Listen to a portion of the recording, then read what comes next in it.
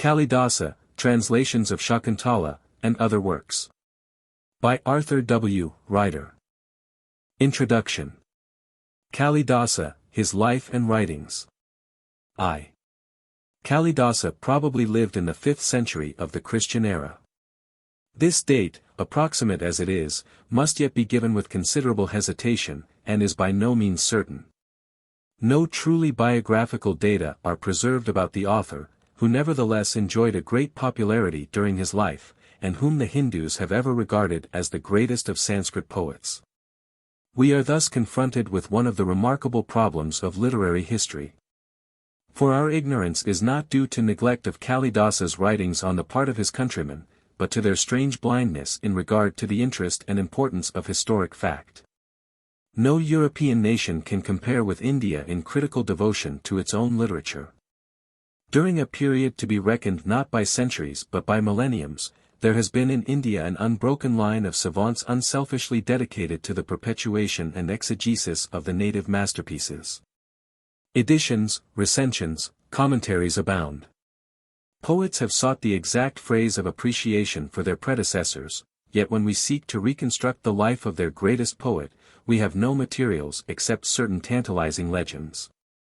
And such data as we can gather from the writings of a man who hardly mentions himself. One of these legends deserves to be recounted for its intrinsic interest, although it contains, so far as we can see, no grain of historic truth, and although it places Kalidasa in Benares, 500 miles distant from the only city in which we certainly know that he spent a part of his life. According to this account, Kalidasa was a Brahman's child. At the age of 6 months he was left an orphan and was adopted by an ox driver.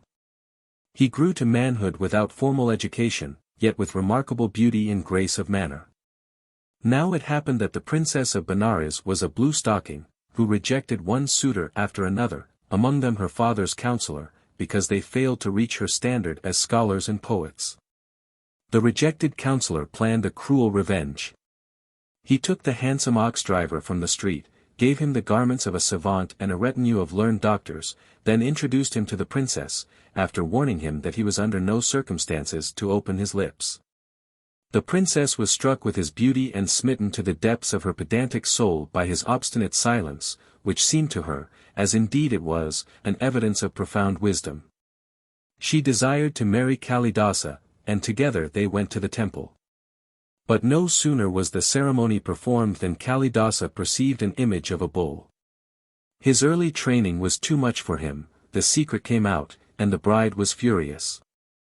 But she relented in response to Kalidasa's entreaties, and advised him to pray for learning and poetry to the goddess Kali. The prayer was granted. Education and poetical power descended miraculously to dwell with the young ox driver, who in gratitude assumed the name Kalidasa, servant of Kali. Feeling that he owed this happy change in his very nature to his princess, he swore that he would ever treat her as his teacher, with profound respect but without familiarity. This was more than the lady had bargained for. Her anger burst forth anew, and she cursed Kalidasa to meet his death at the hands of a woman. At a later date, the story continues, this curse was fulfilled.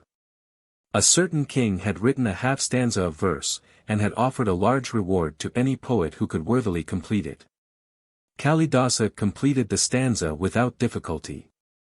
But a woman whom he loved discovered his lines, and greedy of the reward herself, killed him.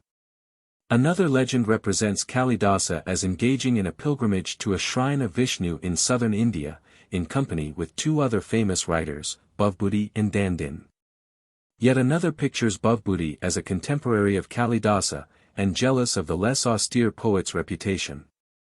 These stories must be untrue, for it is certain that the 3 authors were not contemporary, yet they show a true instinct in the belief that genius seeks genius, and is rarely isolated.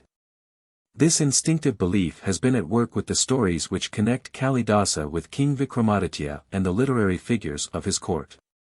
It has doubtless enlarged, perhaps partly falsified the facts. Yet we cannot doubt that there is truth in this tradition, late though it be, and impossible though it may ever be to separate the actual from the fanciful. Here then we are on firmer ground. King Vikramaditya ruled in the city of Ujjain, in west-central India. He was mighty both in war and in peace, winning especial glory by a decisive victory over the barbarians who pressed into India through the northern passes. Though it has not proved possible to identify this monarch with any of the known rulers, there can be no doubt that he existed and had the character attributed to him. The name Vikramaditya, son of valor, is probably not a proper name, but a title like pharaoh or czar.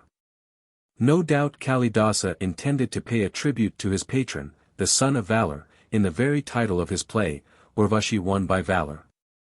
King Vikramaditya was a great patron of learning and of poetry.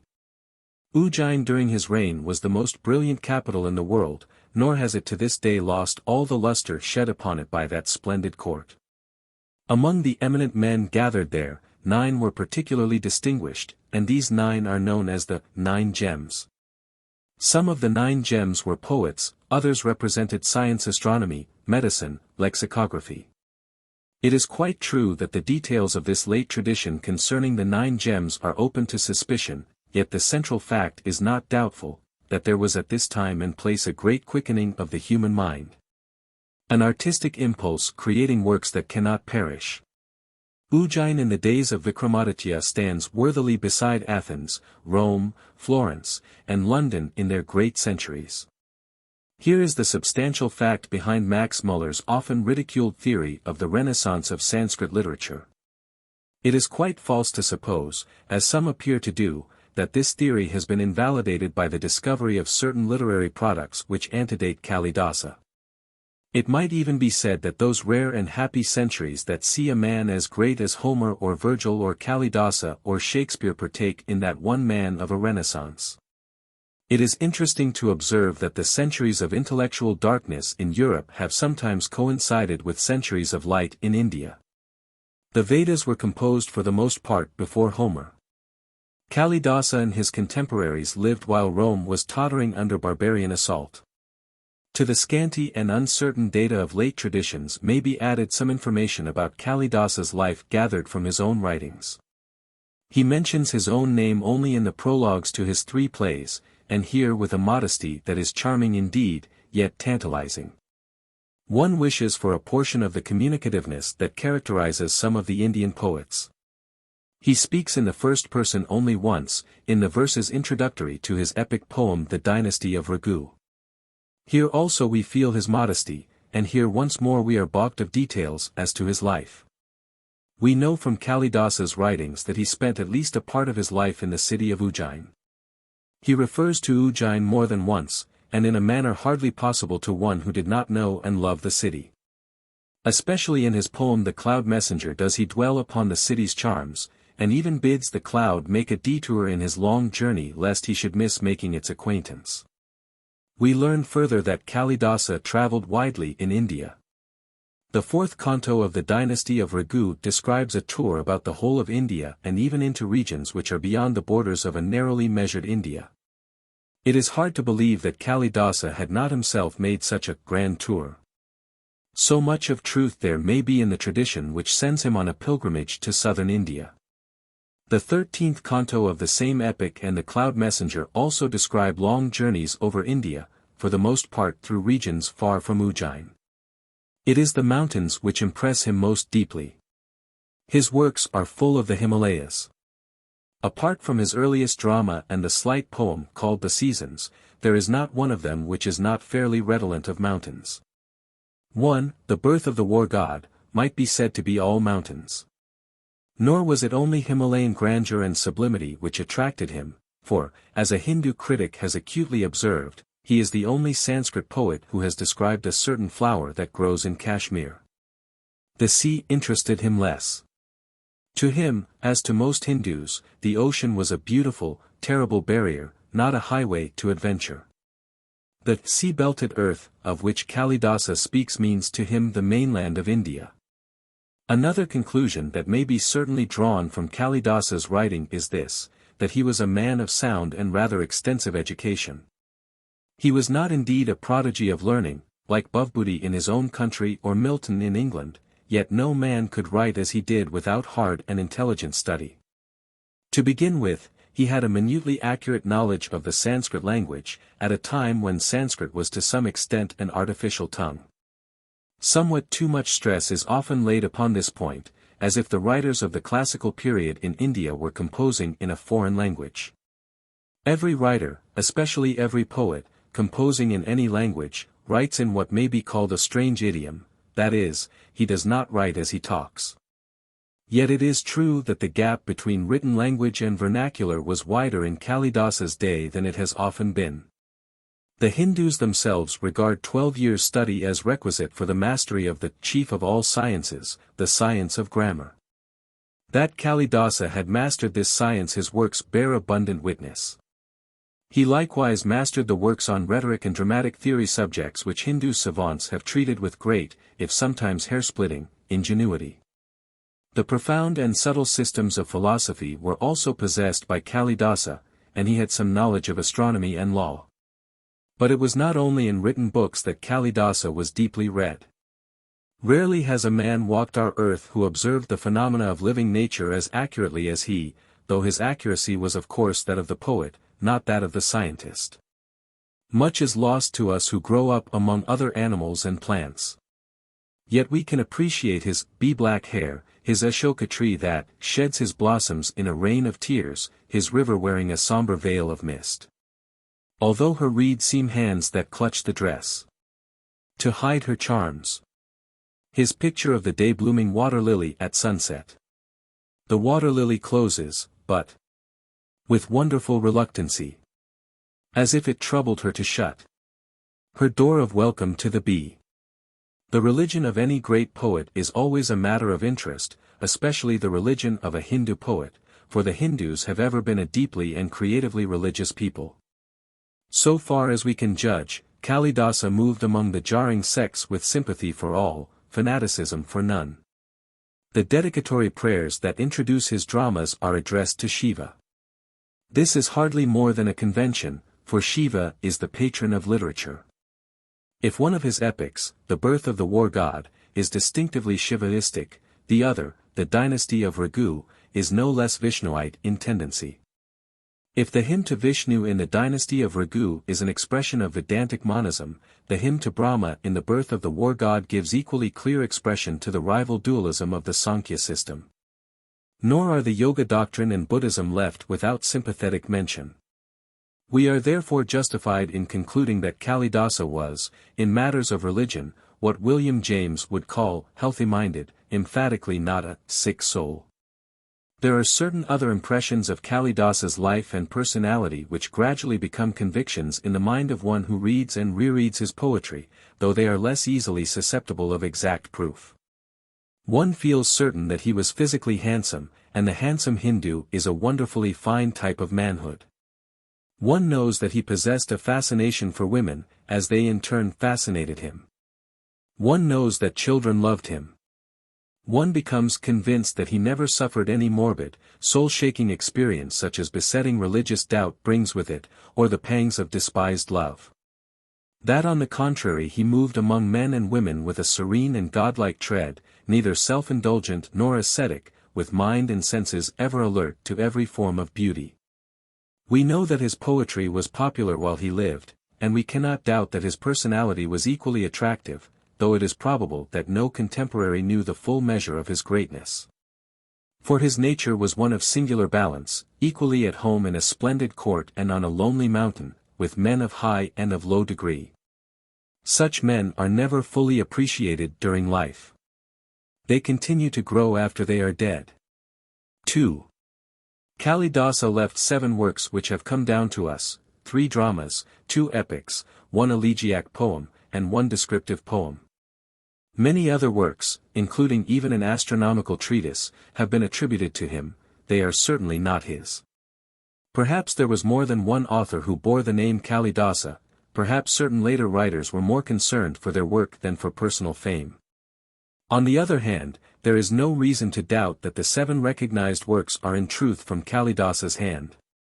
The only one concerning which there is reasonable room for suspicion is the short poem descriptive of the seasons, and this is fortunately the least important of the 7. Nor is there evidence to show that any considerable poem has been lost, unless it be true that the concluding cantos of one of the epics have perished. We are thus in a fortunate position in reading Kalidasa. We have substantially all that he wrote, and run no risk of ascribing to him any considerable work from another hand. Of these 7 works, 4 are poetry throughout. The 3 dramas, like all Sanskrit dramas, are written in prose, with a generous mingling of lyric and descriptive stanzas. The poetry, even in the epics, is stanzaic, no part of it can fairly be compared to English blank verse. Classical Sanskrit verse, so far as structure is concerned, has much in common with familiar Greek and Latin forms. It makes no systematic use of rhyme, it depends for its rhythm not upon accent, but upon quantity. The natural medium of translation into English seems to me to be the rhymed stanza. In the present work the rhymed stanza has been used, with a consistency perhaps too rigid, wherever the original is in verse. Kalidasa's 3 dramas bear the names, Malavika and Agnimitra, Urvashi, and Shakuntala. The 2 epics are the Dynasty of Raghu and the Birth of the War God. The elegiac poem is called the Cloud Messenger, and the descriptive poem is entitled The Seasons. It may be well to state briefly the more salient features of the Sanskrit genres to which these works belong. The drama proved in India, as in other countries, a congenial form to many of the most eminent poets. The Indian drama has a marked individuality, but stands nearer to the modern European theatre than to that of ancient Greece. For the plays, with a very few exceptions, have no religious significance, and deal with love between man and woman.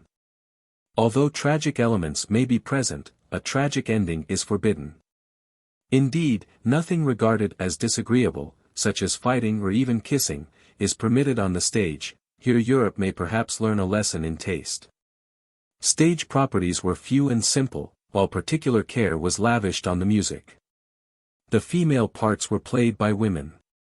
The plays very rarely have long monologues, even the inevitable prologue being divided between 2 speakers, but a Hindu audience was tolerant of lyrical digression. It may be said, though the statement needs qualification in both directions, that the Indian dramas have less action and less individuality in the characters, but more poetical charm than the dramas of modern Europe. On the whole, Kalidasa was remarkably faithful to the ingenious but somewhat over-elaborate conventions of Indian dramaturgy. His first play, the Malavika and Agnimitra, is entirely conventional in plot. The Shakuntala is transfigured by the character of the heroine. The Urvashi, in spite of detail beauty, marks a distinct decline. The Dynasty of Raghu and the Birth of the War God belong to a species of composition which it is not easy to name accurately. The Hindu name Kavya has been rendered by artificial epic, epopee savant, Kunstgedicht.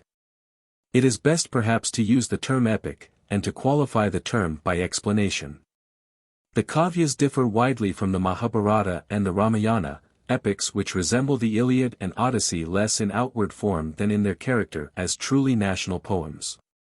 The Kavya is a narrative poem written in a sophisticated age by a learned poet, who possesses all the resources of an elaborate rhetoric and metric. The subject is drawn from time-honored mythology. The poem is divided into cantos, written not in blank verse but in stanzas. Several stanza forms are commonly employed in the same poem, though not in the same canto, except that the concluding verses of a canto are not infrequently written in a meter of more compass than the remainder. I have called the Cloud Messenger an elegiac poem, though it would not perhaps meet the test of a rigid definition. The Hindus class it with the Dynasty of Raghu and the Birth of the War God as a kavya, but this classification simply evidences their embarrassment. In fact, Kalidasa created in the Cloud Messenger a new genre. No further explanation is needed here, as the entire poem is translated below. The short descriptive poem called The Seasons has abundant analogues in other literatures, and requires no comment. It is not possible to fix the chronology of Kalidasa's writings, yet we are not wholly in the dark. Malavika and Agnimitra was certainly his first drama, almost certainly his first work. It is a reasonable conjecture, though nothing more, that Urvashi was written late, when the poet's powers were waning. The introductory stanzas of the Dynasty of Raghu suggest that this epic was written before the birth of the war god, though the inference is far from certain. Again, it is reasonable to assume that the great works on which Kalidasa's fame chiefly rests Shakuntala, the Cloud Messenger, the Dynasty of Raghu. The first 8 cantos of the Birth of the War God were composed when he was in the prime of manhood. But as to the succession of these 4 works we can do little but guess. Kalidasa's glory depends primarily upon the quality of his work, yet would be much diminished if he had failed in bulk and variety. In India, more than would be the case in Europe, the extent of his writing is an indication of originality and power. For the poets of the classical period underwent an education that encouraged an exaggerated fastidiousness, and they wrote for a public meticulously critical. Thus the great Bhavbhuti spent his life in constructing 3 dramas. Mighty spirit though he was, he yet suffers from the very scrupulosity of his labor. In this matter, as in others, Kalidasa preserves his intellectual balance and his spiritual initiative. What greatness of soul is required for this, every one knows who has ever had the misfortune to differ in opinion from an intellectual clique. 3. Le nom de Kalidasa domine la poésie indienne et la resume brillamment. Le drame, l'épopée savante, l'élogie attestant aujourd'hui encore la puissance et la souplesse de ce magnifique génie. Seul entre les disciples de Sarasvati, the goddess of eloquence, il a eu le bonheur de produire un chef-d'œuvre vraiment classique, o l'end s'admire et o l'humanité se reconnaît. Les applaudissements que saluent la naissance de Shakuntala aujourd'hui ont après de longs siècles éclatent d'un bout du monde à l'autre, quand William Jones Eliot révélé à l'Occident. Kalidasa a marqué place dans cette pléiade étincelante au chaque nom résume un période de l'esprit humain. La série de ces noms for me l'histoire, ou plutôt l'est l'histoire même. 2. It is hardly possible to say anything true about Kalidasa's achievement which is not already contained in this appreciation. Yet one loves to expand the praise, even though realizing that the critic is by his very nature a fool. Here there shall at any rate be none of that cold-blooded criticism which imagines itself set above a world author to appraise and judge, but a generous tribute of affectionate admiration. The best proof of a poet's greatness is the inability of men to live without him. In other words, his power to win and hold through centuries the love and admiration of his own people, especially when that people has shown itself capable of high intellectual and spiritual achievement. For something like 1500 years, Kalidasa has been more widely read in India than any other author who wrote in Sanskrit. There have also been many attempts to express in words the secret of his abiding power. Such attempts can never be wholly successful, yet they are not without considerable interest. Thus Bana, a celebrated novelist of the 7th century, has the following lines in some stanzas of poetical criticism which he prefixes to a historical romance. Where find a soul that does not thrill? In Kalidasa's verse to meet the smooth, inevitable lines. Like blossom clusters, honey-sweet. A later writer, speaking of Kalidasa and another poet, is more laconic in this alliterative line, Baso haza, Kalidaso vilasabasa is mirth, Kalidasa is grace. These 2 critics see Kalidasa's grace, his sweetness, his delicate taste, without doing justice to the massive quality without which his poetry could not have survived. Though Kalidasa has not been as widely appreciated in Europe as he deserves, he is the only Sanskrit poet who can properly be said to have been appreciated at all. Here he must struggle with the truly Himalayan barrier of language. Since there will never be many Europeans, even among the cultivated, who will find it possible to study the intricate Sanskrit language, there remains only one means of presentation. None knows the cruel inadequacy of poetical translation like the translator. He understands better than others can, the significance of the position which Kalidasa has won in Europe. When Sir William Jones first translated the Shakuntala in 1789, his work was enthusiastically received in Europe and most warmly, as was fitting, by the greatest living poet of Europe. Since that day, as is testified by new translations and by reprints of the old, there have been many thousands who have read at least one of Kalidasa's works, other thousands have seen it on the stage in Europe and America.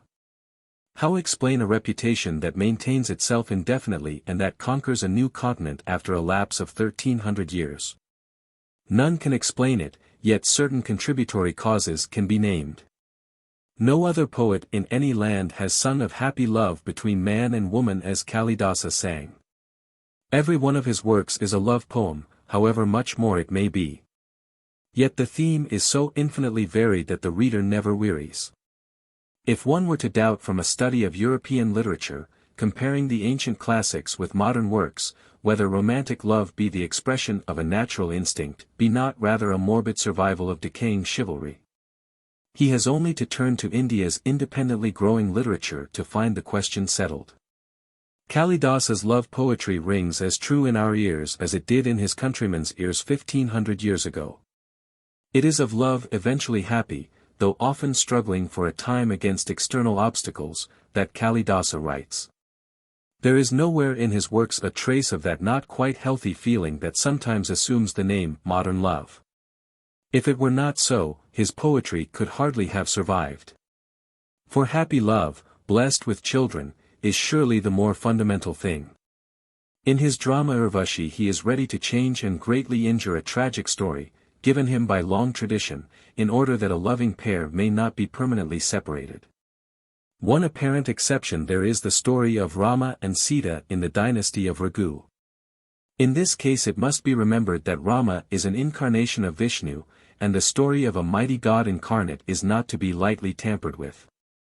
It is perhaps an inevitable consequence of Kalidasa's subject that his women appeal more strongly to a modern reader than his men. The man is the more variable phenomenon, and though manly virtues are the same in all countries and centuries, the emphasis has been variously laid.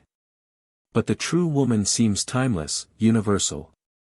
I know of no poet, unless it be Shakespeare, who has given the world a group of heroines so individual yet so universal, heroines as true, as tender, as brave as are Indumti, Sita, Parvati, the Yaksha's bride, and Shakuntala.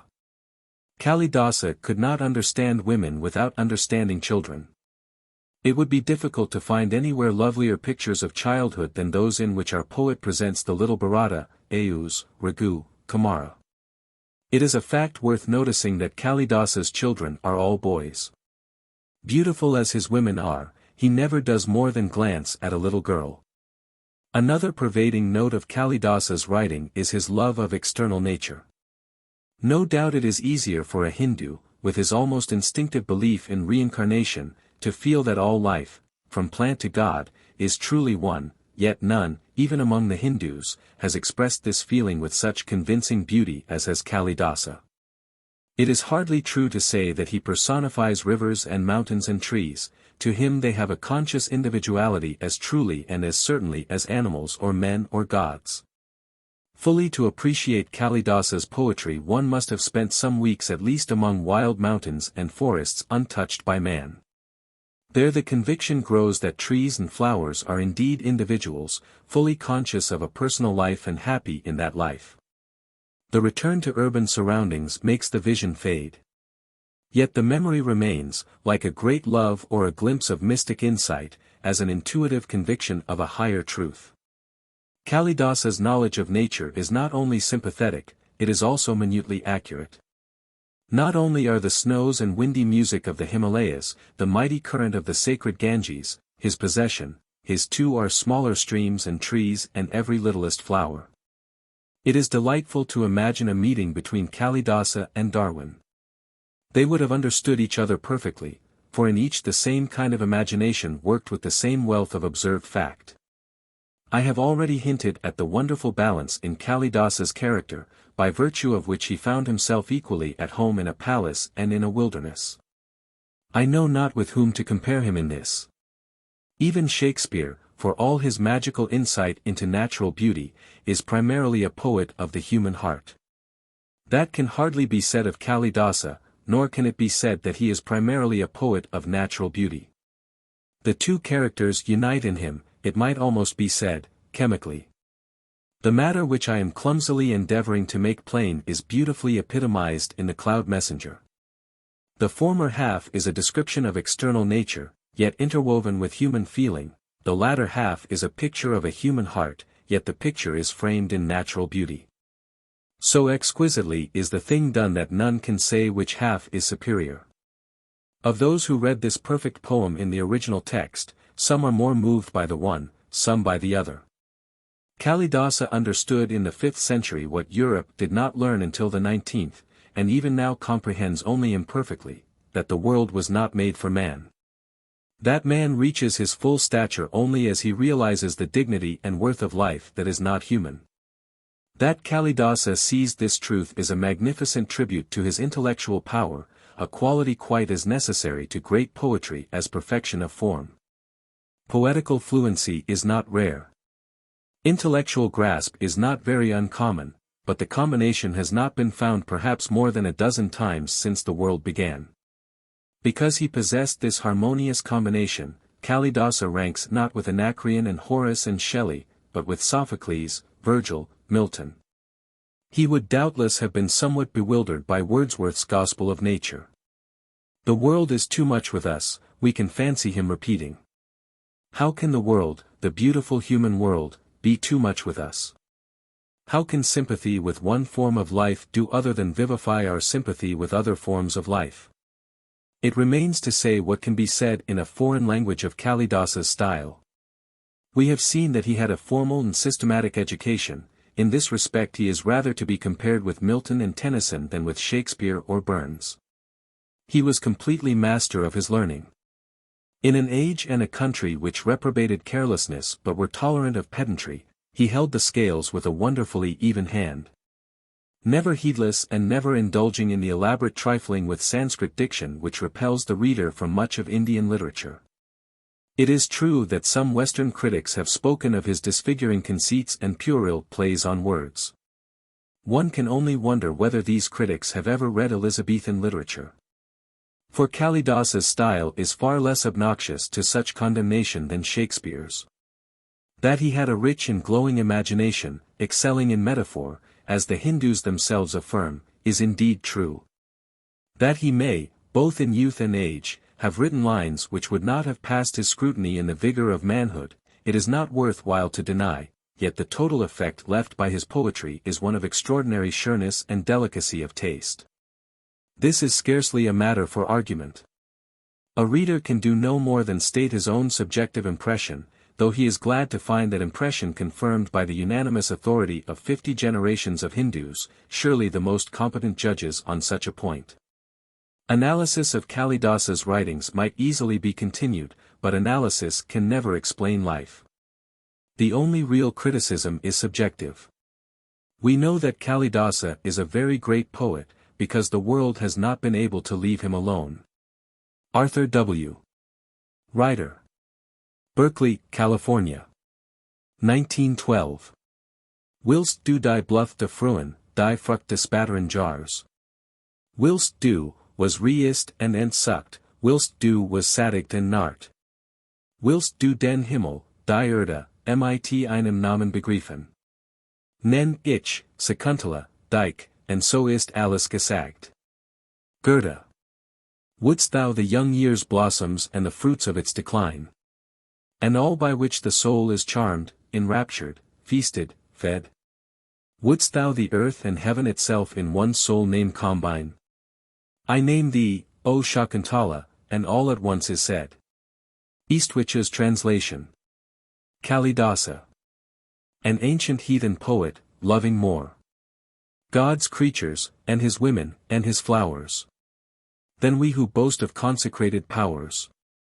Still lavishing his unexhausted store of love's deep, simple wisdom, healing o'er the world's old sorrows, India's griefs and ours. That healing love he found in palace towers, on mountain, plain, and dark, sea-belted shore. In songs of holy Raghu's kingly line, or sweet Shakuntala in pious grove. In hearts that met where starry jasmines twine, or hearts that from long, lovelorn absence strove together. Still his words of wisdom shine. All's well with man, when man and woman love. How do you find this book? Any thoughts about the book or the author? Any suggestion for improvement? Please take a moment to share your thoughts in a comment. If you like it, share it with your friends who might enjoy it as well. Subscribe to keep in touch. Visit completeaudiobooks.com for more quality content.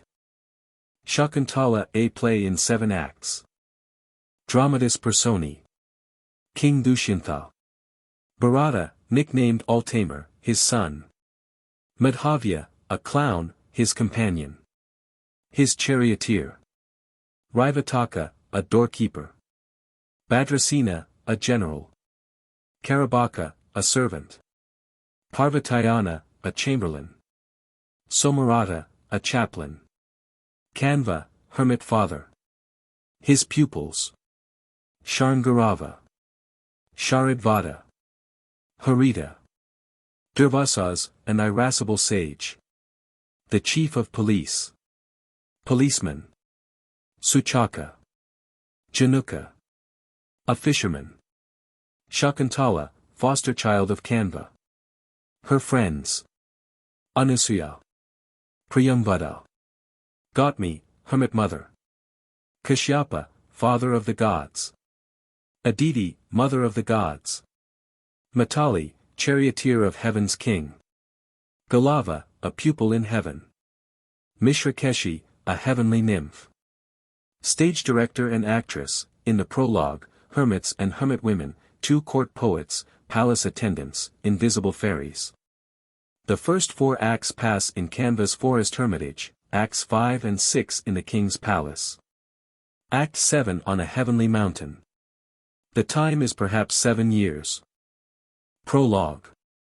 Benediction upon the audience. 8 forms has Shiva, Lord of all and King.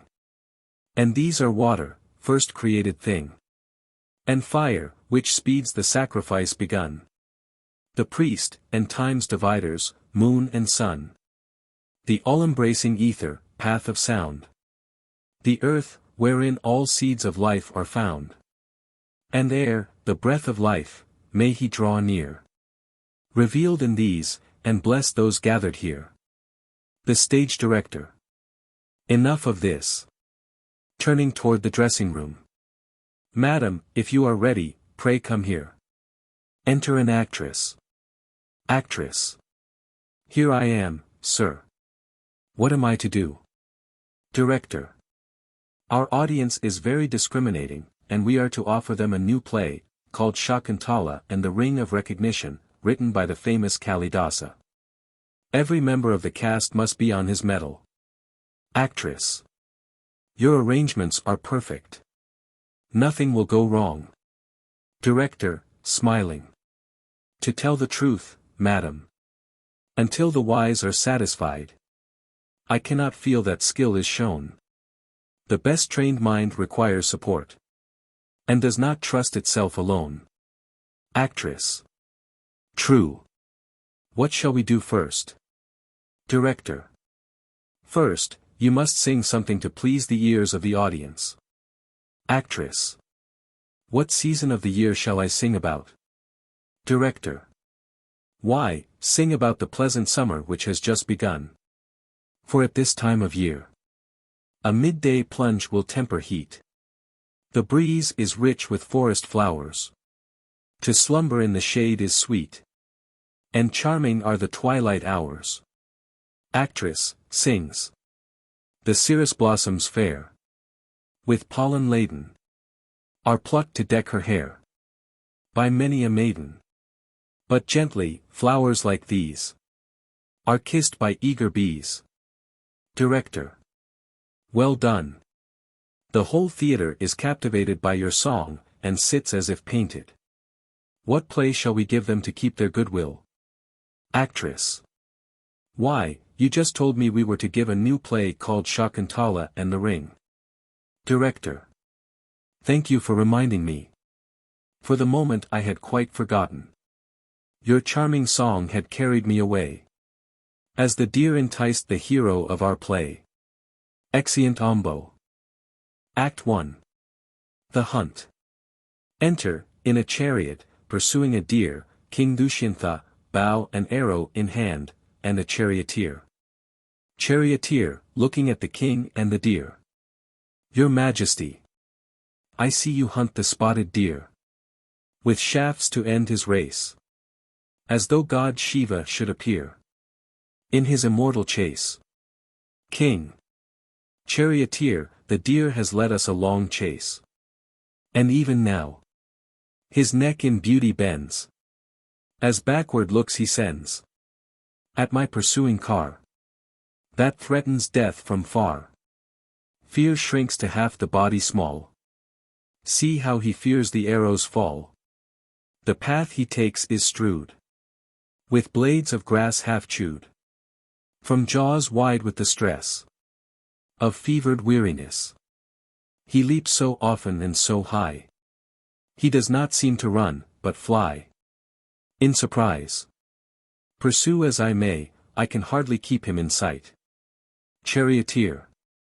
Your Majesty, I have been holding the horses back because the ground was rough. This checked us and gave the deer a lead. Now we are on level ground, and you will easily overtake him. King. Then let the reins hang loose. Charioteer. Yes, Your Majesty. He counterfeits rapid motion. Look, Your Majesty. The lines hang loose, the steeds unreined. Dart forward with a will. Their ears are pricked, their necks are strained. Their plumes lie straight and still. They leave the rising dust behind. They seem to float upon the wind. King, joyfully. See. The horses are gaining on the deer. As onward and onward the chariot flies. The small flashes large to my dizzy eyes. What is cleft in twain, seems to blur and mate. What is crooked in nature, seems to be straight. Things at my side in an instant appear. Distant, and things in the distance, near. A voice behind the scenes. O King, this deer belongs to the hermitage, and must not be killed. Charioteer, listening and looking. Your Majesty, here are two hermits, come to save the deer at the moment when your arrow was about to fall. King, hastily. Stop the chariot. Charioteer, yes, Your Majesty. He does so. Enter a hermit with his pupil. Hermit, lifting his hand. O King, this deer belongs to the hermitage. Why should his tender form expire? As blossoms perish in the fire? How could that gentle life endure? The deadly arrow, sharp and sure. Restore your arrow to the quiver. To you were weapons lent. The broken-hearted to deliver. Not strike the innocent. King, bowing low. It is done. He does so. Hermit, joyfully. A deed worthy of you, scion of Puru's race, and shining example of kings. May you beget a son to rule earth and heaven. King, bowing low. I am thankful for a Brahman's blessing. The two hermits. O King, we are on our way to gather firewood. Here, along the bank of the Malini, you may see the hermitage of Father Kanva, over which Shakuntala presides, so to speak, as guardian deity. Unless other duties prevent, pray enter here and receive a welcome. Besides, beholding pious hermit rites, preserved from fearful harm, perceive the profit of the scars on your protecting arm. King. Is the hermit father there? The two hermits. No, he has left his daughter to welcome guests, and has just gone to Somatirtha, to avert an evil fate that threatens her. King. Well, I will see her. She shall feel my devotion, and report it to the sage. The two hermits. Then we will go on our way. Exit hermit with pupil. King. Charioteer, drive on. A sight of the pious hermitage will purify us. Charioteer. Yes, Your Majesty. He counterfeits motion again. King, looking about. One would know, without being told, that this is the precinct of a pious grove. Charioteer. How so? King. Do you not see? Why, here are rice grains, dropped from bills of parrot chicks. beneath the trees. And pounding stones where sticks. A little almond oil, and trustful deer. That do not run away as we draw near. And river paths that are besprinkled yet. From trickling hermit garments, clean and wet. Besides, the roots of trees are washed by many a stream. That breezes ruffle, and the flowers' red gleam is dimmed by pious smoke, and fearless fawns move softly on the close-cropped forest lawns. Charioteer. It is all true. King, after a little. We must not disturb the hermitage. Stop here while I dismount. Charioteer. I am holding the reins. Dismount, your majesty. King, dismounts and looks at himself. One should wear modest garments on entering a hermitage. Take these jewels and the bow. He gives them to the charioteer. Before I return from my visit to the hermits, have the horses' backs wet down. Charioteer. Yes, your majesty. Exit. King, walking and looking about. The hermitage. Well, I will enter. As he does so, he feels a throbbing in his arm. A tranquil spot. Why should I thrill? Love cannot enter there. Yet to inevitable things. Doors open everywhere. A voice behind the scenes. This way, girls. King, listening. I think I hear someone to the right of the grove.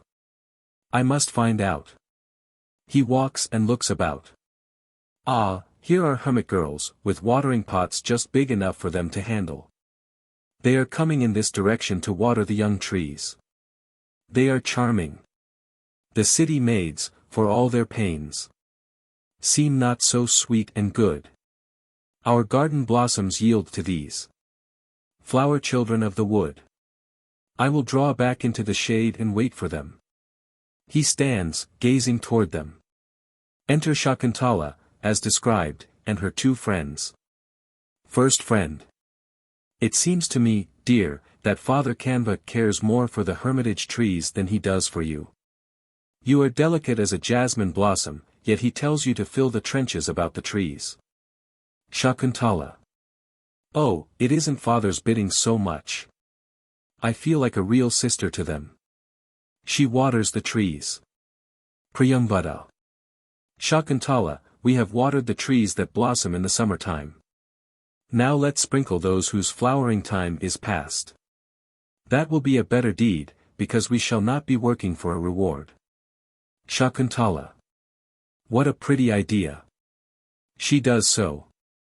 King, to himself. And this is Kanva's daughter, Shakuntala. In surprise. The good father does wrong to make her wear the hermit's dress of bark. The sage who yokes her artless charm with pious pain and grief would try to cut the toughest vine with a soft, blue lotus leaf. Well, I will step behind a tree and see how she acts with her friends.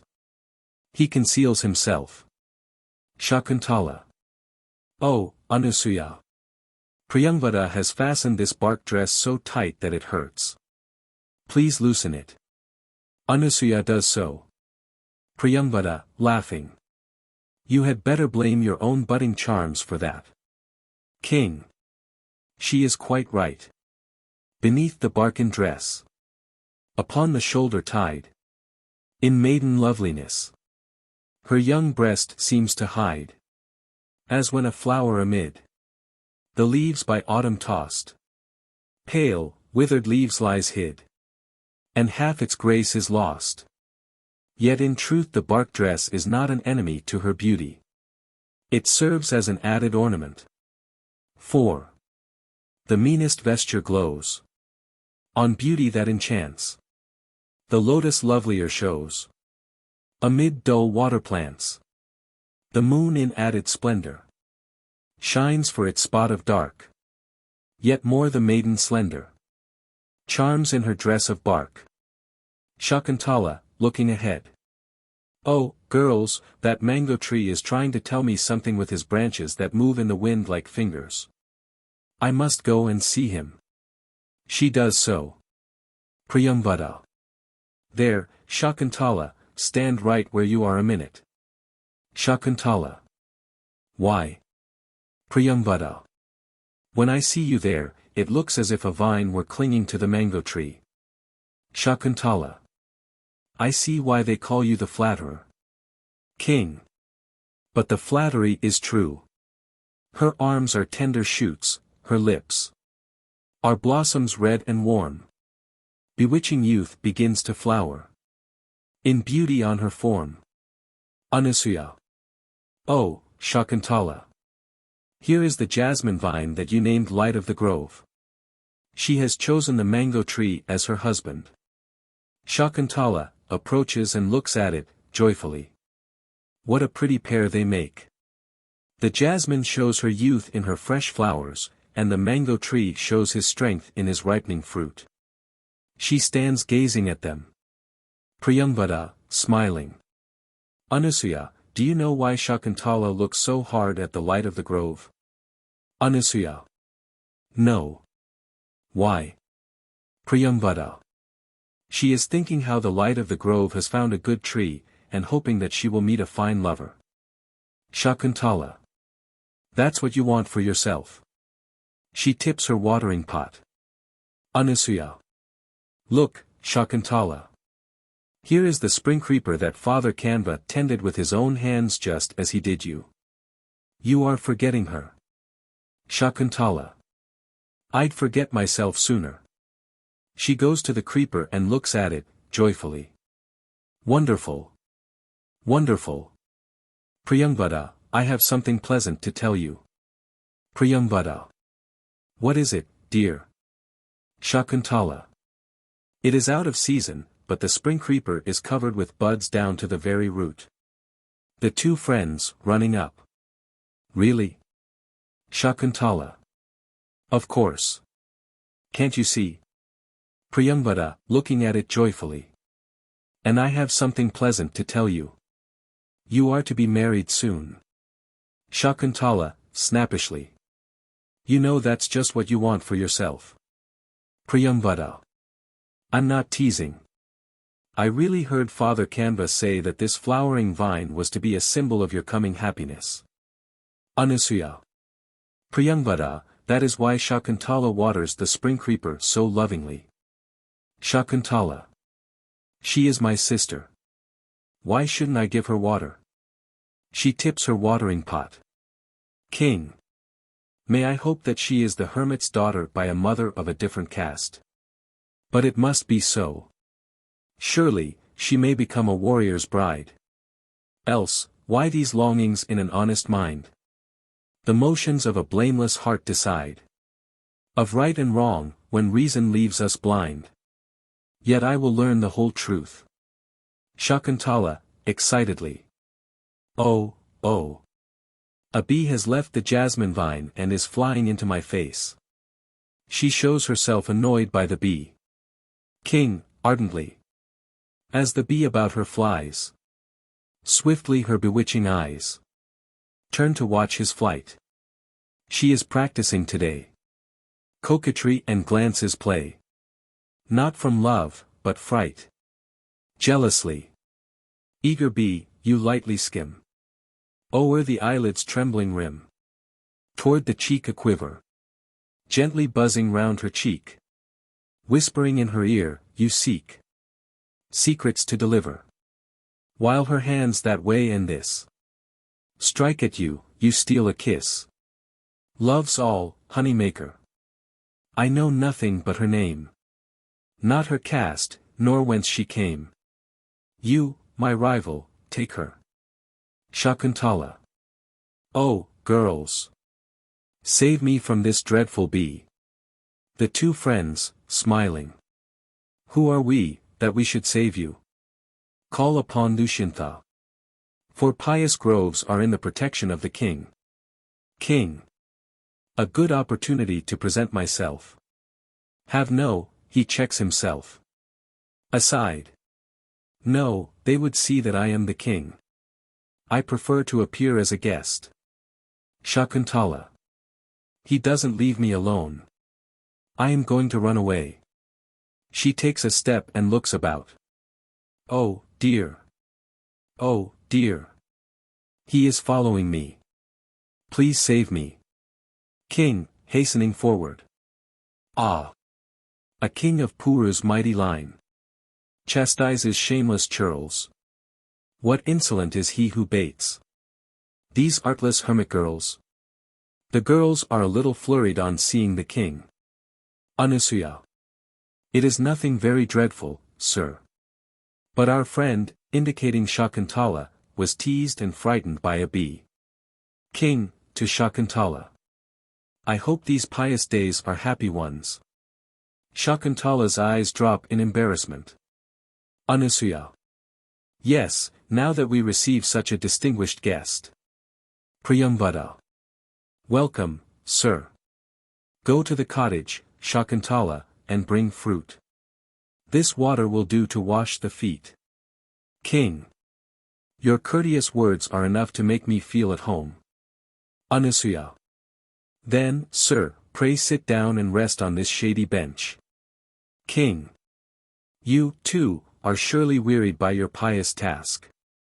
Pray be seated a moment. Priyamvada, aside to Shakuntala. My dear, we must be polite to our guest. Shall we sit down? The three girls sit. Shakuntala, to herself. Oh, why do I have such feelings when I see this man? They seem wrong in a hermitage. King, looking at the girls. It is delightful to see your friendship. For you are all young and beautiful. Priyamvada, aside to Anusuya. Who is he, dear? With his mystery, and his dignity, and his courtesy. He acts like a king and a gentleman. Anusuya. I am curious too. I am going to ask him. Aloud.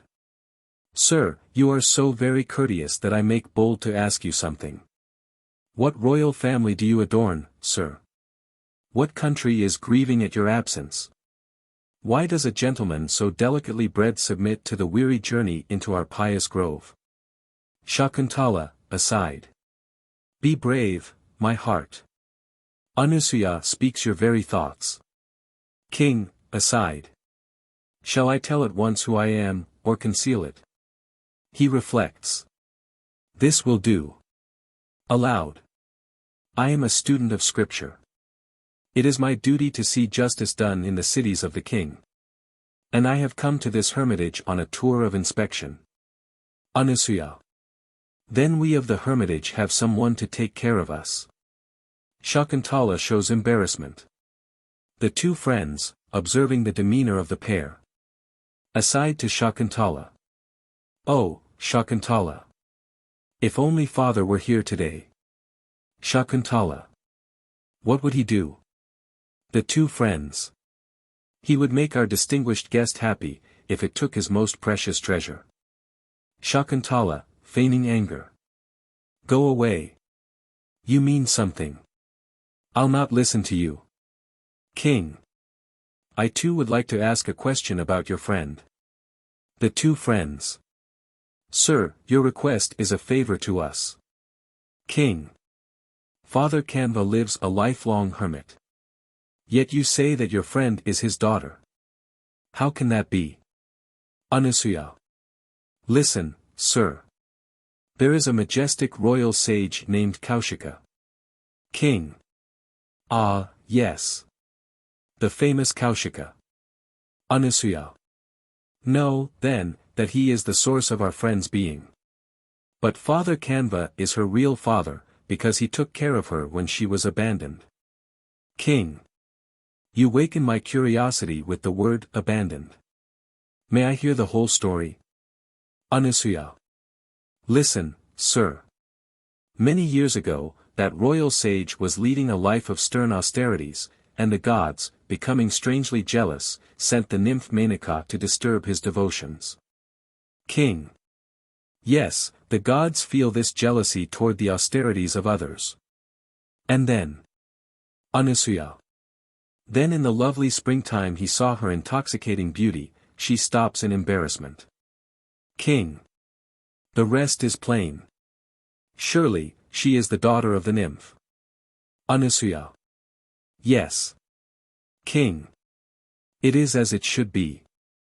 To beauty such as this, no woman could give birth. The quivering lightning flash is not a child of earth. Shakuntala hangs her head in confusion. King, to himself.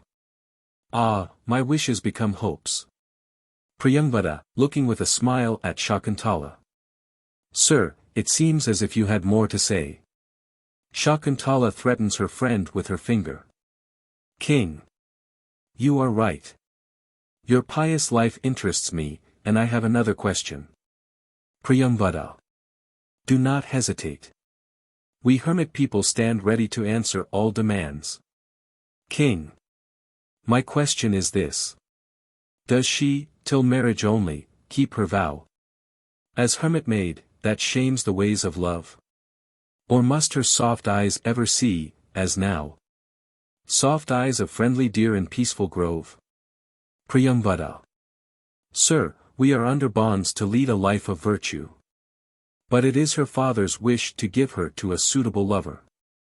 King, joyfully to himself. O heart, your wish is won. All doubt at last is done.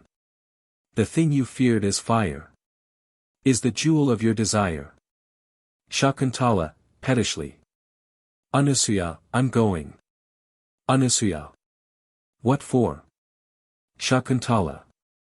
I am going to tell Mother Gautami that Priyamvada is talking nonsense. She rises. Anasuya. My dear, we hermit people cannot neglect to entertain a distinguished guest, and go wandering about. Shakuntala starts to walk away without answering. King, aside. She is going. He starts up as if to detain her, then checks his desires. A thought is as vivid as an act, to a lover. Though nurture, conquering nature, holds me back, it seems. As had I started and returned. In waking dreams. Priyamvada, approaching Shakuntala. You dear, peevish girl. You mustn't go. Shakuntala, turns with a frown. Why not? Priyamvada. You owe me the watering of 2 trees. You can go when you have paid your debt. She forces her to come back. King. It is plain that she is already wearied by watering the trees. See. Her shoulders droop, her palms are reddened yet. Quick breaths are struggling in her bosom fair. The blossom o'er her ear hangs limply wet. One hand restrains the loose, disheveled hair. I therefore remit her debt. He gives the 2 friends a ring. They take it, read the name engraved on it, and look at each other. King. Make no mistake. This is a present from the king. Priyamvada. Then, sir, you ought not to part with it. Your word is enough to remit the debt. Anasuya. Well, Shakuntala, you are set free by this kind gentleman, or rather, by the king himself. Where are you going now? Shakuntala, to herself. I would never leave him if I could help myself. Priyamvada. Why don't you go now? Shakuntala. I am not your servant any longer. I will go when I like. King, looking at Shakuntala. To himself. Does she feel toward me as I do toward her? At least, there is ground for hope. Although she does not speak to me, she listens while I speak. Her eyes turn not to see my face, but nothing else they seek. A voice behind the scenes. Hermits. Hermits. Prepare to defend the creatures in our pious grove. King Dushyanta is hunting in the neighborhood. The dust his horse's hoofs have raised, red as the evening sky, falls like a locust swarm on boughs, where hanging garments dry. King, aside. Alas! My soldiers are disturbing the pious grove in their search for me. The voice behind the scenes. Hermits. Hermits. Here is an elephant who is terrifying old men, women, and children. One tusk is splintered by a cruel blow. Against a blocking tree, his gait is slow. For countless fettering vines impede and cling. He puts the deer to flight. Some evil thing. He seems, that comes our peaceful life to mar. Fleeing in terror from the royal car. The girls listen and rise anxiously. King. I have offended sadly against the hermits. I must go back. The two friends. Your Honor, we are frightened by this alarm of the elephant. Permit us to return to the cottage. Anusuya, to Shakuntala. Shakuntala dear, Mother Gautami will be anxious. We must hurry and find her. Shakuntala, feigning lameness. Oh, oh. I can hardly walk. King. You must go very slowly. And I will take pains that the hermitage is not disturbed. The two friends. Your Honor, we feel as if we knew you very well. Pray pardon our shortcomings as hostesses. May we ask you to seek better entertainment from us another time? King. You are too modest. I feel honored by the mere sight of you. Shakuntala. Anusuya, my foot is cut on a sharp blade of grass, and my dress is caught on an amaranth twig. Wait for me while I loosen it. She casts a lingering glance at the king, and goes out with her two friends. King, sighing.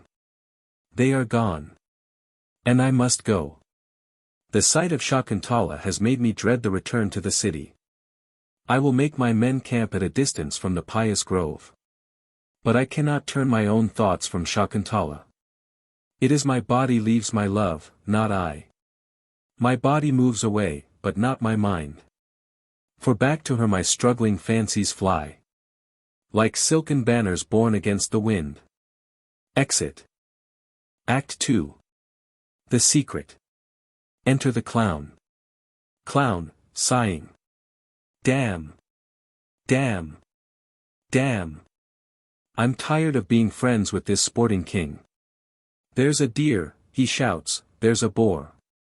And off he chases on a summer noon through woods where shade is few and far between. We drink hot, stinking water from the mountain streams, flavored with leaves nasty. At odd times we get a little tepid meat to eat. And the horses and the elephants make such a noise that I can't even be comfortable at night. Then the hunters and the bird chasers damn wake me up bright and early.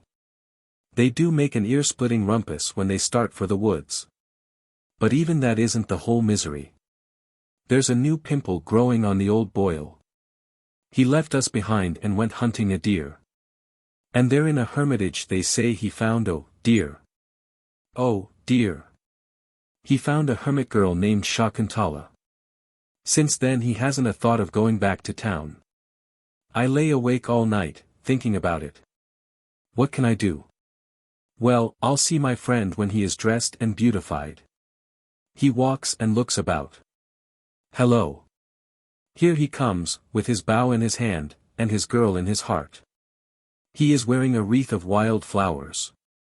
I'll pretend to be all knocked up. Perhaps I can get a rest that way. He stands, leaning on his stag. Enter the king, as described. King, to himself. Although my darling is not lightly won. She seemed to love me, and my hopes are bright. Though love be balked ere joy be well begun. A common longing is itself delight. Smiling. Thus does a lover deceive himself. He judges his love's feelings by his own desires. Her glance was loving but 'twas not for me. Her step was slow 'twas grace, not coquetry. Her speech was short to her detaining friend. In things like these love reads a selfish end. Clown, standing as before. Well, king, I can't move my hand. I can only greet you with my voice. King, looking and smiling. What makes you lame? Clown. Good. You hit a man in the eye, and then ask him why the tears come. King. I do not understand you. Speak plainly. Clown. When a reed bends over like a hunchback, do you blame the reed or the river current? King. The river current, of course. Clown. And you are to blame for my troubles. King. How so? Clown. It's a fine thing for you to neglect your royal duties and such a sure job to live in the woods. What's the good of talking? Here I am, a Brahmin, and my joints are all shaken up by this eternal running after wild animals, so that I can't move. Please be good to me. Let us have a rest for just one day. King, to himself. He says this. And I too, when I remember Kanva's daughter, have little desire for the chase. 4. The bow is strung, its arrow near. And yet I cannot bend that bow against the fawns who share soft glances with their friend. Clown, observing the king. He means more than he says. I might as well weep in the woods. King, smiling. What more could I mean? I have been thinking that I ought to take my friend's advice. Clown, cheerfully. Long life to you, then. He unstiffens. King. Wait. Hear me out. Clown. Well, sir. King. When you are rested, you must be my companion in another task, an easy one. Clown. Crushing a few sweetmeats. King. I will tell you presently. Clown.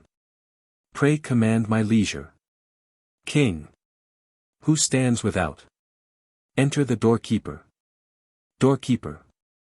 I await your majesty's commands. King. Rivataka, summon the general. Doorkeeper. Yes, your majesty. He goes out, then returns with the general. Follow me, sir. There is his majesty, listening to our conversation. Draw near, sir. General, observing the king, to himself. Hunting is declared to be a sin, yet it brings nothing but good to the king. See. He does not heed the cruel sting of his recoiling, twanging string. The midday sun, the dripping sweat, affect him not, nor make him fret. His form, though sinewy and spare, is most symmetrically fair. No mountain elephant could be more filled with vital strength than he. He approaches. Victory to your majesty. The forest is full of deer tracks, and beasts of prey cannot be far off. What better occupation could we have? King. Bhadrasena, my enthusiasm is broken. Madhavya has been preaching against hunting. General, aside to the clown.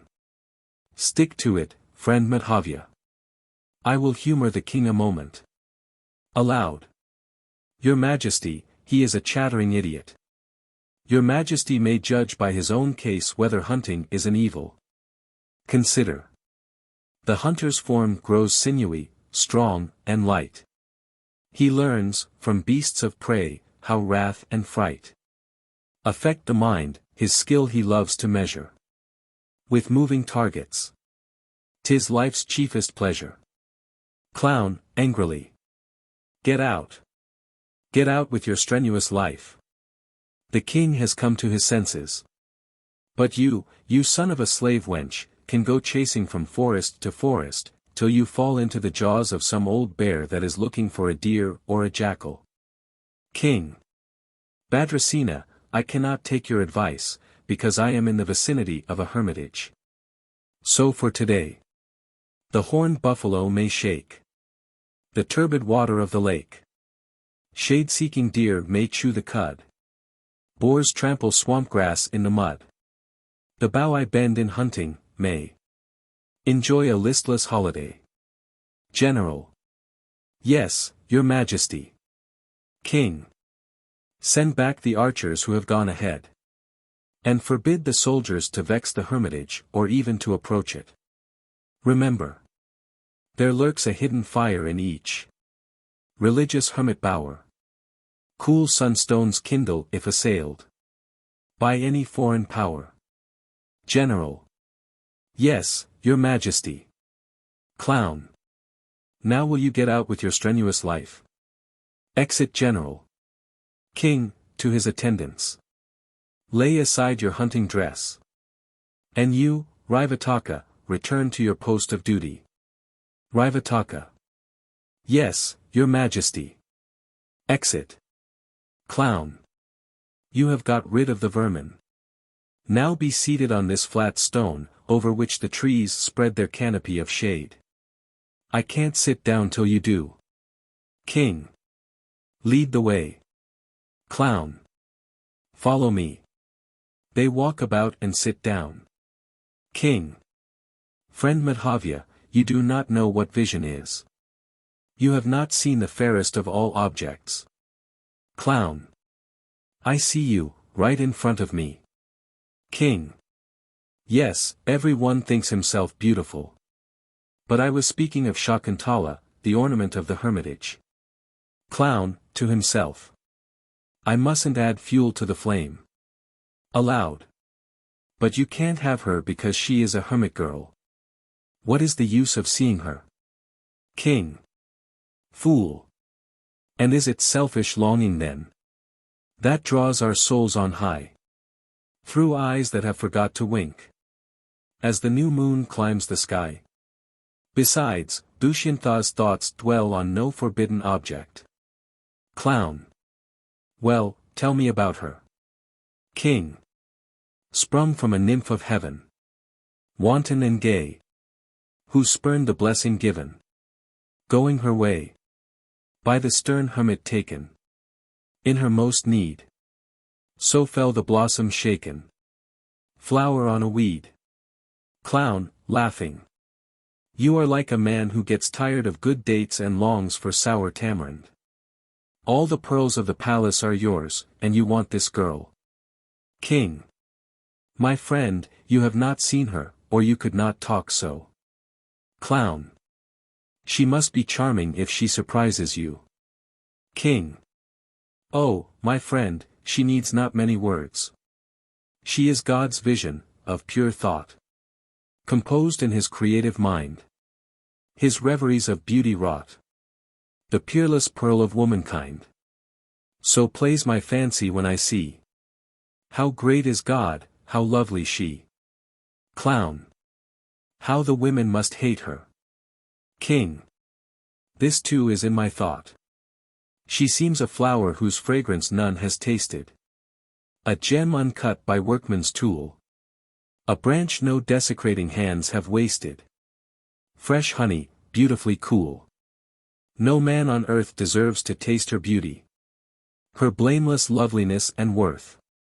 Unless he has fulfilled man's perfect duty. And is there such a one on earth? Clown. Marry her quick, then, before the poor girl falls into the hands of some oily-headed hermit. King. She is dependent on her father, and he is not here. Clown. But how does she feel toward you? King. My friend, hermit girls are by their very nature timid. And yet. When I was near, she could not look at me. She smiled but not to me and half denied it. She would not show her love for modesty. Yet did not try so very hard to hide it. Clown. Did you want her to climb into your lap the first time she saw you? King. But when she went away with her friends, she almost showed that she loved me. When she had hardly left my side. I cannot walk, the maiden cried. And turned her face, and feigned to free the dress not caught upon the tree. Clown. She has given you some memories to chew on. I suppose that is why you are so in love with the pious grove. King. My friend, think of some pretext under which we may return to the hermitage. Clown. What pretext do you need? Aren't you the king? King. What of that? Clown. Collect the taxes on the hermit's rice. King. Fool. It is a very different tax which these hermits pay, one that outweighs heaps of gems. The wealth we take from common men wastes while we cherish. These share with us such holiness as ne'er can perish. Voices behind the scenes. Ah, we have found him. King, listening. The voices are grave and tranquil. These must be hermits. Enter the doorkeeper. Doorkeeper. Victory, O king. There are 2 hermit youths at the gate. King. Bid them enter at once. Doorkeeper. Yes, your majesty. He goes out, then returns with the youths. Follow me. First youth, looking at the king. A majestic presence, yet it inspires confidence. Nor is this wonderful in a king who is half a saint. For to him, the splendid palace serves as hermitage. His royal government, courageous, sage, adds daily to his merit. It is given to him to win applause from choirs of heaven, whose anthems to his glory rise and swell, proclaiming him a king, and saint as well. Second youth. My friend, is this Dushyanta, friend of Indra? First youth. It is. Second youth. Nor is it wonderful that one whose arm might bolt a city gate, should keep from harm the whole broad earth dark belted by the sea. For when the gods in heaven with demons fight, Dushyanta's bow and Indra's weapon bright are their reliance for the victory. The 2 youths, approaching. Victory, O king. King, rising. I salute you. The 2 youths. All hail. They offer fruit. King, receiving it and bowing low. May I know the reason of your coming? The 2 youths. The hermits have learned that you are here, and they request. King. They command rather. The 2 youths. The powers of evil disturb our pious life in the absence of the hermit father. We therefore ask that you will remain a few nights with your charioteer to protect the hermitage. King. I shall be most happy to do so. Clown, to the king. You rather seem to like being collared this way. King. Rivataka, tell my charioteer to drive up, and to bring the bow and arrows. Rivataka. Yes, your majesty. Exit. The 2 youths. Thou art a worthy scion of the kings who ruled our nation, and found, defending those in need, their truest consecration. King. Pray go before, and I will follow straightway. The 2 youths. Victory, O king. Exeunt. King. Madhavya, have you no curiosity to see Shakuntala? Clown. I did have an unending curiosity, but this talk about the powers of evil has put an end to it. King. Do not fear. You will be with me. Clown. I'll stick close to your chariot wheel. Enter the doorkeeper. Doorkeeper. Your Majesty, the chariot is ready, and awaits your departure to victory. But one Karabaka has come from the city, a messenger from the Queen Mother. King, respectfully. Sent by my mother. Doorkeeper. Yes. King. Let him enter. Doorkeeper, goes out and returns with Karabaka. Karabaka, here is his Majesty. You may draw near. Karabaka, approaching and bowing low. Victory to your Majesty. The Queen Mother sends her commands. King. What are her commands? Karabaka. She plans to end a fasting ceremony on the 4th day from today.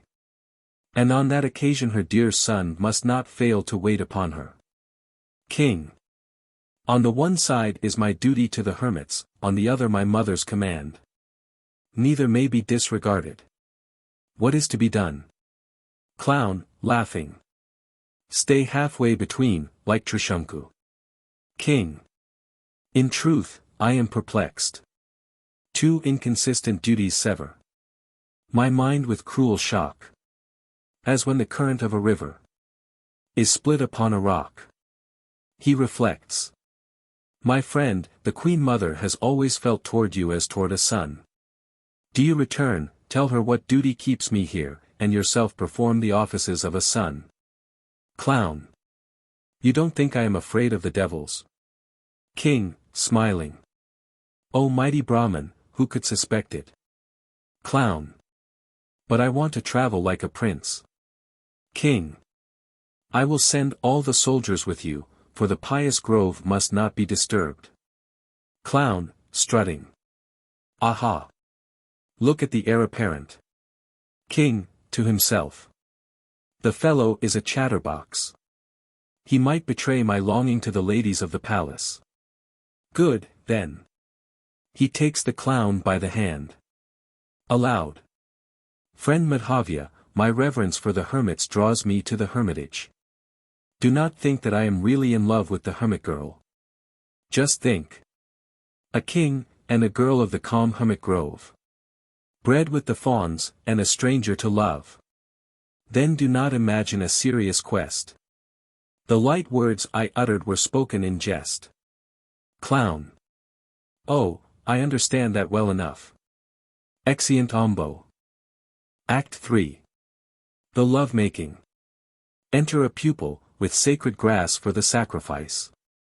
Pupil, with meditative astonishment. How great is the power of King Dushyanta!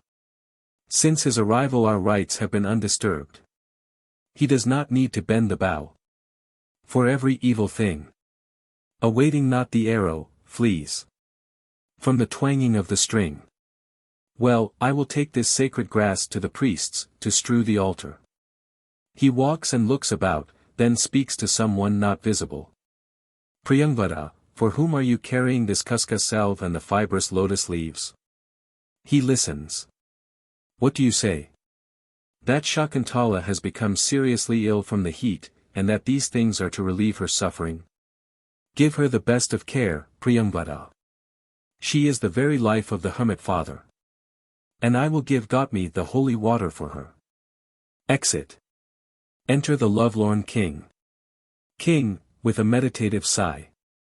I know that stern religion's power keeps guardian watch my maiden o'er. Yet all my heart flows straight to her, like water to the valley floor. Oh, mighty love, thine arrows are made of flowers. How can they be so sharp? He recalls something. Ah, I understand. Shiva's devouring wrath still burns in thee, as burns the eternal fire beneath the sea. Else how couldst thou, thyself long since consumed, kindle the fire that flames so ruthlessly? Indeed, the moon and thou inspire confidence, only to deceive the host of lovers. Thy shafts are blossoms, coolness streams from moon rays, thus the poets sing.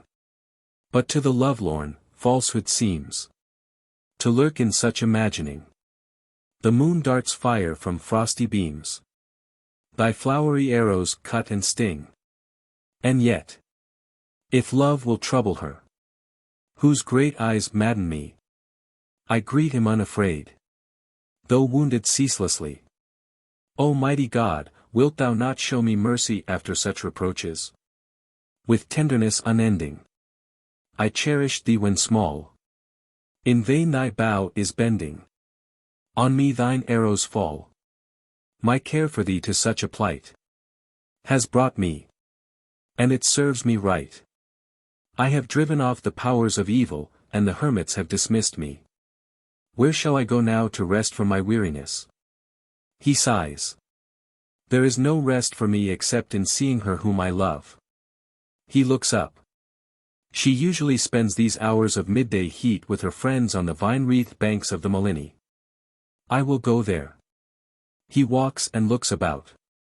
I believe the slender maiden has just passed through this corridor of young trees. 4. The stems from which she gathered flowers are still unhealed. The sap where twigs were broken off is uncongealed. He feels a breeze stirring. This is a pleasant spot, with the wind among the trees. Limbs that love's fever seizes their fervent welcome pay to lotus-fragrant breezes that bear the river spray. He studies the ground. Ah, Shakuntala must be in this reedy bower. 4. In white sand at the door. Fresh footprints appear. The toe lightly outlined. The heel deep and clear. I will hide among the branches, and see what happens. He does so. Joyfully. Ah, my eyes have found their heaven. Here is the darling of my thoughts, lying upon a flower-strewn bench of stone, and attended by her 2 friends. I will hear what they say to each other. He stands gazing. Enter Shakuntala with her 2 friends. The 2 friends, fanning her. Do you feel better, dear, when we fan you with these lotus leaves? Shakuntala, wearily. Oh, are you fanning me, my dear girls? The 2 friends look sorrowfully at each other. King. She is seriously ill. Doubtfully. Is it the heat, or is it as I hope? Decidedly. It must be so. With salve upon her breast. With loosened lotus chain. My darling, sore oppressed. Is lovely in her pain. Though love and summer heat may work an equal woe. No maiden seems so sweet. When summer lays her low. Priyamvada, aside to Anasuya. Anasuya, since she first saw the good king, she has been greatly troubled. I do not believe her fever has any other cause. Anasuya. I suspect you are right. I am going to ask her. My dear, I must ask you something.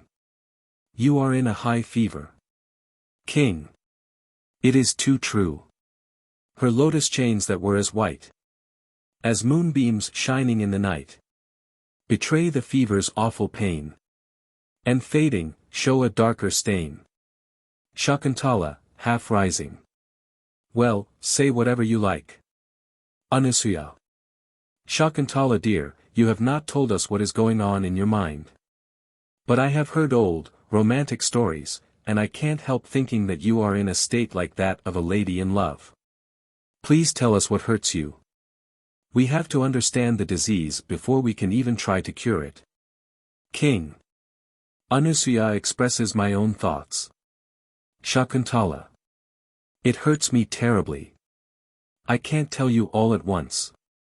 Priyamvada. Anasuya is right, dear. Why do you hide your trouble? You are wasting away every day. You are nothing but a beautiful shadow. King. Priyamvada is right. See. Her cheeks grow thin, her breast and shoulders fail. Her waist is weary and her face is pale. She fades for love, oh, pitifully sweet. As vine leaves wither in the scorching heat. Shakuntala, sighing. I could not tell anyone else. But I shall be a burden to you. The 2 friends. That is why we insist on knowing, dear. Grief must be shared to be endured. King. To friends who share her joy and grief. She tells what sorrow laid her here. She turned to look her love again. When first I saw her yet I fear. Shakuntala. Ever since I saw the good king who protects the pious grove, she stops and fidgets. The 2 friends. Go on, dear. Shakuntala. I love him, and it makes me feel like this. The 2 friends. Good, good. You have found a lover worthy of your devotion. But of course, a great river always runs into the sea. King, joyfully. I have heard what I longed to hear. 'Twas love that caused the burning pain. 'Tis love that eases it again. As when, upon a sultry day, rain breaks, and washes grief away. Shakuntala. Then, if you think best, make the good king take pity upon me. If not, remember that I was king. Her words end all doubt. Priyamvada, aside to Anasuya. Anasuya, she is far gone in love and cannot endure any delay. Anasuya. Priyamvada, can you think of any scheme by which we could carry out her wishes quickly and secretly? Priyamvada. We must plan about that secretly. The quickly is not hard.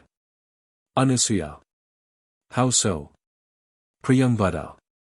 Why, the good king shows his love for her in his tender glances, and he has been wasting away, as if he were losing sleep. King. It is quite true. The hot tears, flowing down my cheek. All night on my supporting arm. And on its golden bracelet, seek. To stain the gems and do them harm. The bracelet slipping o'er the scars.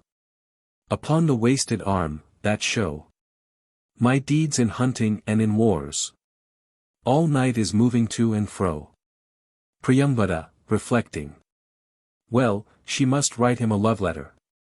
And I will hide it in a bunch of flowers and see that it gets into the king's hand as if it were a relic of the sacrifice. Anasuya. It is a pretty plan, dear, and it pleases me. What does Shakuntala say? Shakuntala. I suppose I must obey orders. Priyambada. Then compose a pretty little love song, with a hint of yourself in it. Shakuntala. I'll try. But my heart trembles, for fear he will despise me.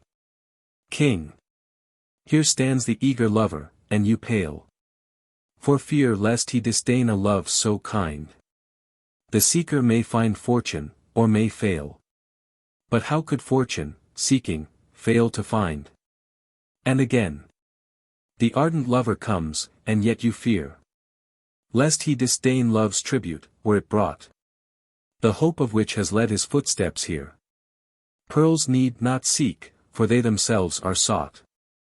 The two friends. You are too modest about your own charms. Would anybody put up a parasol to keep off the soothing autumn moonlight? Shakuntala, smiling. I suppose I shall have to obey orders. She meditates. King. It is only natural that I should forget to wink when I see my darling. 4. One clinging eyebrow lifted. As fitting words she seeks. Her face reveals her passion. For me in glowing cheeks. Shakuntala. Well, I have thought out a little song. But I haven't anything to write with. Priyambada. Here is a lotus leaf, glossy as a parrot's breast. You can cut the letters in it with your nails. Shakuntala. Now listen, and tell me whether it makes sense. The two friends. Please. Shakuntala, reads. I know not if I read your heart aright. Why, pitiless, do you distress me so? I only know that longing day and night tosses my restless body to and fro. That yearns for you, the source of all its woe. King, advancing. Though love torments you, slender maid, yet he consumes me quite. As daylight shuts night-blooming flowers, and slays the moon outright. The two friends perceive the king and rise joyfully. Welcome to the wish that is fulfilled without delay. Shakuntala tries to rise. King. Do not try to rise, beautiful Shakuntala. Your limbs from which the strength is fled, that crush the blossoms of your bed, and bruise the lotus leaves, may be. Pardon the breach of courtesy. Shakuntala, sadly to herself. Oh, my heart, you were so impatient, and now you find no answer to make. Anasuya. Your Majesty, pray do this stone bench the honor of sitting upon it. Shakuntala edges away. King, seating himself. Priyambada, I trust your friend's illness is not dangerous. Priyambada, smiling. A remedy is being applied and it will soon be better. It is plain, sir, that you and she love each other. But I love her too, and I must say something over again. King. Pray do not hesitate. It always causes pain in the end, to leave unsaid what one longs to say. Priyambada. Then listen, sir. King. I am all attention. Priyambada. It is the king's duty to save hermit folk from all suffering. Is not that good scripture? King. There is no text more urgent. Priyambada. Well, our friend has been brought to this sad state by her love for you. Will you not take pity on her and save her life? King. We cherish the same desire. I feel it a great honor. Shakuntala, with a jealous smile. Oh, don't detain the good king. He is separated from the court ladies, and he is anxious to go back to them. King. Bewitching eyes that found my heart. You surely see. It could no longer live apart. Nor faithless be. I bear love's arrows as I can. Wound not with doubt a wounded man. Anasuya. But, your majesty, we hear that kings have many favorites. You must act in such a way that our friend may not become a cause of grief to her family. King. What more can I say? Though many queens divide my court, but two support the throne. Your friend will find a rival in the sea-girt earth alone. The two friends. We are content. Shakuntala betrays her joy. Priyamvada, aside to Anasuya. Look, Anasuya. See how the dear girl's life is coming back moment by moment, just like a peahen in summer when the first rainy breezes come. Shakuntala. You must please ask the king's pardon for the rude things we said when we were talking together. The two friends, smiling. Anybody who says it was rude, may ask his pardon. Nobody else feels guilty. Shakuntala. Your Majesty, pray forgive what we said when we did not know that you were present. I am afraid that we say a great many things behind a person's back. King, smiling. Your fault is pardoned if I may relieve my weariness by sitting on the flower-strewn couch. Your fevered members press. Priyamvada. But that will not be enough to satisfy him. Shakuntala, feigning anger. Stop. You are a rude girl. You make fun of me when I am in this condition. Anasuya, looking out of the arbor. Priyamvada, there is a little fawn, looking all about him. He has probably lost his mother and is trying to find her. I am going to help him. Priyamvada. He is a frisky little fellow. You can't catch him alone. I'll go with you. They start to go. Shakuntala. I will not let you go and leave me alone. The two friends, smiling. You alone, when the king of the world is with you. Exeunt. Shakuntala. Are my friends gone? King, looking about. Do not be anxious, beautiful Shakuntala. Have you not a humble servant here, to take the place of your friends? Then tell me. Shall I employ the moistened lotus leaf to fan away your weariness and grief? Or take your lily feet upon my knee and rub them till you rest more easily? Shakuntala. I will not offend against those to whom I owe honor. She rises weakly and starts to walk away. King, detaining her. The day is still hot, beautiful Shakuntala, and you are feverish. Leave not the blossom-dotted couch to wander in the midday heat. With lotus petals on your breast. With fevered limbs and stumbling feet. He lays his hand upon her. Shakuntala. Oh, don't. Don't. For I am not mistress of myself. Yet what can I do now? I had no one to help me but my friends. King. I am rebuked. Shakuntala. I was not thinking of your majesty. I was accusing fate. King. Why accuse a fate that brings what you desire? Shakuntala. Why not accuse a fate that robs me of self-control and tempts me with the virtues of another? King, to himself. Though deeply longing, maids are coy. And bid their wooers wait.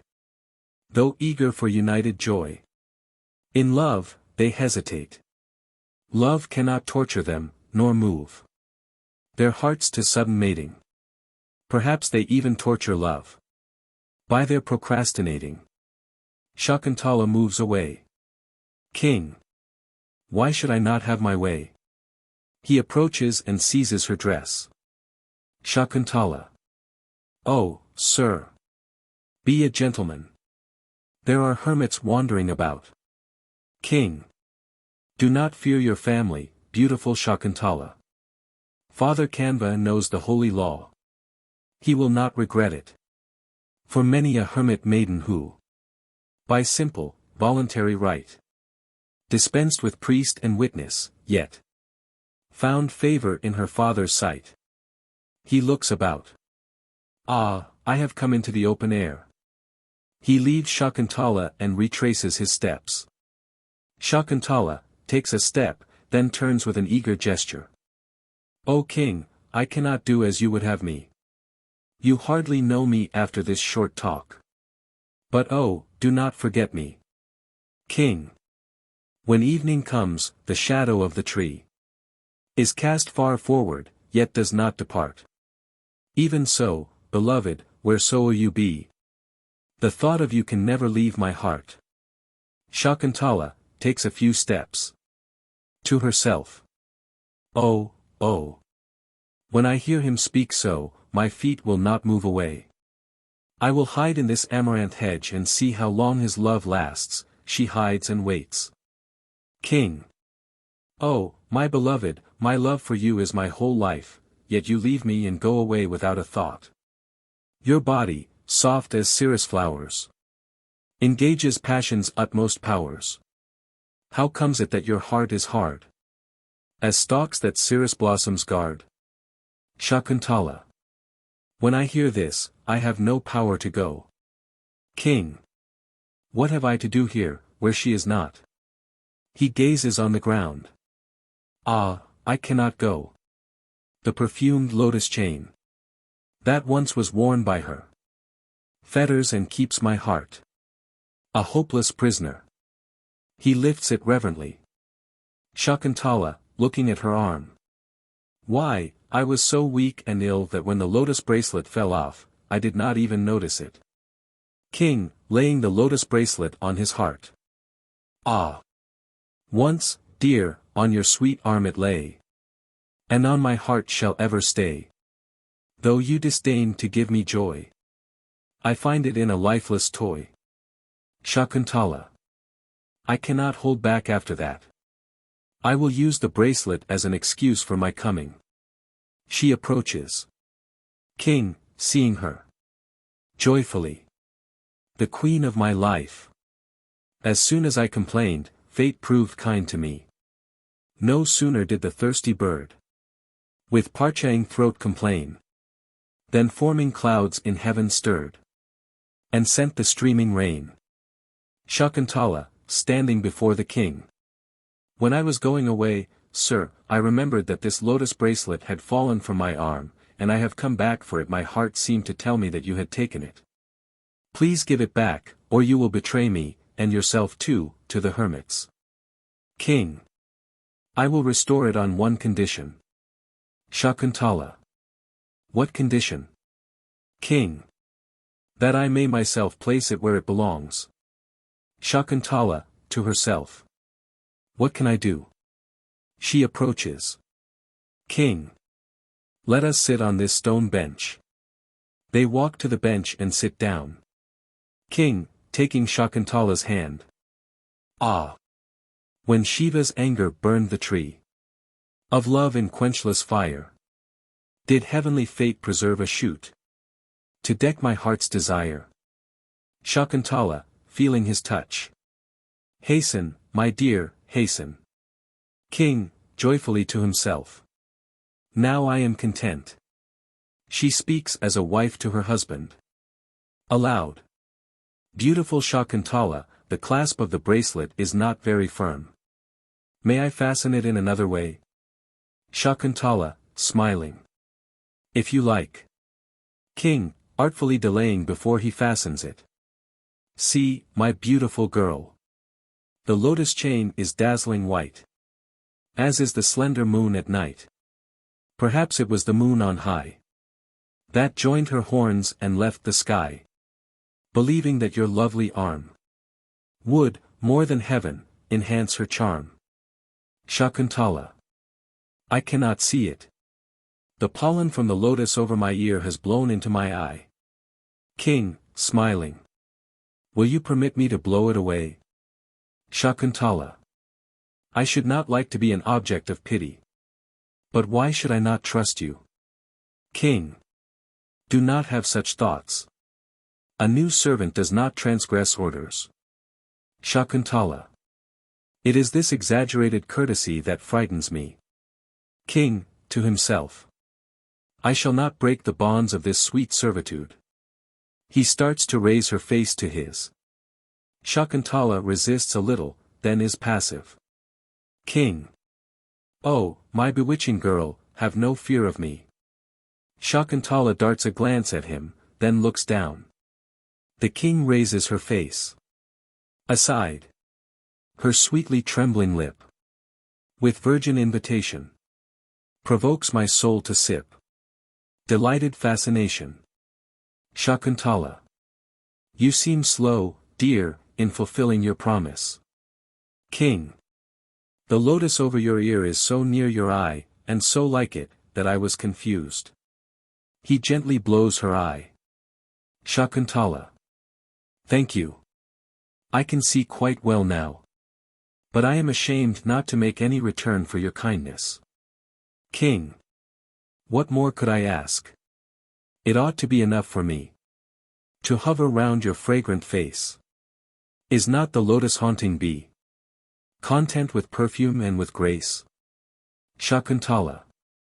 But what does he do if he is not content? King. This. He draws her face to his. A voice behind the scenes. O sheldrake bride, bid your mate farewell. The night is come. Shakuntala, listening excitedly. Oh, my dear, this is Mother got me, come to inquire about me. Please hide among the branches. The king conceals himself. Enter Gotmi, with a bowl in her hand. Gotmi. Here is the holy water, my child. She sees Shakuntala and helps her to rise. So ill, and all alone here with the gods. Shakuntala.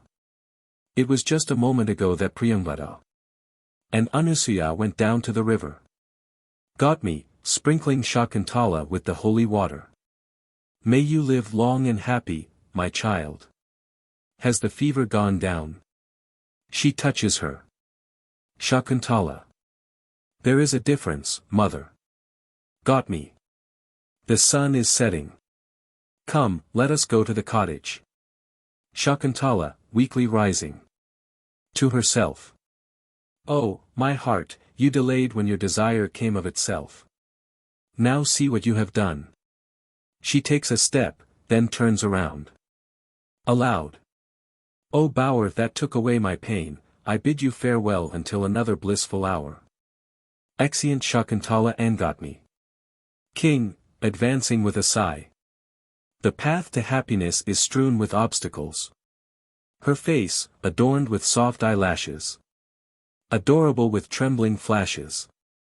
Of half-denial, in memory lingers. The sweet lips guarded by her fingers. The head that drooped upon her shoulder. Why was I not a little bolder? Where shall I go now? Let me stay a moment in this bower where my beloved lay. He looks about. The flower-strewn bed whereon her body tossed. The bracelet, fallen from her arm and lost. The dear love missive, in the lotus leaf. Cut by her nails, assuage my absent grief. And occupy my eyes I have no power. Though she is gone, to leave the reedy bower. He reflects. Alas! I did wrong to delay when I had found my love. So now. If she will grant me but one other meeting. I'll not delay, for happiness is fleeting. So plans my foolish, self-defeated heart. But when she comes, I play the coward's part. A voice behind the scenes. O King! The flames rise heavenward from the evening altar. And round the sacrifices, blazing high. Flesh-eating demons stalk, like red cloud masses. And cast colossal shadows on the sky. King, listens. Resolutely, have no fear, hermits. I am here. Exit. Act 4. Shakuntala's departure. Scene I. Enter the two friends, gathering flowers. Anusuya. Priyangvada, dear Shakuntala has been properly married by the voluntary ceremony and she has a husband worthy of her. And yet I am not quite satisfied. Priyangvada. Why not? Anusuya. The sacrifice is over and the good king was dismissed today by the hermits. He has gone back to the city and there he is surrounded by hundreds of court ladies. I wonder whether he will remember poor Shakuntala or not. Priyangvada. You need not be anxious about that. Such handsome men are sure to be good. But there is something else to think about. I don't know what father will have to say when he comes back from his pilgrimage and hears about it. Anusuya. I believe that he will be pleased. Priyangvada. Why? Anusuya. Why not? You know he wanted to give his daughter to a lover worthy of her. If fate brings this about of itself, why shouldn't father be happy? Priyangvada. I suppose you are right. She looks at her flower basket. My dear, we have gathered flowers enough for the sacrifice. Anusuya. But we must make an offering to the gods that watch over Shakuntala's marriage. We had better gather more. Priyangvada. Very well. They do so. A voice behind the scenes. Who will bid me welcome? Anusuya, listening. My dear, it sounds like a guest announcing himself. Priyangvada. Well, Shakuntala is near the cottage. Reflecting. Ah, but today her heart is far away. Come, we must do with the flowers we have. They start to walk away. The voice. Do you dare despise a guest like me? Because your heart, by loving fancies blinded, has scorned a guest in pious life grown old. Your lover shall forget you though reminded, or think of you as of a story told. The two girls listen and show dejection. Priyangvada. Oh, dear. The very thing has happened. The dear, absent-minded girl has offended some worthy man. Anusuya, looking ahead. My dear, this is no ordinary somebody. It is the great sage Durvasas, the irascible. See how he strides away. Priyangvada. Nothing burns like fire. Run, fall at his feet, bring him back, while I am getting water to wash his feet. Anusuya. I will. Exit. Priyangvada, stumbling. There. I stumbled in my excitement, and the flower basket fell out of my hand. She collects the scattered flowers. Anusuya returns. Anusuya. My dear, he is anger incarnate.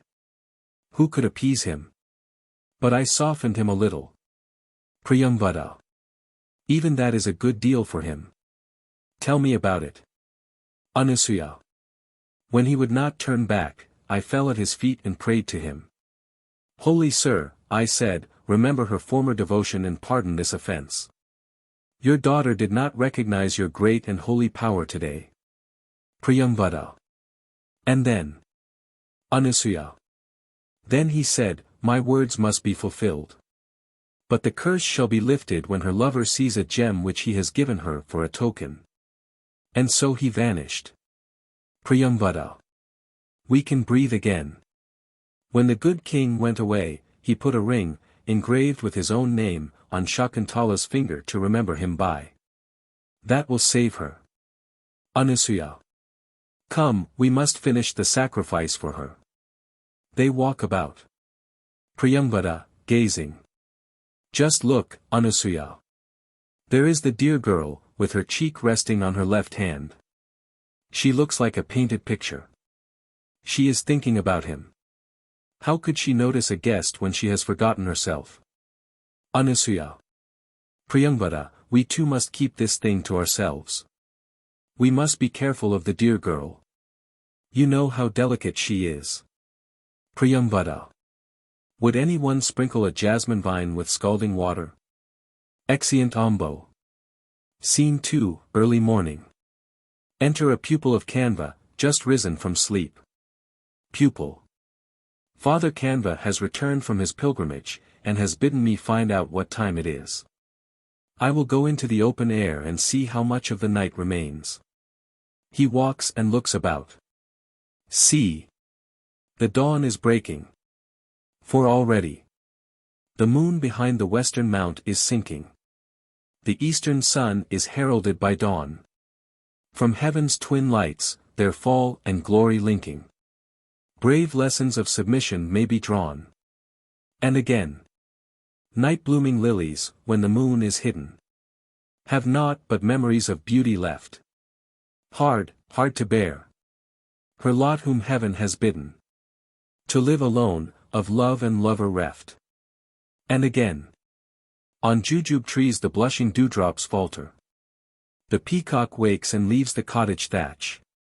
A deer is rising near the hoof-marked altar. And stretching, stands, the day's new life to catch. And yet again. The moon that topped the loftiest mountain ranges, that slew the darkness in the midmost sky, is fallen from heaven, and all her glory changes. So high to rise, so low at last to lie.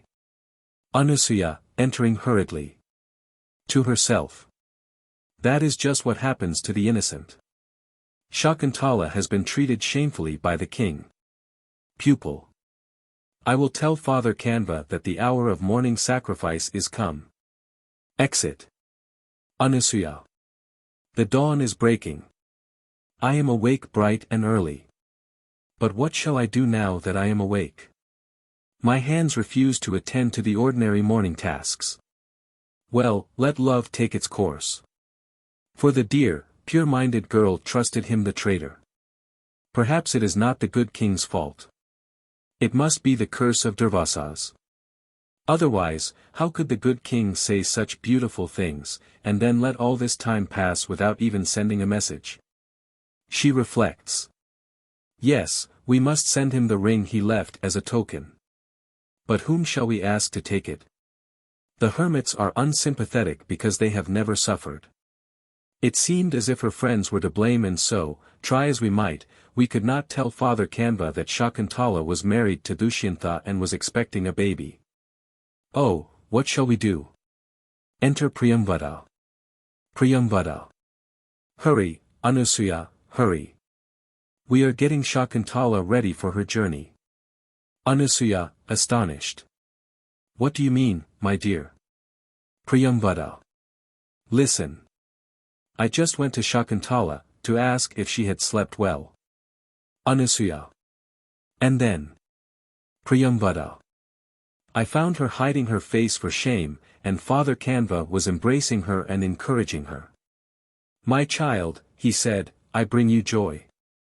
The offering fell straight in the sacred fire, and auspicious smoke rose toward the sacrificer. My pains for you have proved like instruction given to a good student, they have brought me no regret.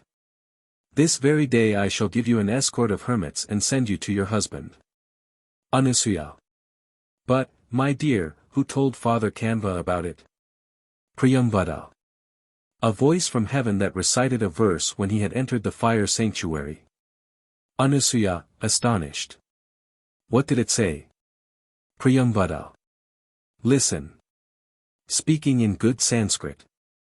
Know, Brahman, that your child, like the fire-pregnant tree, bears kingly seed that shall be born for earth's prosperity. Anusuya, hugging Priyamvada. I am so glad, dear. But my joy is half sorrow when I think that Shakuntala is going to be taken away this very day. Priyamvada. We must hide our sorrow as best we can. The poor girl must be made happy today. Anusuya. Well, here is a coconut casket, hanging on a branch of the mango tree. I put flower pollen in it for this very purpose. It keeps fresh, you know. Now you wrap it in a lotus leaf, and I will get yellow pigment and earth from a sacred spot and blades of panic grass for the happy ceremony. Priyamvada does so. Exit Anasuya. A voice behind the scenes. Got me, bid the worthy Sharngarava and Sharadvata make ready to escort my daughter Shakuntala. Priyambada, listening. Hurry, Anasuya, hurry. They are calling the hermits who are going to Hastinapura. Enter Anasuya, with materials for the ceremony. Anasuya. Come, dear, let us go. They walk about. Priyambada, looking ahead. There is Shakuntala. She took the ceremonial bath at sunrise, and now the hermit women are giving her rice cakes and wishing her happiness. Let's go to her. They do so. Enter Shakuntala with attendants as described, and got me. Shakuntala. Holy women, I salute you. Got me. My child, may you receive the happy title, Queen, showing that your husband honors you. Hermit women. My dear, may you become the mother of a hero. Exeunt all but got me. The two friends, approaching. Did you have a good bath, dear? Shakuntala. Good morning, girls. Sit here. The two friends, seating themselves. Now stand straight, while we go through the happy ceremony. Shakuntala. It has happened often enough, but I ought to be very grateful today. Shall I ever be adorned by my friends again? She weeps. The two friends. You ought not to weep, dear, at this happy time. They wipe the tears away and adorn her. Priyambada. You are so beautiful, you ought to have the finest gems. It seems like an insult to give you these hermitage things. Enter Harita, a hermit youth, with ornaments. Harita. Here are ornaments for Our Lady. The women look at them in astonishment. Got me. Harita, my son, whence come these things? Harita. From the holy power of Father Kanva. Got me. A creation of his mind? Harita. Not quite. Listen. Father Kanva sent us to gather blossoms from the trees for Shakuntala, and then. One tree bore fruit, a silken marriage dress. That shamed the moon in its white loveliness. Another gave us lacti for the feet. From others, fairy hands extended, sweet. Like flowering twigs, as far as to the wrist. And gave us gems, to adorn her as we list. Priyambada, looking at Shakuntala. A bee may be born in a hole in a tree, but she likes the honey of the lotus. Got me. This gracious favor is a token of the queenly happiness which you are to enjoy in your husband's palace. Shakuntala shows embarrassment. Harita. Father Kanva has gone to the bank of the Malini, to perform his ablutions. I will tell him of the favor shown us by the trees. Exit. Anasuya. My dear, we poor girls never saw such ornaments. How shall we adorn you? She stops to think, and to look at the ornaments. But we have seen pictures. Perhaps we can arrange them right. Shakuntala. I know how clever you are. The two friends adorn her. Enter Kanva, returning after his ablutions. Kanva. Shakuntala must go today. I miss her now at heart. I dare not speak a loving word. Or choking tears will start. My eyes are dim with anxious thought. Love strikes me to the life. And yet I strove for pious peace. I have no child, no wife. What must a father feel, when come the pangs of parting from his child at home? He walks about. The two friends. There, Shakuntala, we have arranged your ornaments. Now put on this beautiful silk dress. Shakuntala rises and does so. Got me. My child, here is your father.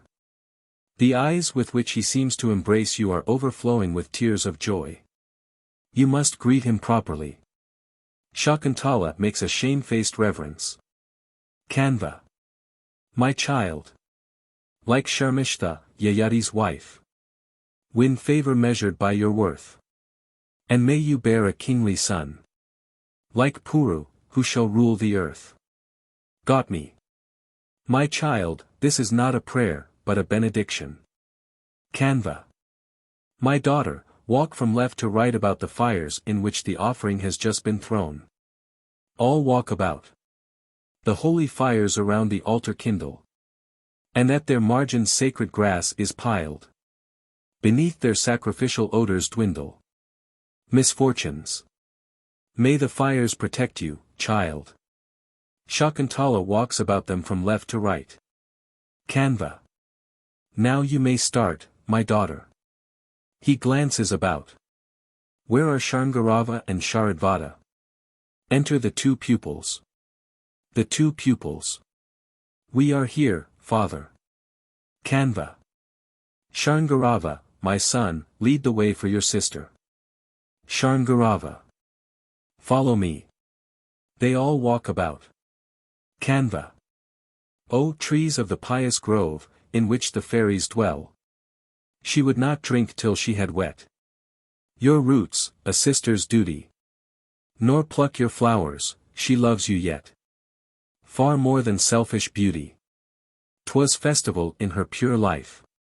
When budding blossoms showed. And now she leaves you as a wife. Oh, speed her on her road. Sharngarava, listening to the song of coilbirds. Father. The trees are answering your prayer. In cooing cuckoo song. Bidding Shakuntala farewell. Their sister for so long. Invisible beings. May lily-dotted lakes delight your eye. May shade trees bid the heat of noonday cease. May soft winds blow the lotus pollen nigh. May all your path be pleasantness and peace. All listen in astonishment. Got me. My child, the fairies of the pious grove bid you farewell. For they love the household. Pay reverence to the holy ones. Shakuntala does so. Aside to Priyamvada. Priyamvada, I long to see my husband, and yet my feet will hardly move. It is hard to leave the hermitage. Priyamvada. You are not the only one to feel sad at this farewell. See how the whole grove feels at parting from you. The grass drops from the feeding doe. The peahen stops her dance. Pale, trembling leaves are falling slow. The tears of clinging plants. Shakuntala, recalling something. Father, I must say goodbye to the spring creeper, my sister among the vines. Kanva. I know your love for her. See. Here she is at your right hand. Shakuntala, approaches the vine and embraces it. Vine sister, embrace me too with your arms, these branches. I shall be far away from you after today. Father, you must care for her as you did for me. Kanva. My child, you found the lover who had long been sought by me. No longer need I watch for you. I'll give the vine a lover true. This handsome mango tree. And now start on your journey. Shakuntala, going to the two friends. Dear girls, I leave her in your care too. The two friends. But who will care for poor us? They shed tears. Kanva. Anusuya. Priyamvada. Do not weep. It is you who should cheer Shakuntala. All walk about. Shakuntala. Father, there is the pregnant doe, wandering about near the cottage. When she becomes a happy mother, you must send someone to bring me the good news. Do not forget. Kanva. I shall not forget, my child. Shakuntala, stumbling. Oh, oh. Who is it that keeps pulling at my dress, as if to hinder me? She turns round to see. Kanva. It is the fawn whose lip, when torn by kushagrass, you soothed with oil. The fawn who gladly nibbled corn. Held in your hand, with loving toil. You have adopted him, and he would never leave you willingly. Shakuntala. My dear, why should you follow me when I am going away from home? Your mother died when you were born and I brought you up. Now I am leaving you, and Father Kanva will take care of you. Go back, dear. Go back. She walks away, weeping. Kanva. Do not weep, my child. Be brave. Look at the path before you. Be brave, and check the rising tears that dim your lovely eyes. Your feet are stumbling on the path that so uneven lies. Sharngarava. Holy Father, the scripture declares that one should accompany a departing loved one only to the first water. Pray give us your commands on the bank of this pond, and then return. Kanva. Then let us rest in the shade of this fig tree. All do so. What commands would it be fitting for me to lay on King Dushyanta? He reflects. Anasuya. My dear, there is not a living thing in the whole hermitage that is not grieving today at saying goodbye to you. Look. The sheldrake does not heed his mate. Who calls behind the lotus leaf? He drops the lily from his bill and turns on you a glance of grief. Kanva. Son Sharngarava, when you present Shakuntala to the king, give him this message from me. Remembering my religious worth. Your own high race, the love poured forth by her, forgetful of her friends. Pay her what honor custom lends to all your wives. And what fate gives beyond, will please her relatives. Sharngarava. I will not forget your message, father. Kanva, turning to Shakuntala. My child, I must now give you my counsel. Though I live in the forest, I have some knowledge of the world. Sharngarava. True wisdom, father, gives insight into everything. Kanva. My child, when you have entered your husband's home, obey your elders, and be very kind. To rivals, never be perversely blind. And angry with your husband, even though he should prove less faithful than a man might be. Be as courteous to servants as you may. Not puffed with pride in this your happy day. Thus does a maiden grow into a wife. But self-willed women are the curse of life. But what does Gotmi say? Gotmi. This is advice sufficient for a bride. To Shakuntala. You will not forget, my child. Kanva. Come, my daughter, embrace me and your friends. Shakuntala. Oh, father. Must my friends turn back too? Kanva. My daughter, they too must some day be given in marriage. Therefore they may not go to court. Gotmi will go with you. Shakuntala, throwing her arms about her father. I am torn from my father's breast like a vine stripped from a sandal tree on the Malabar hills. How can I live in another soil? She weeps. Kanva. My daughter, why distress yourself so? A noble husband's honorable wife. You are to spend a busy, useful life in the world's eye. And soon, as eastern skies bring forth the sun, from you there shall arise a child, a blessing and a comfort strong. You will not miss me, dearest daughter, long. Shakuntala, falling at his feet. Farewell, father. Kanva. My daughter, may all that come to you which I desire for you. Shakuntala, going to her two friends. Come, girls. Embrace me, both of you together. The two friends, do so. Dear, if the good king should perhaps be slow to recognize you, show him the ring with his own name engraved on it. Shakuntala. Your doubts make my heart beat faster. The two friends. Do not be afraid, dear. Love is timid. Sharngarava, looking about. Father, the sun is in mid-heaven. She must hasten. Shakuntala, embracing Kanva once more. Father, when shall I see the pious grove again? Kanva. My daughter. When you have shared for many years the king's thoughts with the earth. When to a son who knows no fears you shall have given birth. When, trusted to the son you love, Your royal labors cease. Come with your husband to the grove. And end your days in peace. Got me. My child, the hour of your departure is slipping by. Bid your father turn back. No, she would never do that.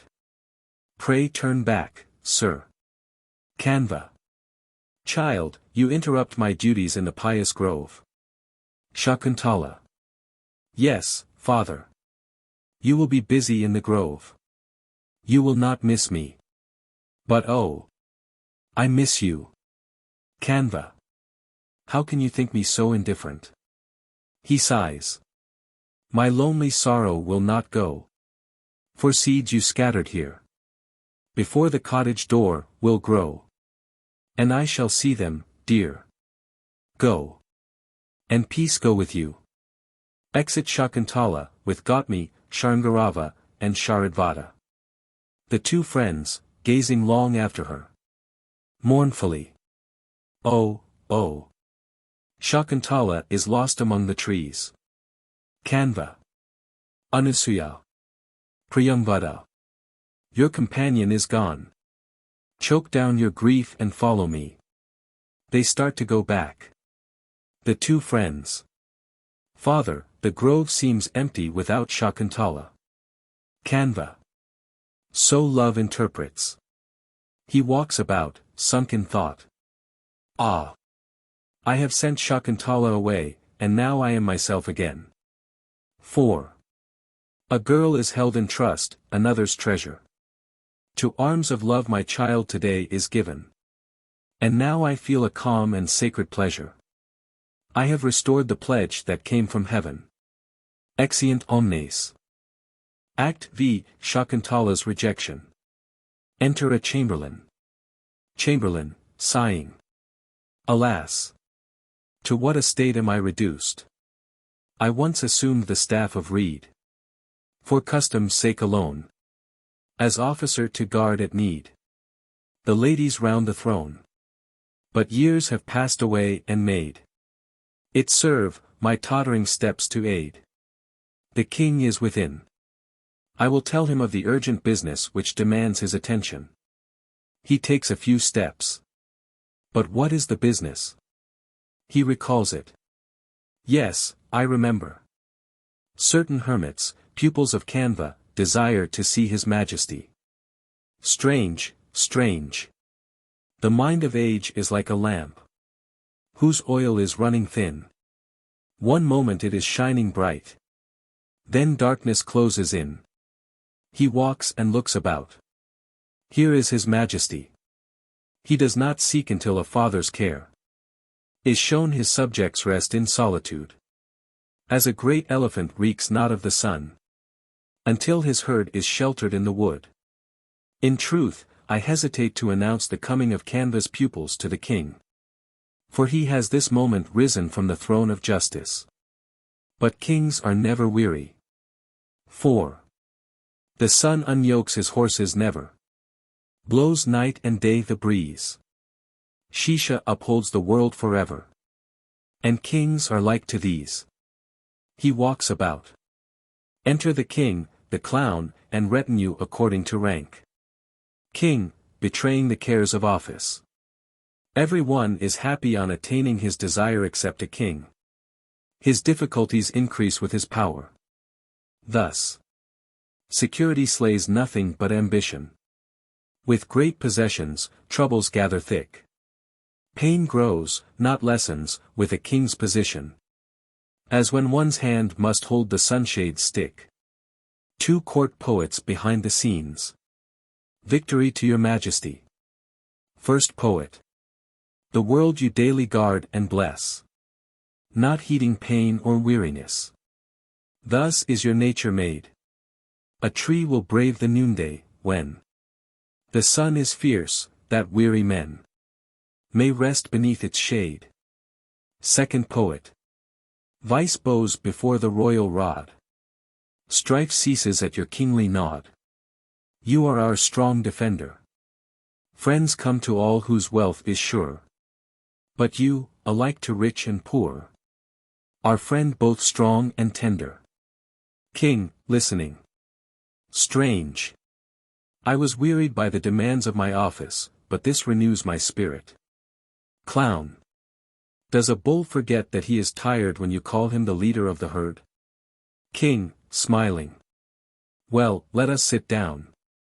They seat themselves, and the retinue arranges itself. A lute is heard behind the scenes. Clown, listening. My friend, listen to what is going on in the music room. Someone is playing a lute, and keeping good time. I suppose Lady Hansavati is practicing. King. Be quiet. I wish to listen. Chamberlain, looks at the king. Ah, the king is occupied. I must await his leisure. He stands aside. A song behind the scenes. You who kissed the mango flower. Honey-loving bee. Gave her all your passion's power. Ah, so tenderly. How can you be tempted so? By the lily, pet. Fresher honey, sweet, I know. But can you forget? King. What an entrancing song. Clown. But, man, don't you understand what the words mean? King, smiling. I was once devoted to Queen Hansavati. And the rebuke comes from her. Friend Madhavya, tell Queen Hansavati in my name that the rebuke is a very pretty one. Clown. Yes, sir. He rises. But, man, you are using another fellow's fingers to grab a bear's tail feathers with. I have about as much chance of salvation as a monk who hasn't forgotten his passions. King. Go. Soothe her like a gentleman. Clown. I suppose I must. Exit. King, to himself. Why am I filled with wistfulness on hearing such a song? I am not separated from one I love. And yet. In face of sweet presentment. Or harmonies of sound. Man e'er forgets contentment. By wistful longings bound. There must be recollections. Of things not seen on earth. Deep nature's predilections.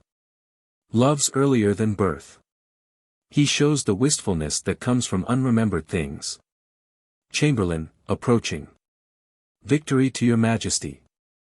Here are hermits who dwell in the forest at the foot of the Himalayas. They bring women with them, and they carry a message from Kanva. What is your pleasure with regard to them? King, astonished. Hermits. Accompanied by women. From Kanva. Chamberlain. Yes. King. Request my chaplain Somarata in my name to receive these hermits in the manner prescribed by Scripture, and to conduct them himself before me. I will await them in a place fit for their reception. Chamberlain. Yes, your majesty. Exit. King, rising. Vaithravathi, conduct me to the fire sanctuary. Portress. Follow me, your majesty. She walks about. Your majesty, here is the terrace of the fire sanctuary. It is beautiful, for it has just been swept, and near at hand is the cow that yields the milk of sacrifice. Pray ascend it. King, ascends and stands leaning on the shoulder of an attendant. Vaithravathi, with what purpose does Father Kanva send these hermits to me? Do leagued powers of sin conspire to balk religion's pure desire? Has wrong been done to beasts that roam contented round the hermit's home? Do plants no longer bud and flower to warn me of abuse of power? These doubts and more assail my mind, but leave me puzzled, lost, and blind. Portress. How could these things be in a hermitage that rests in the fame of the king's arm? No, I imagine they have come to pay homage to their king, and to congratulate him on his pious rule. Enter the chaplain and the chamberlain, conducting the two pupils of Kanva, with Gautami and Shakuntala. Chamberlain. Follow me, if you please. Sharngarava. Friend Sharadvata. The king is noble and to virtue true. None dwelling here commit the deed of shame. Yet we ascetics view the worldly crew As in a house all lapped about with flame. Sharadvata.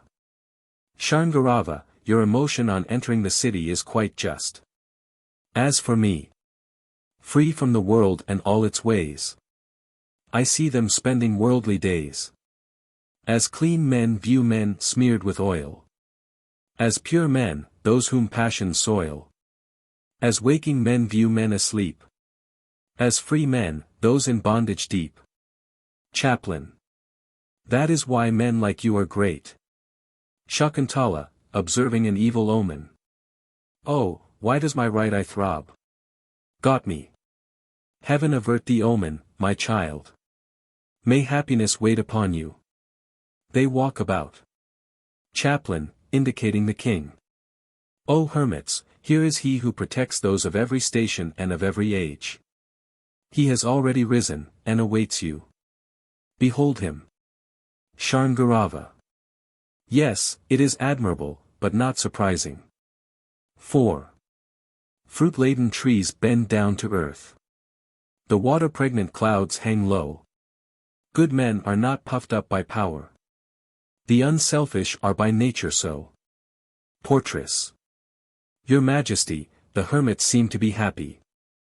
They give you gracious looks. King, observing Shakuntala. Ah! Who is she, shrouded in a veil? That dims her beauty's luster. Among the hermits like a flower, round which the dead leaves cluster. Portress. Your Majesty, she is well worth looking at. King. Enough. I must not gaze upon another's wife. Shakuntala, laying her hand on her breast. Aside. Oh, my heart, why tremble so? Remember his constant love and be brave. Chaplain, advancing. Hail, your Majesty. The hermits have been received as Scripture enjoins. They have a message from their teacher. May you be pleased to hear it. King, respectfully. I am all attention. The two pupils, raising their right hands. Victory, O King. King, bowing low. I salute you all. The two pupils. All hail. King. Does your pious life proceed without disturbance? The two pupils. How could the pious duties fail? While you defend the right? Or how could darkness power prevail? O'er sunbeams shining bright? King, to himself. Indeed, my royal title is no empty one.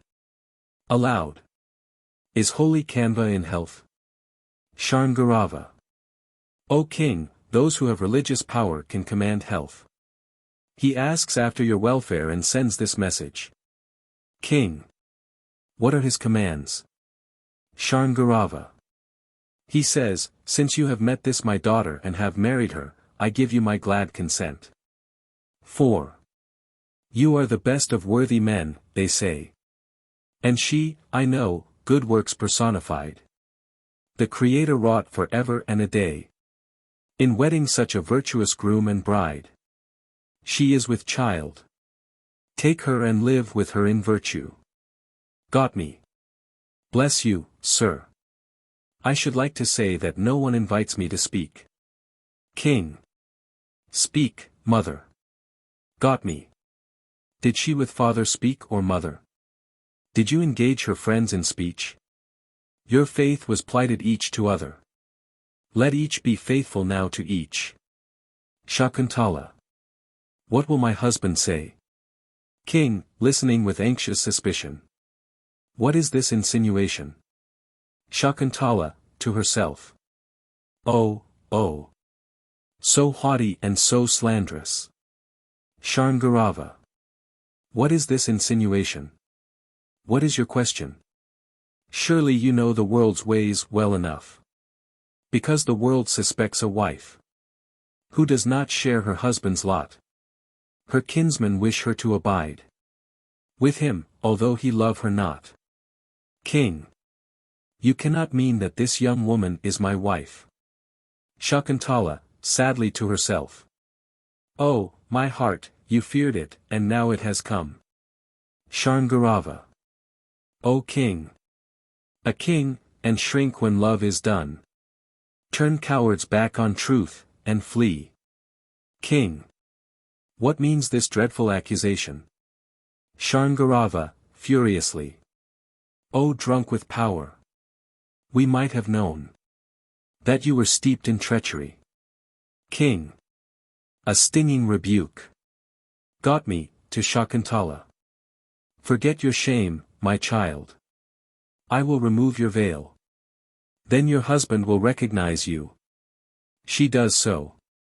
King, observing Shakuntala to himself. As my heart ponders whether I could ever have wed this woman that has come to me in tortured loveliness, as I endeavor to bring it back to mind, then like a bee that hovers round a jasmine flower at dawn, while frosty dews of morning still o'erweave it, and hesitates to sip ere they be gone. I cannot taste the sweet, and cannot leave it. Portress, to herself. What a virtuous king he is! Would any other man hesitate when he saw such a pearl of a woman coming of her own accord? Sharngarava. Have you nothing to say, O king? King. Hermit, I have taken thought. I cannot believe that this woman is my wife. She is plainly with child. How can I take her, confessing myself an adulterer? Shakuntala, to herself. Oh, oh, oh. He even casts doubt on our marriage. The vine of my hope climbed high, but it is broken now. Sharngarava. Not so. You scorn the sage who rendered whole his child befouled, and choked his grief. Who freely gave you what you stole, and added honor to a thief. Sharadvada. Enough, Sharngarava. Shakuntala, we have said what we were sent to say. You hear his words. Answer him. Shakuntala, to herself. He loved me so. He is so changed. Why remind him? Ah, but I must clear my own character. Well, I will try. Aloud. My dear husband, she stops. No, he doubts my right to call him that. Your Majesty, it was pure love that opened my poor heart to you in the hermitage. Then you were kind to me and gave me your promise. Is it right for you to speak so now, and to reject me? King, stopping his ears. Peace, peace. A stream that eats away the bank grows foul, and undermines the tree. So you would stain your honor, while you plunge me into misery. Shakuntala. Very well. If you have acted so because you really fear to touch another man's wife, I will remove your doubts with a token you gave me. King. An excellent idea. Shakuntala, touching her finger. Oh, oh. The ring is lost. She looks sadly at Got me. Got me. My child, you worshipped the holy Ganges at the spot where Indra descended. The ring must have fallen there. King. Ready wit, ready wit. Shakuntala. Fate is too strong for me there. I will tell you something else. King. Let me hear what you have to say. Shakuntala. One day, in the bower of reeds, you were holding a lotus leaf cup full of water. King. I hear you. Shakuntala. At that moment the fawn came up, my adopted son. Then you took pity on him and coaxed him. Let him drink first, you said. But he did not know you, and he would not come to drink water from your hand. But he liked it afterwards, when I held the very same water. Then you smiled and said, it is true. Every one trusts his own sort. You both belong to the forest. King. It is just such women, selfish, sweet, false, that entice fools. Got me. You have no right to say that. She grew up in the pious grove. She does not know how to deceive. King. Old hermit woman. The female's untaught cunning may be seen. In beasts, far more in women selfish wise. The cuckoo's eggs are left to hatch and rear by foster parents, and away she flies. Shakuntala, angrily. Wretch! You judge all this by your own false heart. Would any other man do what you have done? To hide behind virtue, like a yawning well covered over with grass. King, to himself. But her anger is free from coquetry, because she has lived in the forest. See! Her glance is straight, her eyes are flashing red. Her speech is harsh, not drawlingly well-bred. Her whole lip quivers, seems to shake with cold. Her frown has straightened eyebrows arching bold. No, she saw that I was doubtful, and her anger was feigned. Thus. When I refused but now. Hard-heartedly, to know. Of love or secret vow. Her eyes grew red. And so. Bending her arching brow. She fiercely snapped love's bow. Aloud. My good girl, Dushyanta's conduct is known to the whole kingdom, but not this action. Shakuntala. Well, well. I had my way. I trusted a king, and put myself in his hands. He had a honey face and a heart of stone. She covers her face with her dress and weeps. Sharngarava. Thus does unbridled levity burn. Be slow to love, but yet more slow. With secret mate. With those whose hearts we do not know. Love turns to hate. King. Why do you trust this girl, and accuse me of an imaginary crime? Sharngarava, disdainfully. You have learned your wisdom upside down. It would be monstrous to believe. A girl who never lies.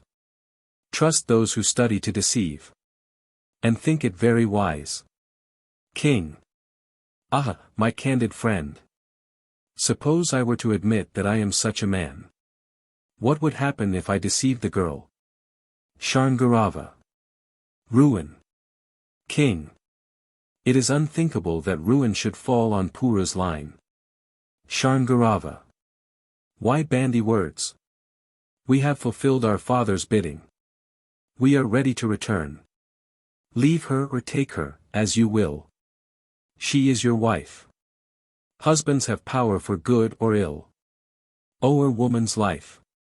Got me, lead the way. They start to go. Shakuntala.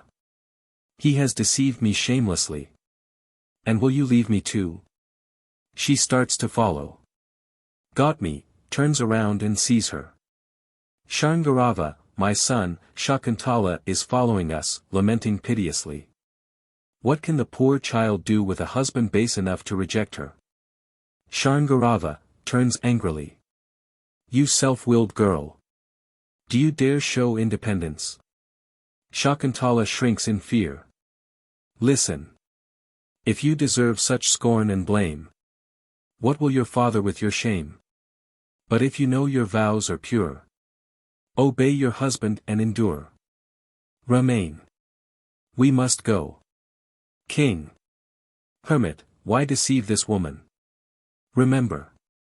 Night blossoms open to the moon. Day blossoms to the sun. A man of honor ever strives. Another's wife to shun. Sharngarava. O king, suppose you had forgotten your former actions in the midst of distractions. Should you now desert your wife, you who fear to fail in virtue? King. I ask you, which is the heavier sin? Not knowing whether I be mad, or falsehood be in her. Shall I desert a faithful wife, or turn adulterer? Chaplain, considering. Now if this were done. King. Instruct me, my teacher. Chaplain. Let the woman remain in my house until her child is born. King. Why this? Chaplain. The chief astrologers have told you that your first child was destined to be an emperor. If the son of the hermit's daughter is born with the imperial birthmarks, then welcome her and introduce her into the palace. Otherwise, she must return to her father. King. It is good advice, my teacher. Chaplain, rising. Follow me, my daughter. Shakuntala. O Mother Earth, give me a grave. Exit weeping, with the chaplain, the hermits, and got me. The king, his memory clouded by the curse, ponders on Shakuntala. Voices behind the scenes. A miracle. A miracle. King, listening. What does this mean? Enter the chaplain. Chaplain, in amazement. Your Majesty, a wonderful thing has happened. King. What? Chaplain. When Kanva's pupils had departed, she tossed her arms, bemoaned her plight. Accused her crushing fate. King. What then? Chaplain. Before our eyes a heavenly light. In woman's form, but shining bright. Seized her and vanished straight. All betray astonishment. King. My teacher, we have already settled the matter. Why speculate in vain? Let us seek repose. Chaplain. Victory to your Majesty. Exit. King. Vaithravathi, I am bewildered. Conduct me to my apartment. Portress. Follow me, your Majesty. King, walks about. To himself. With a hermit wife I had no part. All memories evade me. And yet my sad and stricken heart would more than half persuade me. Exeunt omnes. Act 6. Separation from Shakuntala. Scene I, in the street before the palace. Enter the chief of police, 2 policemen, and a man with his hands bound behind his back. The 2 policemen, striking the man. Now, pickpocket, tell us where you found this ring. It is the king's ring, with letters engraved on it, and it has a magnificent great gem. Fisherman, showing fright. Be merciful, kind gentleman. I am not guilty of such a crime. First policeman. No, I suppose the king thought you were a pious Brahmin, and made you a present of it. Fisherman. Listen, please. I am a fisherman, and I live on the Ganges, at the spot where Indra came down. Second policeman. You thief, we didn't ask for your address or your social position. Chief. Let him tell a straight story, Suchaka. Don't interrupt. The 2 policemen. Yes, chief. Talk, man, talk. Fisherman. I support my family with things you catch fish with nets, you know, and hooks, and things. Chief, laughing. You have a sweet trade. Fisherman. Don't say that, master. You can't give up a low-down trade. That your ancestors began. A butcher butchers things, and yet. He's the tenderest-hearted man. Chief. Go on. Go on. Fisherman. Well, one day I was cutting up a carp. In its maw I see this ring with the magnificent great gem. And then I was just trying to sell it here when you kind gentlemen grabbed me. That is the only way I got it. Now kill me, or find fault with me. Chief, smelling the ring. There is no doubt about it. Januka. It has been in a fish's maw. It has the real perfume of raw meat. Now we have to find out how he got it. We must go to the palace. The 2 policemen, to the fisherman. Move on, you cut purse, move on. They walk about. Chief. Suchaka, wait here at the big gate until I come out of the palace. And don't get careless. The 2 policemen. Go in, chief. I hope the king will be nice to you. Chief. Goodbye. Exit. Suchaka. Januka, the chief is taking his time. Januka. You can't just drop in on a king. Suchaka. Januka, my fingers are itching, indicating the fisherman, to kill this cut purse. Fisherman. Don't kill a man without any reason, master. Januka, looking ahead. There is the chief, with a written order from the king. To the fisherman. Now you will see your family, or else you will feed the crows and jackals. Enter the chief. Chief. Quick. Quick. He breaks off. Fisherman. Oh, oh. I'm a dead man. He shows dejection. Chief. Release him, you. Release the fishnet fellow. It is all right, his getting the ring. Our king told me so himself.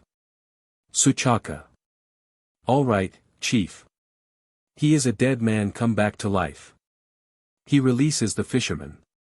Fisherman, bowing low to the chief. Master, I owe you my life. He falls at his feet. Chief. Get up, get up.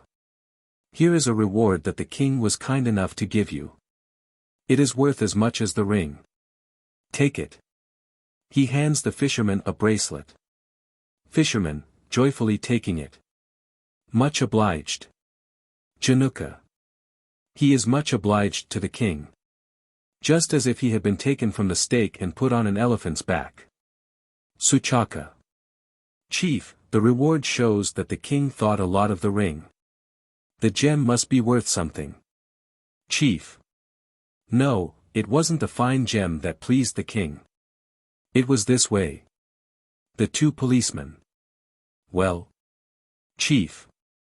I think, when the king saw it, he remembered somebody he loves. You know how dignified he is usually. But as soon as he saw it, he broke down for a moment. Suchaka. You have done the king a good turn, chief. Januka.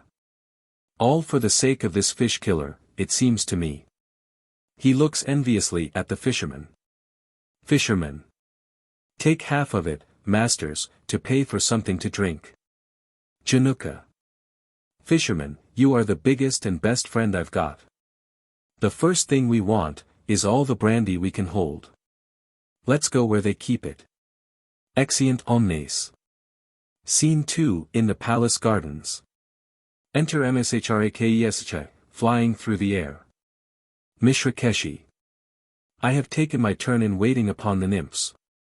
And now I will see what this good king is doing. Shakuntala is like a second self to me, because she is the daughter of Menaka. And it was she who asked me to do this. She looks about. It is the day of the spring festival. But I see no preparations for a celebration at court. I might learn the reason by my power of divination. But I must do as my friend asked me. Good. I will make myself invisible and stand near these girls who take care of the garden. I shall find out that way. She descends to earth. Enter a maid, gazing at a mango branch, and behind her, a second. First maid. First mango twig, so pink, so green. First living breath of spring. You are sacrificed as soon as seen. A festival offering. Second maid. What are you chirping about to yourself, little cuckoo? First maid. Why, little bee, you know that the cuckoo goes crazy with delight when she sees the mango blossom. Second maid, joyfully. Oh, has the spring really come? First maid. Yes, little bee. And this is the time when you two buzz about in crazy joy. Second maid. Hold me, dear, while I stand on tiptoe and offer this blossom to love, the divine. First maid. If I do, you must give me half the reward of the offering. Second maid. That goes without saying, dear. We two are one. She leans on her friend and takes the mango blossom. Oh, see. The mango blossom hasn't opened, but it has broken the sheath, so it is fragrant. She brings her hands together. I worship mighty love. Oh, mango twig I give to love. As arrow for his bow. Most sovereign of his arrows 5. Strike maiden targets low. She throws the twig. Enter the chamberlain. Chamberlain, angrily. Stop, silly girl. The king has strictly forbidden the spring festival. Do you dare pluck the mango blossoms? The two maids, frightened. Forgive us, sir. We did not know. Chamberlain. What? You have not heard the king's command, which is obeyed even by the trees of spring and the creatures that dwell in them. See. The mango branches are in bloom. Yet pollen does not form. The cuckoo's song sticks in his throat. Although the days are warm. The amaranth bud is formed, and yet its power of growth is gone. The love God timidly puts by the arrow he has drawn. Mishrakeshi. There is no doubt of it. This good king has wonderful power. First Maid. A few days ago, sir, we were sent to His Majesty by his brother-in-law Mitravesu to decorate the garden. That is why we have heard nothing of this affair. Chamberlain. You must not do so again. The two maids. But we are curious. If we girls may know about it, pray tell us, sir. Why did His Majesty forbid the spring festival? Mishrakeshi. Kings are fond of celebrations. There must be some good reason. Chamberlain, to himself. It is in everybody's mouth. Why should I not tell it? Aloud. Have you heard the gossip concerning Shakuntala's rejection? The two maids. Yes, sir. The king's brother-in-law told us, up to the point where the ring was recovered. Chamberlain. There is little more to tell. When His Majesty saw the ring, he remembered that he had indeed contracted a secret marriage with Shakuntala, and had rejected her under a delusion. And then he fell a prey to remorse. He hates the things he loved. He intermits the daily audience, nor in judgment sits. Spends sleepless nights in tossing on his bed.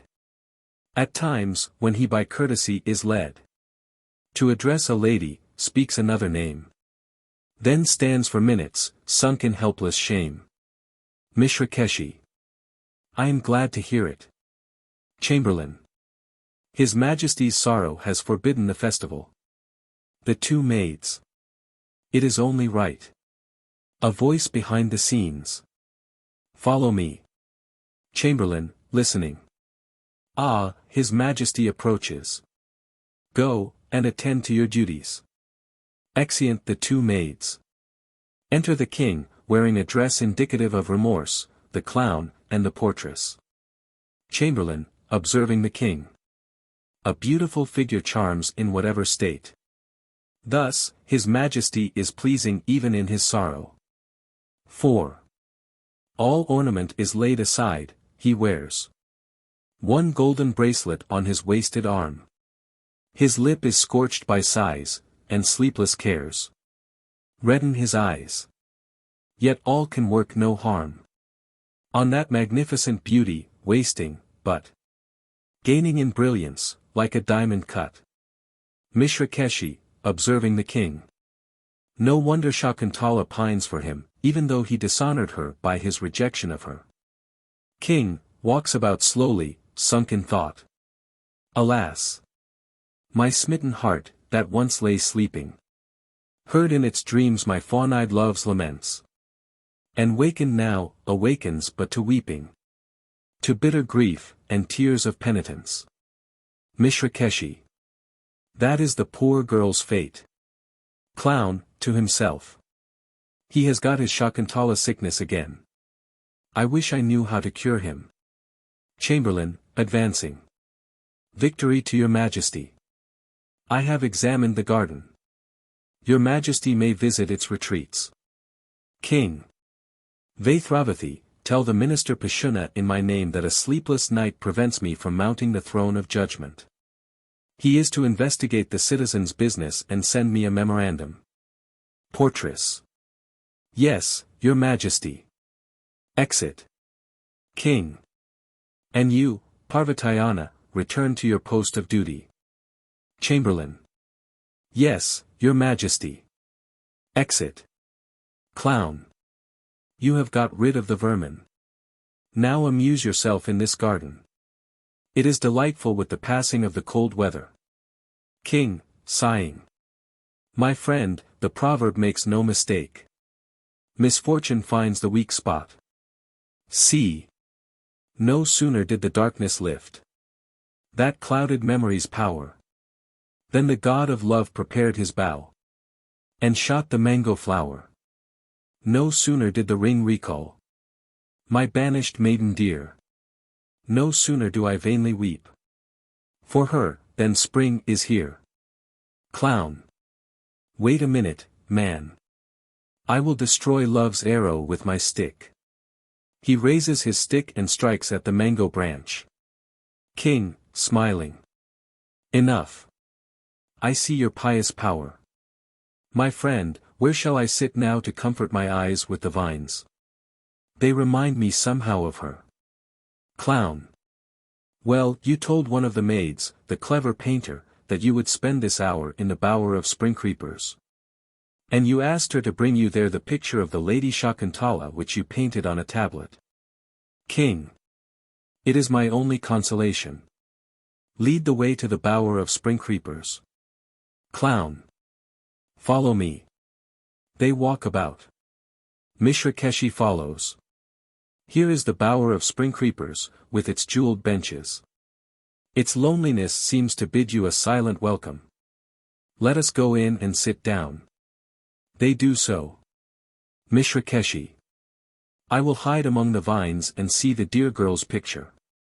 Then I shall be able to tell her how deep her husband's love is.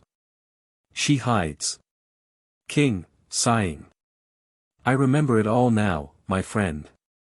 I told you how I first met Shakuntala. It is true, you were not with me when I rejected her. But I had told you of her at the first. Had you forgotten, as I did? Mishrakeshi. This shows that a king should not be separated a single moment from some intimate friend. Clown. No, I didn't forget. But when you had told the whole story, you said it was a joke and there was nothing in it. And I was fool enough to believe you. No, this is the work of fate. Mishrakeshi. It must be. King, after meditating a moment. Help me, my friend.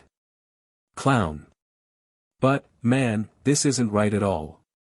A good man never lets grief get the upper hand. The mountains are calm even in a tempest. King. My friend, I am quite forlorn. I keep thinking of her pitiful state when I rejected her. Thus. When I denied her, then she tried to join her people. Stay, one cried. Her father's representative. She stopped, she turned, she could but give a tear-dimmed glance to heartless me. That arrow burns me poisonously. Mishrakeshi. How his fault distresses him. Clown. Well, I don't doubt it was some heavenly being that carried her away. King. Who else would dare to touch a faithful wife? Her friends told me that Menaka was her mother. My heart persuades me that it was she, or companions of hers, who carried Shakuntala away. Mishrakeshi. His madness was wonderful, not his awakening reason. Clown. But in that case, you ought to take heart. You will meet her again. King. How so? Clown. Why, a mother or a father cannot long bear to see a daughter separated from her husband. King. My friend. And was it phantom, madness, dream? Or fatal retribution stern? My hopes fell down a precipice. And never, never will return. Clown. Don't talk that way. Why, the ring shows that incredible meetings do happen. King, looking at the ring. This ring deserves pity. It has fallen from a heaven hard to earn. Your virtue, ring, like mine, is proved to be but small. Her pink-nailed finger sweet. You clasped. How could you fall? Mishrakeshi. If it were worn on any other hand, it would deserve pity. My dear girl, you are far away. I am the only one to hear these delightful words. Clown. Tell me how you put the ring on her finger. Mishrakeshi. He speaks as if prompted by my curiosity. King. Listen, my friend. When I left the pious grove for the city, my darling wept and said, "But how long will you remember us, dear clown?" And then you said, "King." Then I put this engraved ring on her finger, and said to her, "Clown." Well, what? King. Count every day one letter of my name.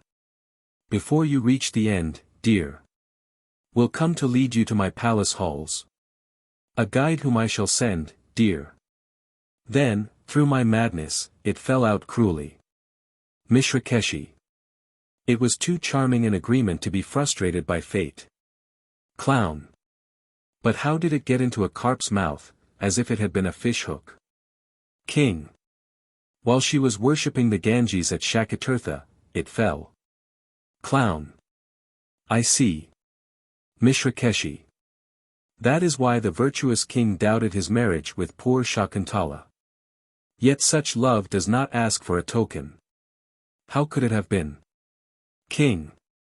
Well, I can only reproach this ring. Clown, smiling. And I will reproach this stick of mine. Why are you crooked when I am straight? King, not hearing him. How could you fail to linger on her soft, tapering finger? And in the waterfall? And yet, things lifeless know not beauty.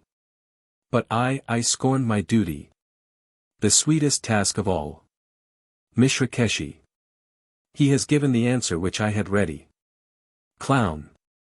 But that is no reason why I should starve to death. King, not heeding. Oh my darling, my heart burns with repentance because I abandoned you without reason.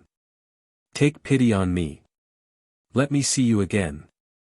Enter a maid with a tablet. Maid. Your Majesty, here is the picture of Our Lady.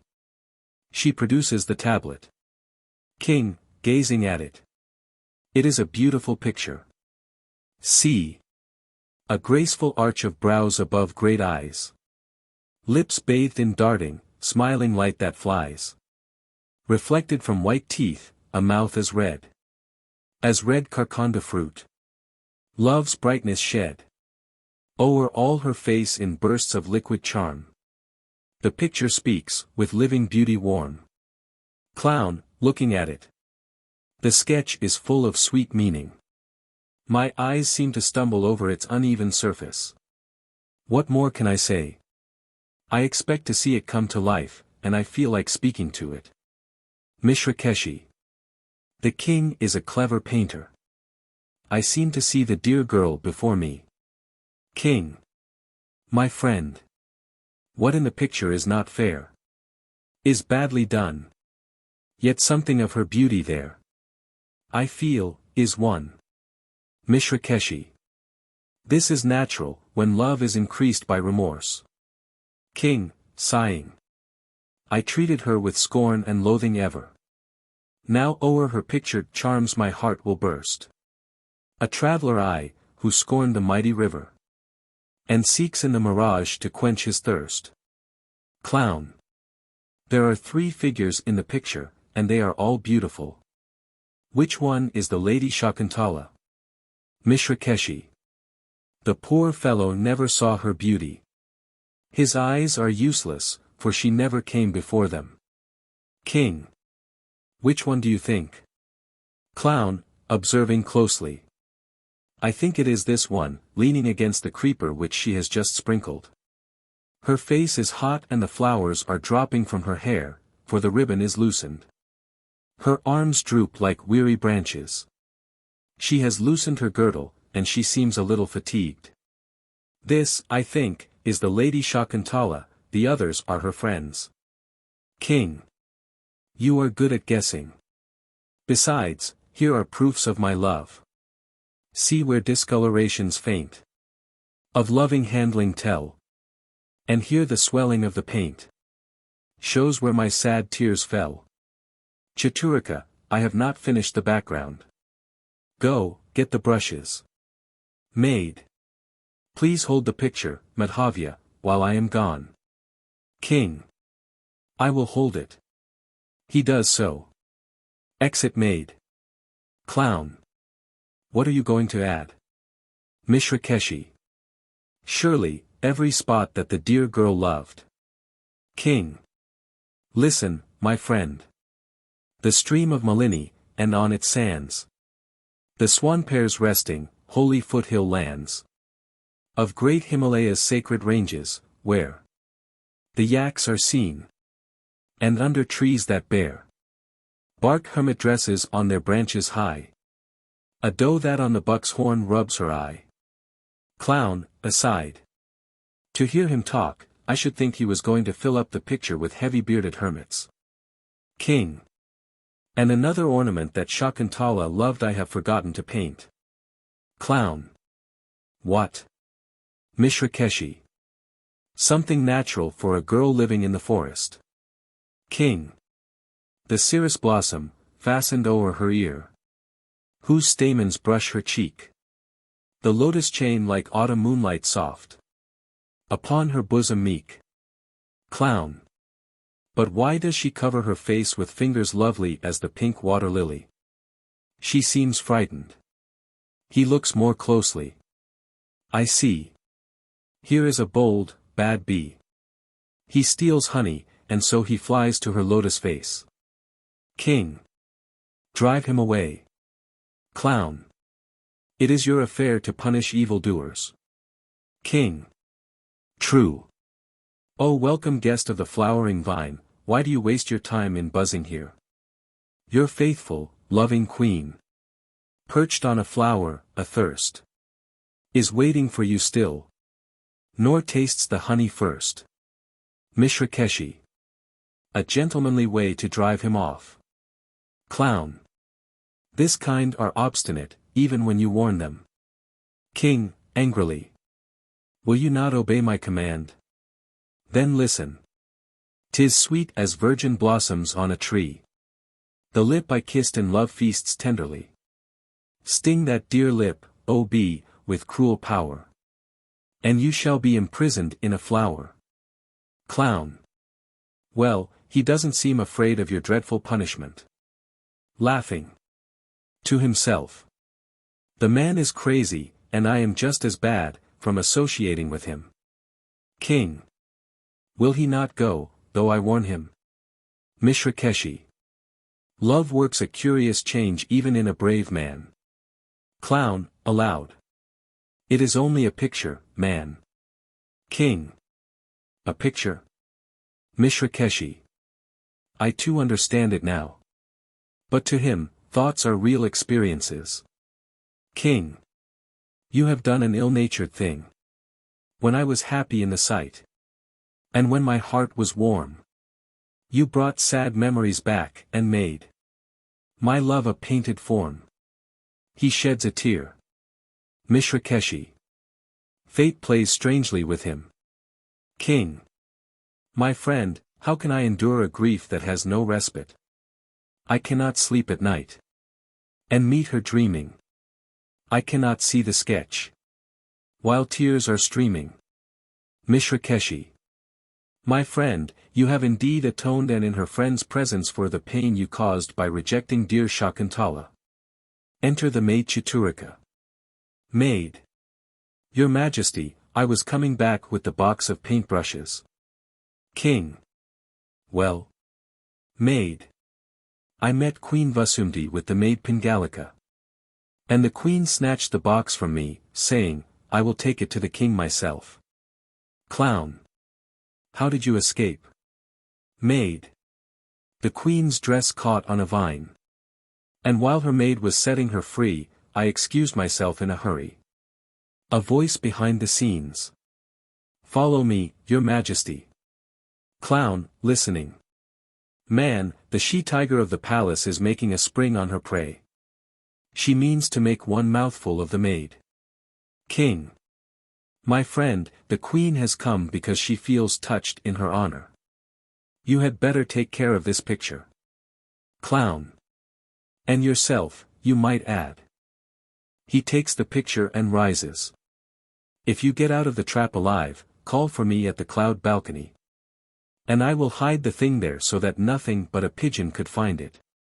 Exit on the run. Mishrakeshi. Though his heart is given to another, he is courteous to his early flame. He is a constant friend. Enter the portress with a document. Portress. Victory to your majesty. King. Vaithravati, did you not meet Queen Vasundhi? Portress. Yes, your majesty. But she turned back when she saw that I carried a document. King. The queen knows times and seasons. She will not interrupt business. Portress. Your majesty, the minister sends word that in the press of various business he has attended to only one citizen's suit. This he has reduced to writing for your majesty's perusal. King. Give me the document. The portress does so. King reads. Be it known to his majesty. A seafaring merchant named Dhanavriti has been lost in a shipwreck. He is childless, and his property, amounting to several millions, reverts to the crown. Will his majesty take action? Sadly. It is dreadful to be childless. Vaithravati, he had great riches. There must be several wives. Let inquiry be made. There may be a wife who is with child. Portress. We have this moment heard that a merchant's daughter of Saketa is his wife. And she is soon to become a mother. King. The child shall receive the inheritance. Go, inform the minister. Portress. Yes, your majesty. She starts to go. King. Wait a moment. Portress, turning back. Yes, your majesty. King. After all, what does it matter whether he have issue or not? Let King Dushyanta be proclaimed. To every sad soul kin. That mourns a kinsman loved and lost. Yet did not plunge in sin. Portress. The proclamation shall be made. She goes out and soon returns.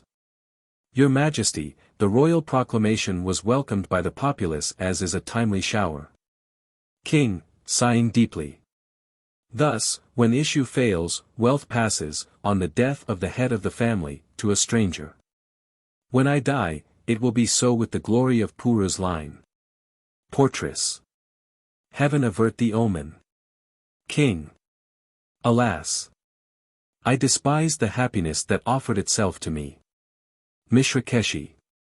Without doubt, he has dear Shakuntala in mind when he thus reproaches himself. King. Could I forsake the virtuous wife? Who held my best, my future life?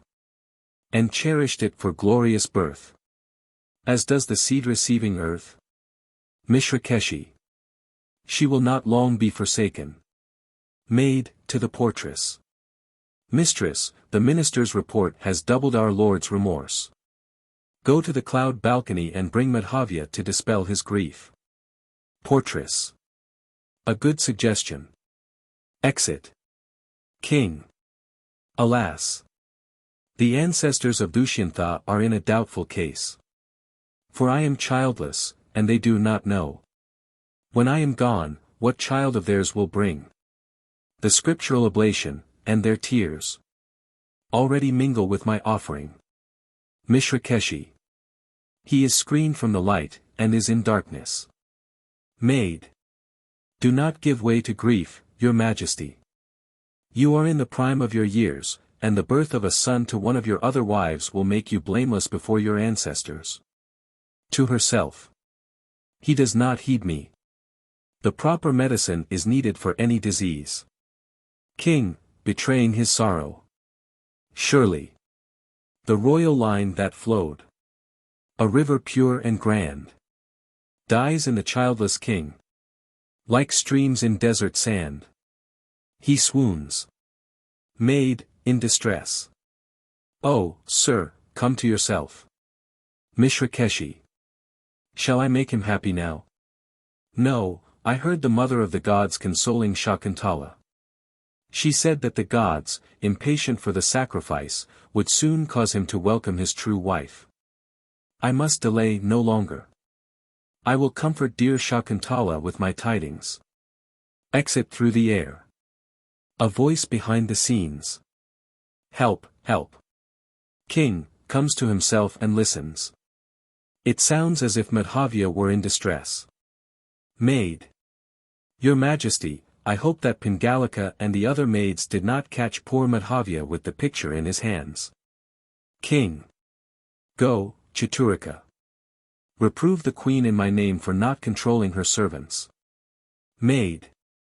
Yes, your Majesty. Exit. The voice. Help, help. King. The Brahmin's voice seems really changed by fear. Who waits without? Enter the Chamberlain. Chamberlain. Your Majesty commands. King. See why poor Madhavya is screaming so. Chamberlain. I will see. He goes out, and returns trembling. King. Parvatayana, I hope it is nothing very dreadful. Chamberlain. I hope not. King. Then why do you tremble so? 4. Why should the trembling, born of age, increasing, seize your limbs and bid them shake like fig leaves in the breeze? Chamberlain. Save your friend, O King. King. From what? Chamberlain. From great danger. King. Speak plainly, man. Chamberlain. On the cloud balcony, open to the 4 winds of heaven. King. What has happened there? Chamberlain. While he was resting on its height, which palace peacocks in their flight can hardly reach, he seemed to be snatched up by what we could not see. King, rising quickly. My very palace is invaded by evil creatures. To be a king, is to be a disappointed man. The moral stumblings of mine own, the daily slips, are scarcely known. Who then that rules a kingdom, can guide every deed of every man? The voice. Hurry, hurry. King, hears the voice and quickens his steps. Have no fear, my friend. The voice. Have no fear. When something has got me by the back of the neck, and is trying to break my bones like a piece of sugar cane. King, looks about. A bow. A bow. Enter a Greek woman with a bow. Greek woman. A bow and arrows, your Majesty. And here are the finger guards. The king takes the bow and arrows. Another voice behind the scenes. Writhe, while I drink the red blood flowing clear. And kill you, as a tiger kills a deer. Let King Dushyanta grasp his bow, but how? Can all his kingly valor save you now? King, angrily. He scorns me, too. In one moment, miserable demon, you shall die. Stringing his bow. Where is the stairway, Parvatayana? Chamberlain. Here, your Majesty. All make haste. King, looking about.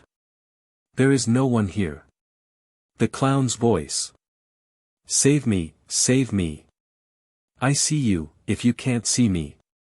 I am a mouse in the claws of the cat. I am done for.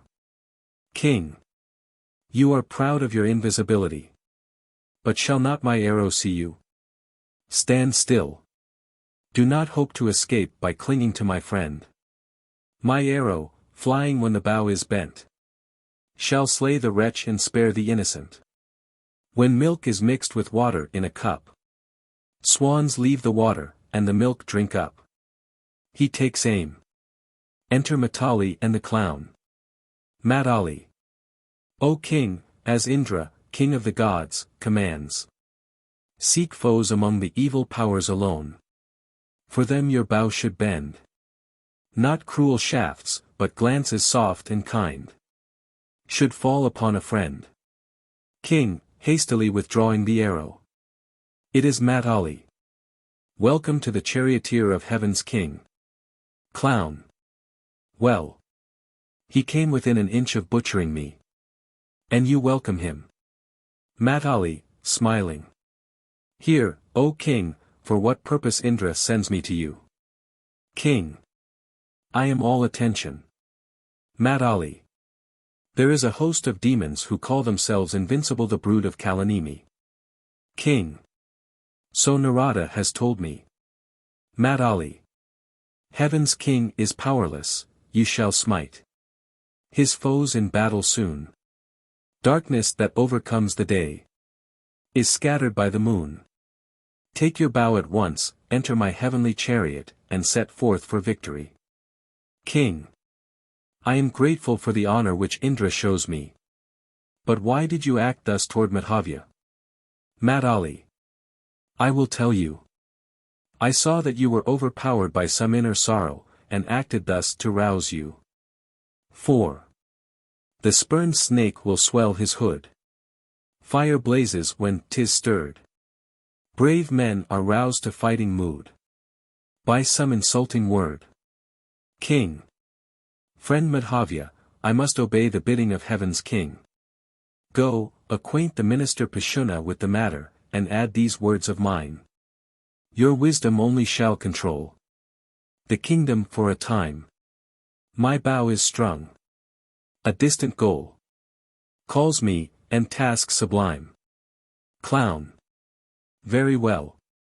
Exit. Mat Ali. Enter the chariot. The king does so. Exeunt omnes. Act 7. Enter, in a chariot that flies through the air, the king and Matali. King. Mat Ali, though I have done what Indra commanded, I think myself an unprofitable servant, when I remember his most gracious welcome. Mat Ali. O king, know that each considers himself the other's debtor. 4. You count the service given small by the welcome paid, which to the king of heaven seems mean for such brave aid. King. Ah, no. For the honor given me at parting went far beyond imagination. Before the gods, he seated me beside him on his throne. And then he smiled, because his son Janta's heart beat quicker, by the selfsame wish oppressed, and placed about my neck the heavenly wreath, still fragrant from the sandal on his breast. Mat Ali. But what do you not deserve from heaven's king? Remember. Twice, from peace-loving Indra's sway, the demon thorn was plucked away. First, by manlion's crooked claws. Again, by your smooth shafts today. King. This merely proves Indra's majesty. Remember. All servants owe success in enterprise to honor paid before the great deeds done. Could dawn defeat the darkness otherwise than resting on the chariot of the sun? Mat Ali. The feeling becomes you. After a little. See, O king. Your glory has the happiness of being published abroad in heaven, with colors used by nymphs of heaven to make their beauty shine. Gods write upon the surface given of many a magic vine, as worth their song, the simple story of those brave deeds that made your glory. King. Mat Ali, when I passed before, I was intent on fighting the demons, and did not observe this region. Tell me. In which path of the winds are we? Mat Ali. It is the wind path sanctified by holy Vishnu's second stride, which, freed from dust of passion, ever upholds the threefold heavenly river, and, driving them with reins of light, guides the stars in wheeling flight. King. That is why serenity pervades me, body and soul. He observes the path taken by the chariot. It seems that we have descended into the region of the clouds. Mat Ali. How do you perceive it? King. Plovers that fly from mountain caves, steeds that quick-flashing lightning laves, and chariot wheels that drip with spray. A path o'er pregnant clouds betray. Mat Ali. You are right. And in a moment you will be in the world over which you bear rule. King, looking down. Mat Ali, our quick descent gives the world of men a mysterious look. 4. The plains appear to melt and fall. From mountain peaks that grow more tall. The trunks of trees no longer hide. Nor in their leafy nests abide. The river network now is clear. For smaller streams at last appear. It seems as if some being threw the world to me, for clearer view. Mat Ali. You are a good observer, O king. He looks down, awestruck. There is a noble loveliness in the earth. King. Mat Ali, what mountain is this, its flanks sinking into the eastern and into the western sea? It drips liquid gold like a cloud at sunset. Mat Ali. O king, this is Gold Peak, the mountain of the fairy centaurs. Here it is that ascetics most fully attain to magic powers. See. The ancient sage, Marichi's son. Child of the uncreated one. Father of superhuman life. Dwells here austerely with his wife. King, reverently. I must not neglect the happy chance. I cannot go farther until I have walked humbly about the Holy One. Mat Ali.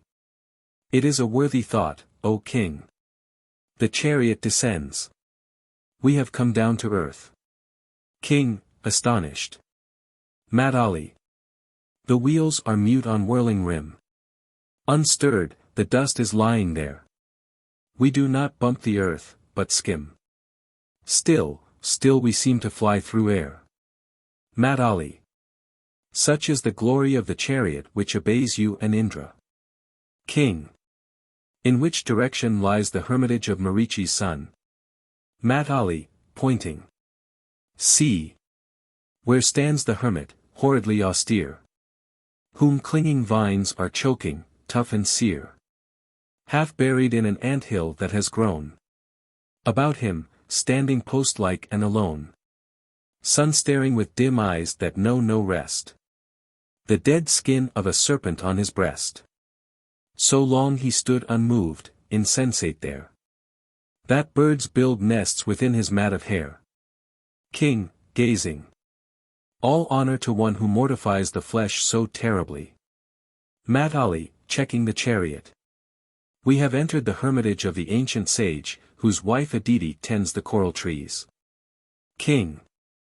Here is deeper contentment than in heaven. I seem plunged in a pool of nectar. Mat Ali, stopping the chariot. Descend, O king. King, descending. But how will you fare? Mat Ali. The chariot obeys the word of command. I too will descend.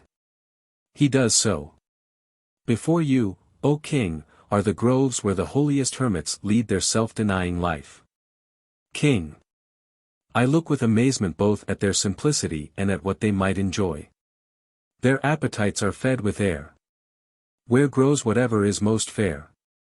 They bathe religiously in pools, which golden lily pollen cools.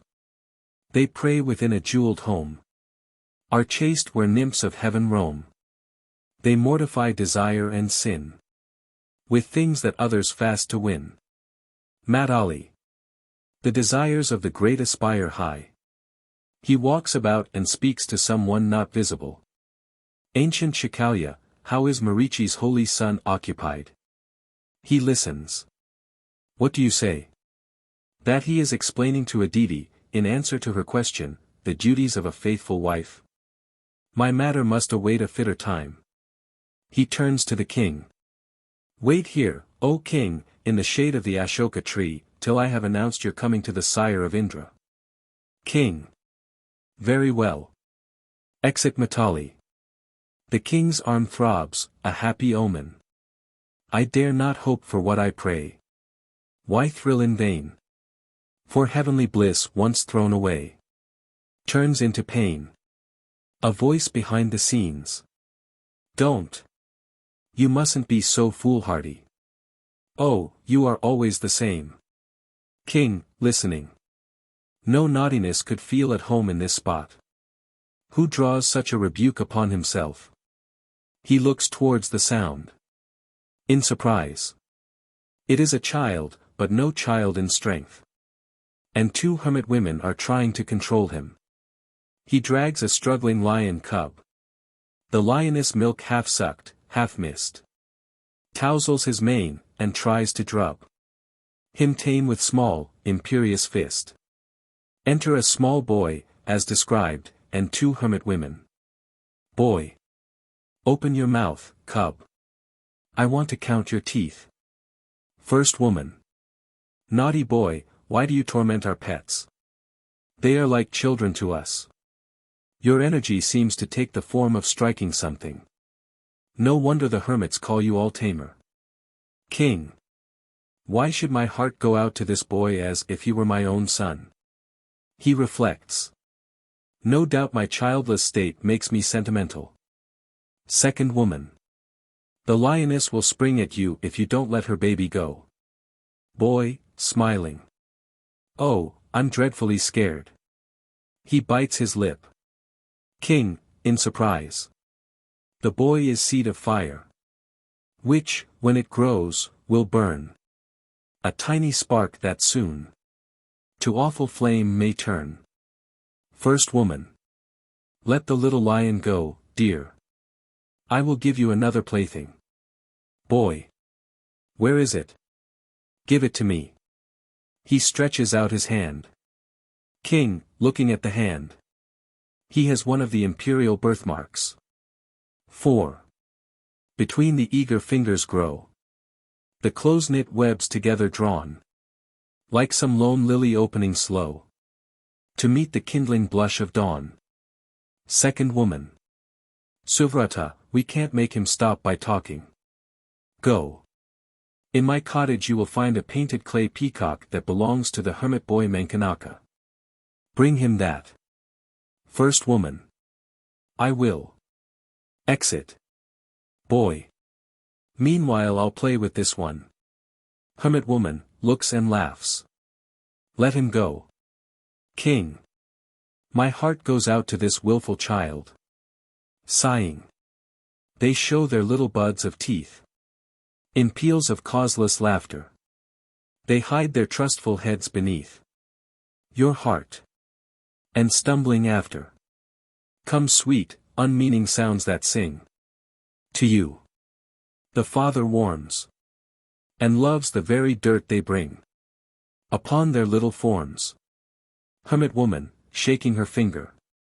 Won't you mind me? She looks about. Which one of the hermit boys is here? She sees the king. Oh, sir, please come here and free this lion cub. The little rascal is tormenting him, and I can't make him let go. King. Very well. He approaches, smiling. O little son of a great sage. Your conduct in this place apart is most unfit. 'Twould grieve your father's pious heart and trouble it. To animals he is as good can be. You spoil it, like a black snake's brood in sandal tree. Hermit woman. But, sir, he is not the son of a hermit. King. So it would seem, both from his looks and his actions. But in this spot, I had no suspicion of anything else. He loosens the boy's hold on the cub, and touching him, says to himself. It makes me thrill to touch the boy. The stranger's son, to me unknown. What measureless content must fill the man who calls the child his own. Hermit woman, looking at the two. Wonderful. Wonderful. King. Why do you say that, mother? Hermit woman. I am astonished to see how much the boy looks like you, sir. You are not related. Besides, he is a perverse little creature and he does not know you. Yet he takes no dislike to you. King, caressing the boy. Mother, if he is not the son of a hermit, what is his family? Hermit woman. The family of Puru. King, to himself. He is of one family with me. Then could my thought be true? Aloud. But this is the custom of Puru's line. In glittering palaces they dwell, while men, and rule the country well. Then make the grove their home in age. And die in austere hermitage. But how could human beings, of their own mere motion, attain this spot? Hermit woman. You are quite right, sir. But the boy's mother was related to a nymph, and she bore her son in the pious grove of the father of the gods. King, to himself. Ah, a second ground for hope. Aloud. What was the name of the good king whose wife she was? Hermit woman. Who would speak his name? He rejected his true wife. King, to himself. This story points at me. Suppose I ask the boy for his mother's name. He reflects. No, it is wrong to concern myself with one who may be another's wife. Enter the first woman, with the clay peacock. First woman. Look, all tamer. Here is the bird, the Shakunta. Isn't the Shakunta lovely? Boy, looks about. Where is my mama? The two women burst out laughing. First woman. It sounded like her name, and deceived him. He loves his mother. Second woman. She said, see how pretty the peacock is. That is all. King, to himself. His mother's name is Shakuntala. But names are alike. I trust this hope may not prove a disappointment in the end, like a mirage. Boy. I like this little peacock, sister. Can it fly? He seizes the toy. First woman, looks at the boy. Anxiously. Oh, the amulet is not on his wrist. King. Do not be anxious, mother. It fell while he was struggling with the lion cub. He starts to pick it up. The two women. Oh, don't. They look at him. He has touched it. Astonished, they lay their hands on their bosoms, and look at each other. King. Why did you try to prevent me? First woman. Listen, your majesty. This is a divine and most potent charm, called the invincible. Marichi's holy son gave it to the baby when the birth ceremony was performed. If it falls on the ground, no one may touch it except the boy's parents or the boy himself. King. And if another touch it? First woman. It becomes a serpent and stings him. King. Did you ever see this happen to anyone else? Both women. More than once. King, joyfully. Then why may I not welcome my hopes fulfilled at last? He embraces the boy. Second woman. Come, Suvrata. Shakuntala is busy with her religious duties. We must go and tell her what has happened. Exeunt ambo. Boy. Let me go. I want to see my mother. King. My son, you shall go with me to greet your mother. Boy. Dushyanta is my father, not you. King, smiling. You show I am right by contradicting me. Enter Shakuntala, wearing her hair in a single braid. Shakuntala, doubtfully. I have heard that Altamir's amulet did not change when it should have done so. But I do not trust my own happiness. Yet perhaps it is as Mishrakeshi told me. She walks about. King, looking at Shakuntala. With plaintive joy. It is she. It is Shakuntala. The pale, worn face, the careless dress. The single braid. Show her still true, me pitiless. The long vow paid. Shakuntala, seeing the king pale with remorse. Doubtfully. It is not my husband. Who is the man that soils my boy with his caresses? The amulet should protect him. Boy, running to his mother. Mother, he is a man that belongs to other people. And he calls me his son. King. My darling, the cruelty I showed you has turned to happiness. Will you not recognize me? Shakuntala, to herself. Oh, my heart, believe it.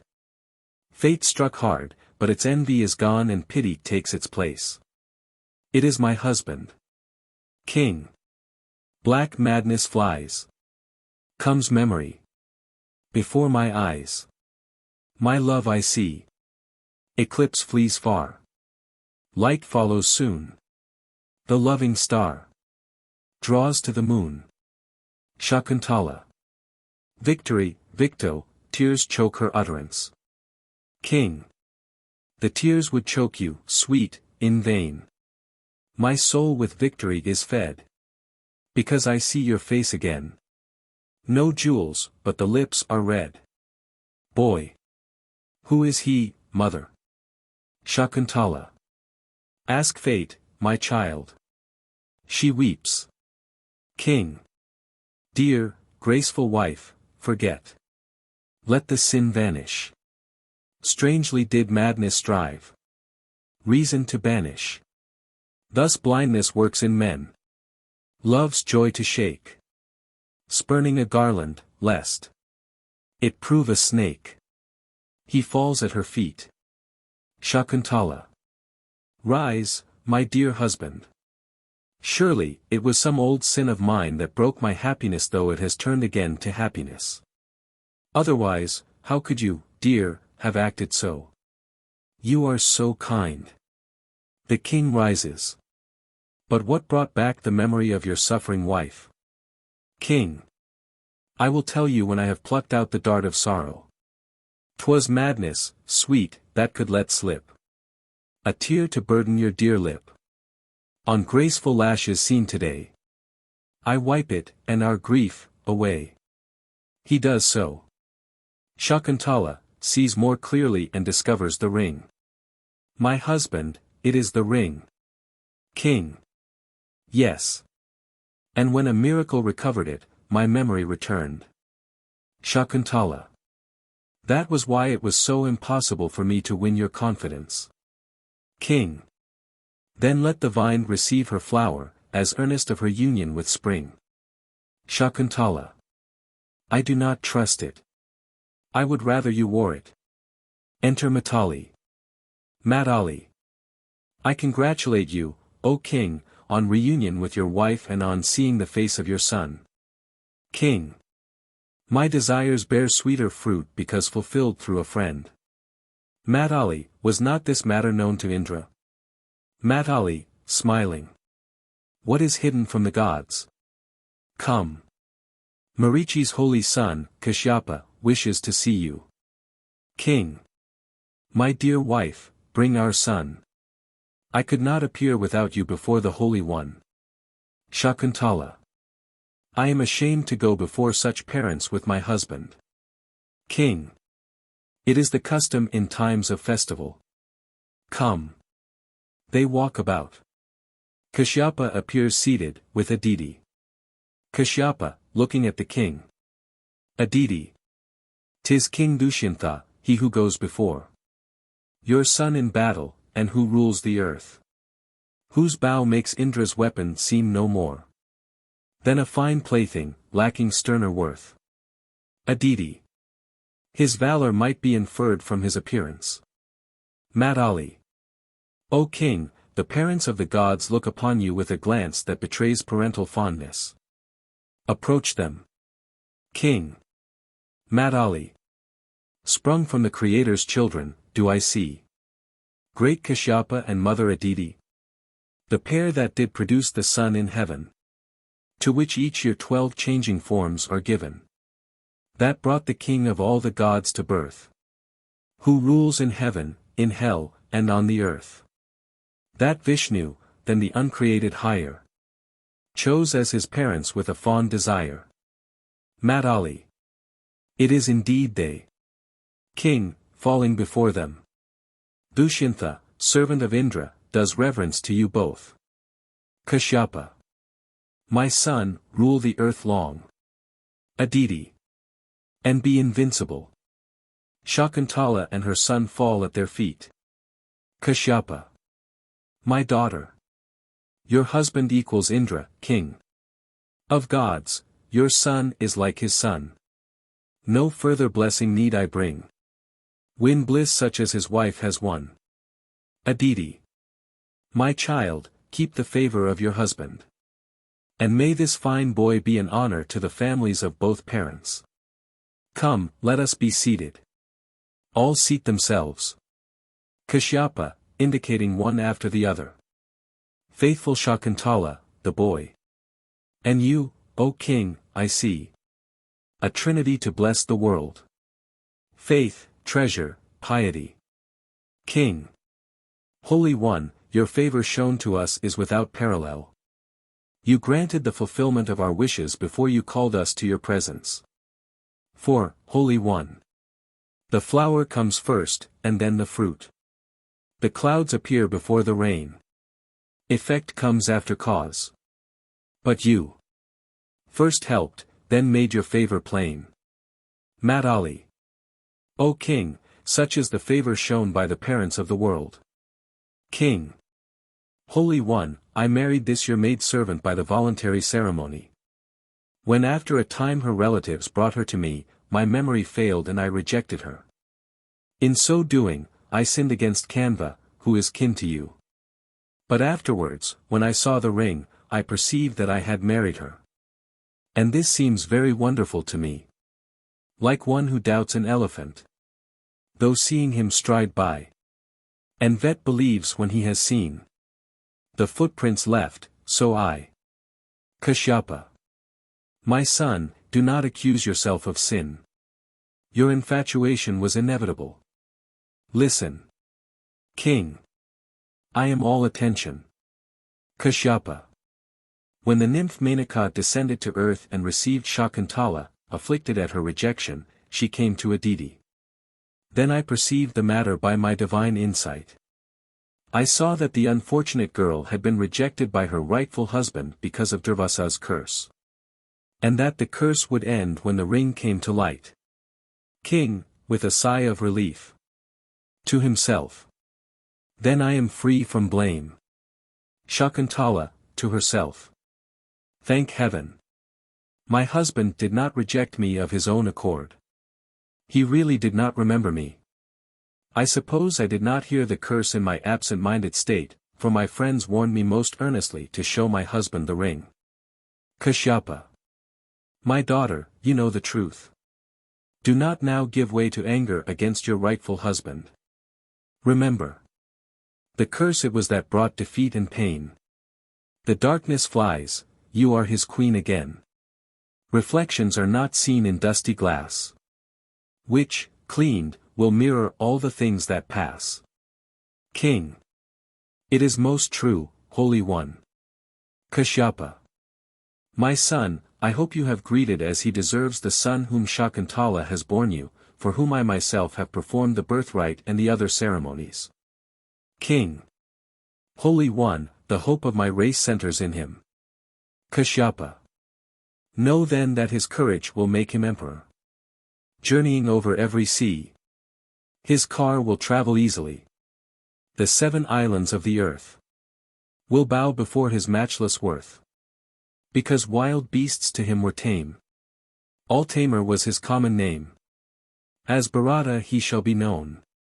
For he will bear the world alone. King. I anticipate everything from him, since you have performed the rites for him. Aditi. Kanva also should be informed that his daughter's wishes are fulfilled. But Menaka is waiting upon me here and cannot be spared. Shakuntala, to herself. The Holy One has expressed my own desire. Kashyapa. Kanva knows the whole matter through his divine insight. He reflects. Yet he should hear from us the pleasant tidings, how his daughter and her son have been received by her husband. Who waits without? Enter a pupil. Pupil. I am here, Holy One. Kashyapa. Galava, fly through the air at once, carrying pleasant tidings from me to holy Kanva. Tell him how Durvasa's curse has come to an end, how Dushyanta recovered his memory, and has taken Shakuntala with her child to himself. Pupil. Yes, Holy One. Exit. Kashyapa, to the king. My son, enter with child and wife the chariot of your friend Indra, and set out for your capital. King. Yes, Holy One. Kashyapa. For now. May Indra send abundant rain. Repaid by sacrificial gain. With aid long mutually given. Rule you on earth, and he in heaven. King. Holy One, I will do my best. Kashyapa. What more, my son, shall I do for you? King. Can there be more than this? Yet may this prayer be fulfilled. May kingship benefit the land. And wisdom grow in scholars' band. May Shiva see my faith on earth. And make me free of all rebirth. Exeunt omnes. The Story of Shakuntala. In the first book of the vast epic poem Mahabharata, Kalidasa found the story of Shakuntala. The story has a natural place there, for Bharata, Shakuntala's son, is the eponymous ancestor of the princes who play the leading part in the epic. With no little abbreviation of its epic breadth, the story runs as follows. The epic tale. Once that strong-armed king, with a mighty host of men and chariots, entered a thick wood. Then when the king had slain thousands of wild creatures, he entered another wood with his troops and his chariots, intent on pursuing a deer. And the king beheld a wonderful, beautiful hermitage on the bank of the sacred river Malini. On its bank was the beautiful hermitage of blessed, high-souled Kanva, whither the great sages resorted. Then the king determined to enter, that he might see the great sage Kanva, rich in holiness.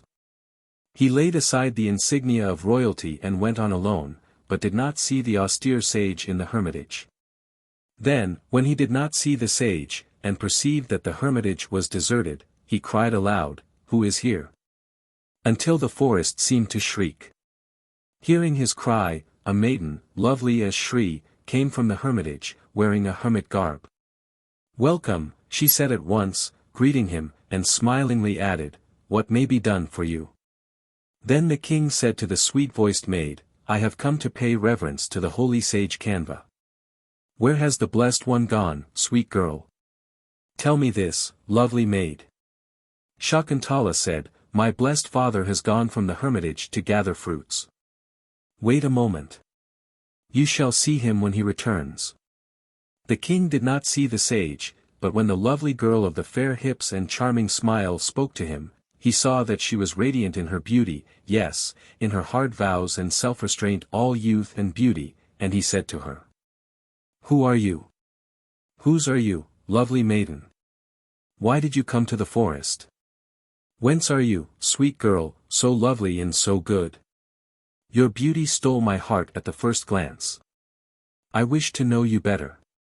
Answer me, sweet maid." The maiden laughed when thus questioned by the king in the hermitage, and the words she spoke were very sweet. "O Dushyanta, I am known as blessed Kanva's daughter, and he is austere, steadfast, wise, and of a lofty soul." Dushyanta said, "But he is chaste, glorious maid, holy, honored by the world. Though virtue should swerve from its course, he would not swerve from the hardness of his vow. How were you born his daughter, for you are beautiful?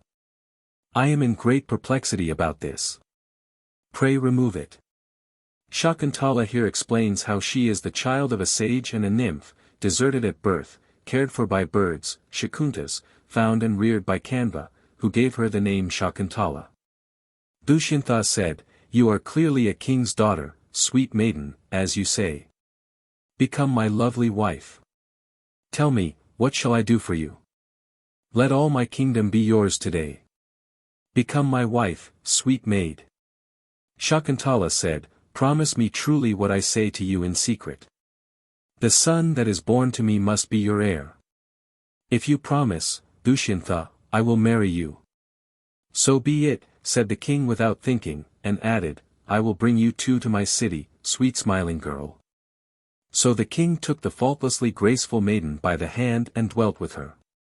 And when he had bidden her be of good courage, he went forth, saying again and again, "I will send a complete army for you, and tell them to bring my sweet smiling bride to my palace." When he had made this promise, the king went thoughtfully to find Kanva. What will he do when he hears it, this holy, austere man? He wondered, and still thinking, he went back to his capital. Now the moment he was gone, Kanva came to the hermitage. And Shakuntala was ashamed and did not come to meet her father. But blessed, austere Kanva had divine discernment. He discovered her, and seeing the matter with celestial vision, he was pleased and said, "What you have done, dear, today, forgetting me in meeting a man, this does not break the law. A man who loves may marry secretly the woman who loves him without a ceremony, and Dushyanta is virtuous and noble, the best of men. Since you have found a loving husband, Shakuntala, a noble son shall be born to you, mighty in the world." Sweet Shakuntala gave birth to a boy of unmeasured prowess. His hands were marked with the wheel, and he quickly grew to be a glorious boy.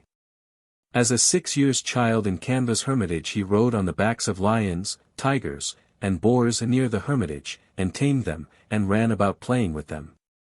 Then those who lived in Kanva's hermitage gave him a name. "Let him be called All-Tamer," they said, "for he tames everything." But when the sage saw the boy and his more than human deeds, he said to Shakuntala, "It is time for him to be anointed crown prince." When he saw how strong the boy was, Kanva said to his pupils, "Quickly bring my Shakuntala and her son from my house to her husband's palace. A long abiding with their relatives is not proper for married women. It destroys their reputation, and their character, and their virtue, so take her without delay." "We will," said all the mighty men, and they set out with Shakuntala and her son for Gajasavaya. When Shakuntala drew near, she was recognized and invited to enter, and she said to the king, "This is your son, O king. You must anoint him crown prince, just as you promised before, when we met." When the king heard her, although he remembered her, he said, "I do not remember." "To whom do you belong, you wicked hermit woman? I do not remember a union with you for virtue, love, and wealth. 3 Either go or stay, or do whatever you wish." When he said this, the sweet hermit girl half fainted from shame and grief, and stood stiff as a pillar. Her eyes darkened with passionate indignation, her lips quivered, she seemed to consume the king as she gazed at him with sidelong glances. Concealing her feelings and nerved by anger, she held in check the magic power that her ascetic life had given her. She seemed to meditate a moment, overcome by grief and anger. She gazed at her husband, then spoke passionately, "O shameless king, although you know, why do you say, 'I do not know,' like any other ordinary man?" Dushyanta said, "I do not know the son born of you, Shakuntala. Women are liars. Who will believe what you say? Are you not ashamed to say these incredible things, especially in my presence? You wicked hermit woman, go." Shakuntala said, "O king, sacred is holy God, and sacred is a holy promise. Do not break your promise, O king. Let your love be sacred. If you cling to a lie, and will not believe, alas! I must go away, there is no union with a man like you. For even without you, Dushyanta, my son shall rule this foursquare earth adorned with kingly mountains." When she had said so much to the king, Shakuntala started to go. But a bodiless voice from heaven said to Dushyanta, "Care for your son, Dushyanta. Do not despise Shakuntala. You are the boy's father. Shakuntala tells the truth." When he heard the utterance of the gods, the king joyfully said to his chaplain and his ministers, "Hear the words of this heavenly messenger. If I had received my son simply because of her words, he would be suspected by the world, he would not be pure." Then the king received his son gladly and joyfully. He kissed his head and embraced him lovingly. His wife also Dushyanta honored, as justice required. And the king soothed her, and said, "This union which I had with you was hidden from the world. Therefore I hesitated, O queen, in order to save your reputation. And as for the cruel words you said to me in an excess of passion, these I pardon you, my beautiful, great-eyed darling, because you love me." Then King Dushyanta gave the name Bharata to Shakuntala's son, and had him anointed crown prince. It is plain that this story contains the material for a good play. The very form of the epic tale is largely dramatic. It is also plain, in a large way, of what nature are the principal changes which a dramatist must introduce in the original. For while Shakuntala is charming in the epic story, the king is decidedly contemptible. Somehow or other, his face must be saved. To effect this, Kalidasa has changed the old story in three important respects. In the first place, he introduces the curse of Durvasas, clouding the king's memory, and saving him from moral responsibility in his rejection of Shakuntala. That there may be an ultimate recovery of memory, the curse is so modified as to last only until the king shall see again the ring which he has given to his bride. To the Hindu, curse and modification are matters of frequent occurrence. And Kalidasa has so delicately managed the matter as not to shock even a modern and Western reader with a feeling of strong improbability. Even to us it seems a natural part of the divine cloud that envelopes the drama, in no way obscuring human passion, but rather giving to human passion an unwanted largeness and universality. In the second place, the poet makes Shakuntala undertake her journey to the palace before her son is born. Obviously, the king's character is thus made to appear in a better light, and a greater probability is given to the whole story. The third change is a necessary consequence of the first, for without the curse, there could have been no separation, no ensuing remorse, and no reunion. But these changes do not of themselves make a drama out of the epic tale. Large additions were also necessary, both of scenes and of characters. We find, indeed, that only Acts 1 and 5, with a part of Act 7, rest upon the ancient text, while Acts 2, 3, 4, and 6, with most of 7, are a creation of the poet. As might have been anticipated, the acts of the former group are more dramatic, while those of the latter contribute more of poetical charm. It is with these that scissors must be chiefly busy when the play rather too long for continuous presentation as it stands is performed on the stage. In the epic there are but three characters: Dushyanta, Shakuntala, Kanva, with the small boy running about in the background. To these Kalidasa has added from the palace, from the hermitage, and from the Elysian region which is represented with vague precision in the last act. The conventional clown plays a much smaller part in this play than in the others which Kalidasa wrote. He has also less humor. The real humorous relief is given by the fisherman and the three policemen in the opening scene of the sixth act. This, it may be remarked, is the only scene of rollicking humor in Kalidasa's writing. The forest scenes are peopled with quiet hermit folk. Far the most charming of these are Shakuntala's girl-friends. The two are beautifully differentiated, Anusuya grave, sober, Priyangvada vivacious, saucy, yet wonderfully united in friendship and in devotion to Shakuntala, whom they feel to possess a deeper nature than theirs. Kanva, the hermit father, hardly required any change from the epic Kanva.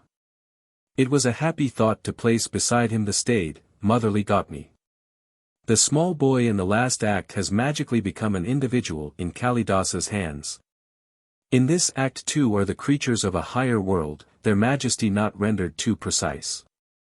Dushyanta has been saved by the poet from his epic shabbiness. It may be doubted whether more has been done.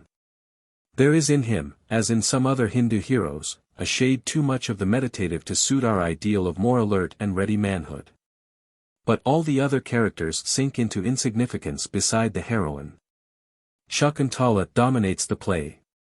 She is actually on the stage in 5 of the acts, and her spirit pervades the other 2, the second and the sixth.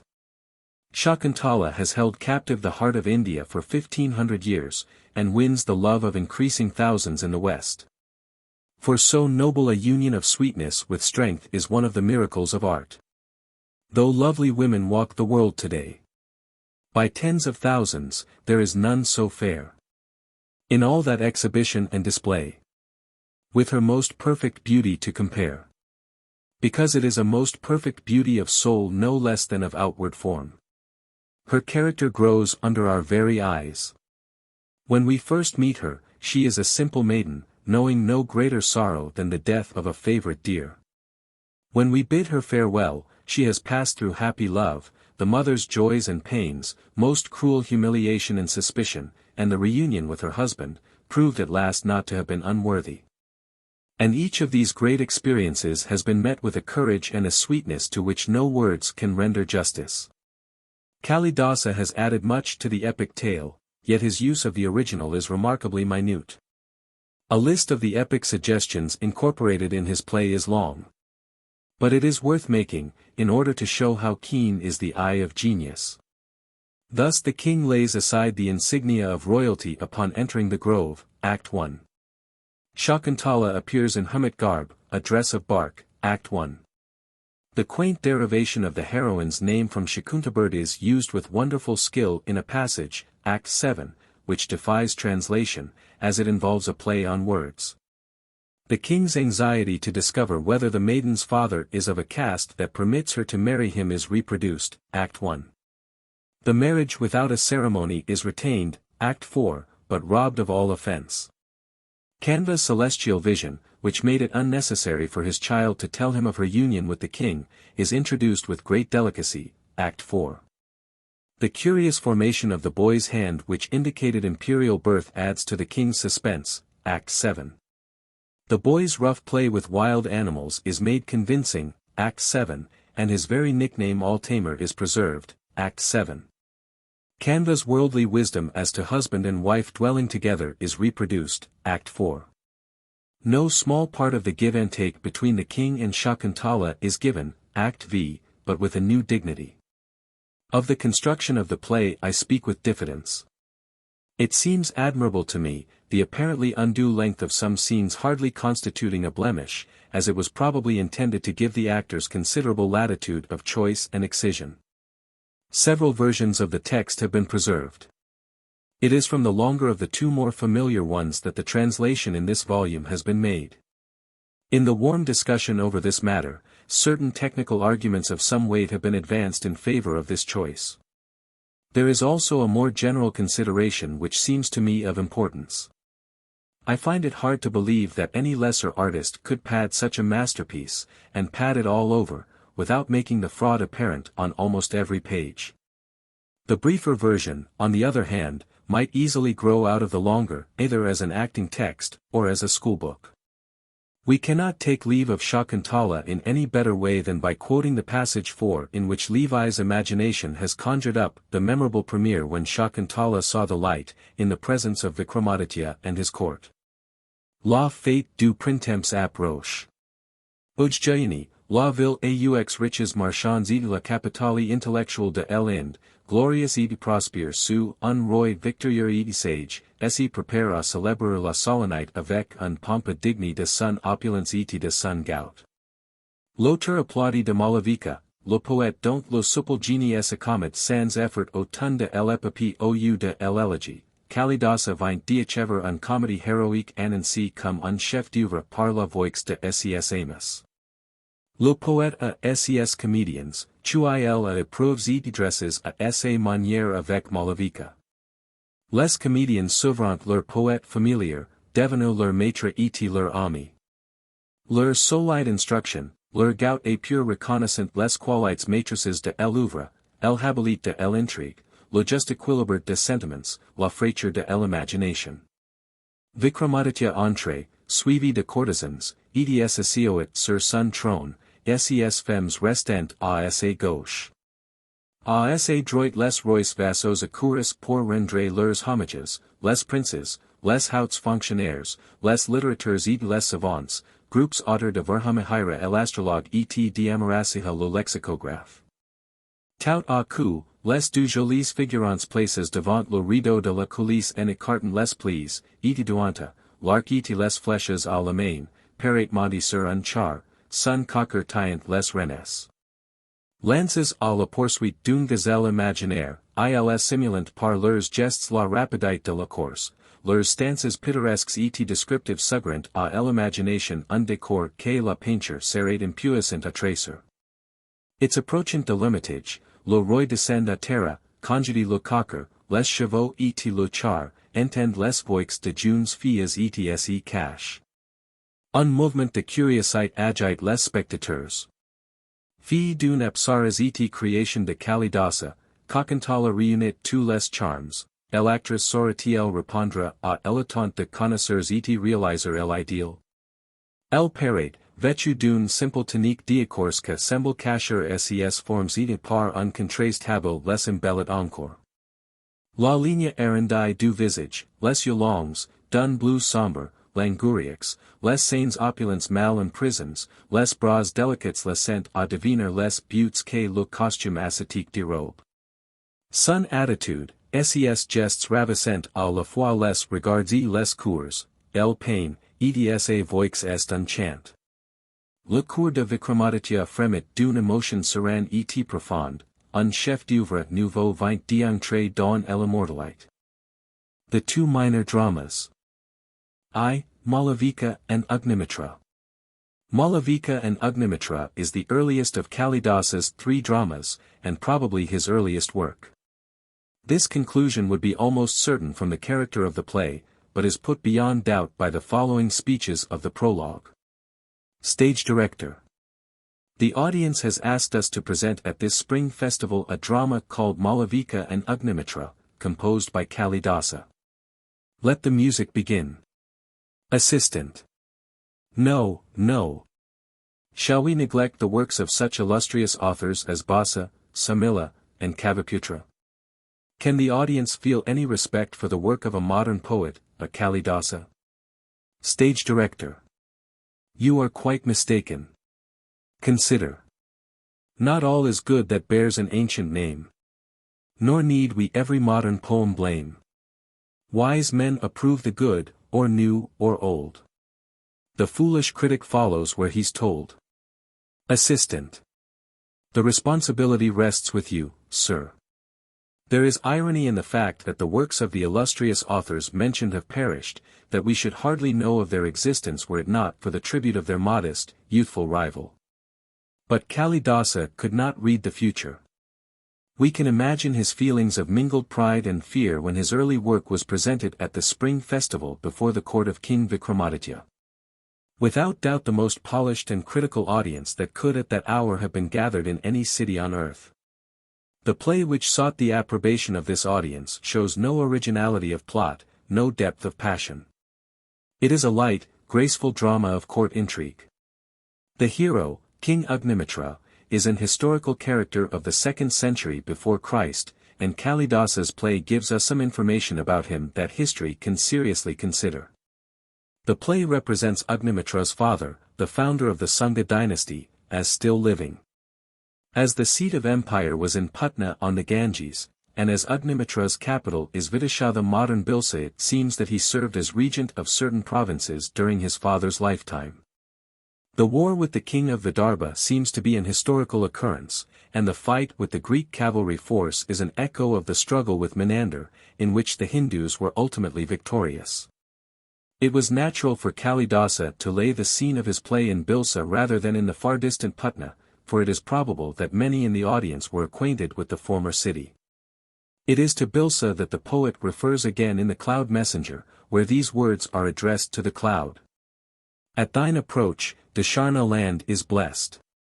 With hedgerows where gay buds are all aglow.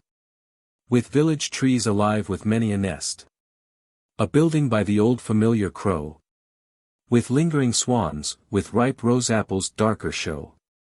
There shalt thou see the royal city, known afar, and win the lover's fee complete. If thou subdue thy thunders to a tone of murmurous gentleness, and taste the sweet love-rippling features of the river at thy feet. Yet in Kalidasa's day, the glories of the Sangha dynasty were long departed, nor can we see why the poet should have chosen his hero in his era as he did. There follows an analysis of the plot and some slight criticism. In addition to the stage director and his assistant, who appear in the prologue, the characters of the play are these. Agnimitra, king in Vidisha. Gautama, a clown, his friend. Dancing masters. Ganadasa. Haradatta. Dharini, the senior queen. Iravathi, the junior queen. Malavika, maid to Queen Dharini, later discovered to be a princess. Kaushiki, a Buddhist nun. Bakulavalika, a maid, friend of Malavika. Nipunika, maid to Queen Iravathi. A counselor, a chamberlain, a humpback, 2 court poets, maids, and mute attendants. The scene is the palace and gardens of King Agnimitra, the time a few days. Act I. After the usual prologue, the maid Baculavalica appears with another maid. From their conversation we learn that King Agnimitra has seen in the palace picture gallery a new painting of Queen Darini with her attendants. So beautiful is one of these, Malavika, that the king is smitten with love, but is prevented by the jealous queen from viewing the original. At this point the dancing master Kalidasa enters. From him Baculavalica learns that Malavika is a wonderfully proficient pupil, while he learns from her that Malavika had been sent as a present to Queen Darini by a general commanding a border fortress, the queen's brother. After this introductory scene, the king enters, and listens to a letter sent by the king of Vidarbha. The rival monarch had imprisoned a prince and princess, cousins of Agnimitra, and in response to Agnimitra's demand that they be set free, he declares that the princess has escaped, but that the prince shall not be liberated except on certain conditions. This letter so angers Agnimitra that he dispatches an army against the king of Vidarbha. Gautama, the clown, informs Agnimitra that he has devised a plan for bringing Malavika into the king's presence. He has stirred an envious rivalry in the bosoms of the two dancing masters, who soon appear, each abusing the other vigorously, and claiming for himself the preeminence in their art. It is agreed that each shall exhibit his best pupil before the king, Queen Darini, and the learned Buddhist nun, Kaushiki. The nun, who is in the secret of the king's desire, is made mistress of ceremonies, and the queen's jealous opposition is overborne. Act 2, the scene is laid in the concert hall of the palace. The nun determines that Kalidasa shall present his pupil first. Malavika is thereupon introduced, dances, and sings a song which pretty plainly indicates her own love for the king. He is in turn quite ravished, finding her far more beautiful even than the picture. The clown manages to detain her some little time by starting a discussion as to her art, and when she is finally permitted to depart, both she and the king are deeply in love. The court poet announces the noon hour, and the exhibition of the other dancing master is postponed. Act 3, the scene is laid in the palace garden. From the conversation of two maids it appears that a favorite Ashoka tree is late in blossoming. This kind of tree, so the belief runs, can be induced to put forth blossoms if touched by the foot of a beautiful woman in splendid garments. When the girls depart, the king enters with the clown, his confidant. The clown, after listening to the king's lovelorn confidences, reminds him that he has agreed to meet his young queen Iravathi in the garden, and swing with her. But before the queen's arrival, Malavika enters, sent thither by Darini to touch the Ashoka tree with her foot, and thus encourage it to blossom. The king and the clown hide in a thicket, to feast their eyes upon her. Presently the maid Baculavalica appears, to adorn Malavika for the ceremony, and engages her in conversation about the king. But now a third pair enter, the young queen Iravathi, somewhat flushed with wine, and her maid Nipunika. They also conceal themselves to spy upon the young girls. Thus there are three groups upon the stage. The two girls believe themselves to be alone, the king and the clown are aware of the two girls, as are also the queen and her maid. But neither of these two pairs knows of the presence of the other. This situation gives rise to very entertaining dialogue, which changes its character when the king starts forward to express his love for Malavika. Another sudden change is brought about when Iravathi, mad with jealousy, joins the group, sends the two girls away, and berates the king. He excuses himself as earnestly as a man may when caught in such a predicament, but cannot appease the young queen, who leaves him with words of bitter jealousy. Act 4. The clown informs the king that Queen Darini has locked Malavika and her friend in the cellar, and has given orders to the doorkeeper that they are to be released only upon presentation of her own signet ring, engraved with the figure of a serpent. But he declares that he has devised a plan to set them free. He bids the king wait upon Queen Darini, and presently rushes into their presence, showing his thumb marked with 2 scratches, and declaring that he has been bitten by a cobra. Imploring the king to care for his childless mother, he awakens genuine sympathy in the queen, who readily parts with her serpent ring, supposed to be efficacious in charming away the effects of snake poison. Needless to say, he uses the ring to procure the freedom of Malavika and her friend, and then brings about a meeting with Agnimitra in the summer house. The love scene which follows is again interrupted by Queen Iravathi. This time the king is saved by the news that his little daughter has been frightened by a yellow monkey, and will be comforted only by him. The act ends with the announcement that the Ashoka tree has blossomed. Act V.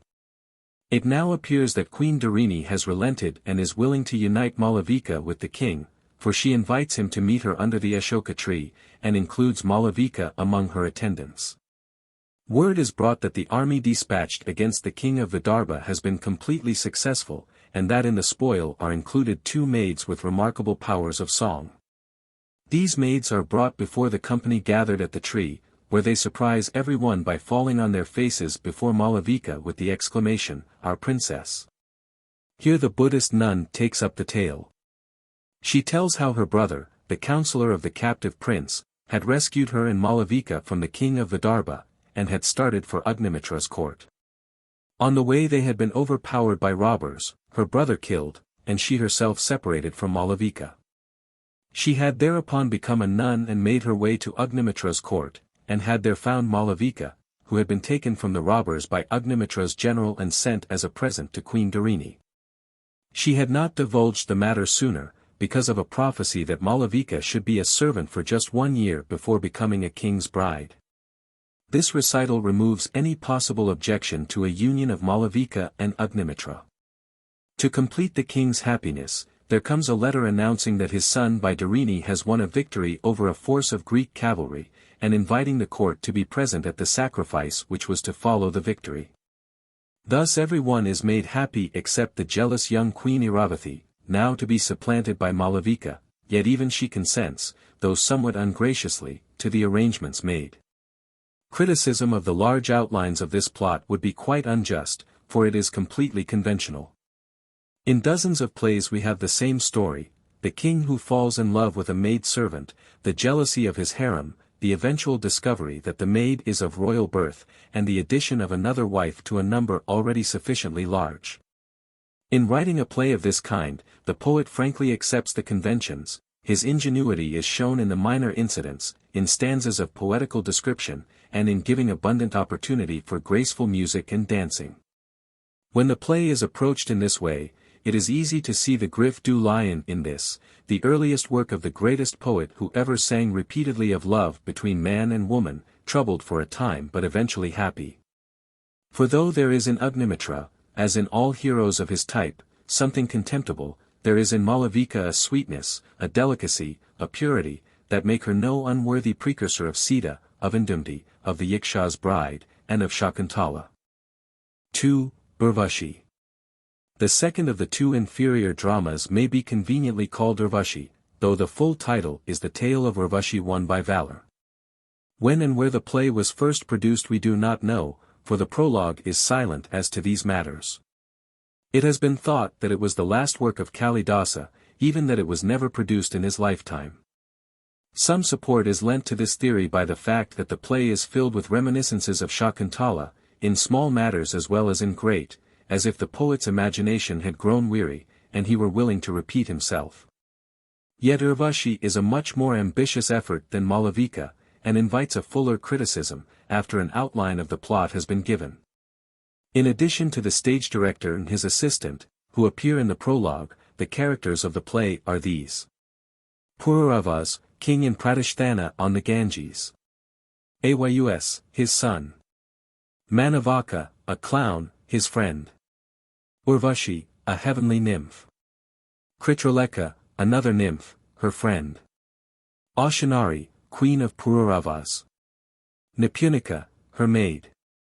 A charioteer, a chamberlain, a hermit woman, various nymphs and other divine beings, and attendants. The scene shifts as indicated in the following analysis. The time of the first 4 acts is a few days. Between acts 4 and 5 several years elapse. The prologue only tells us that we may expect a new play of Kalidasa.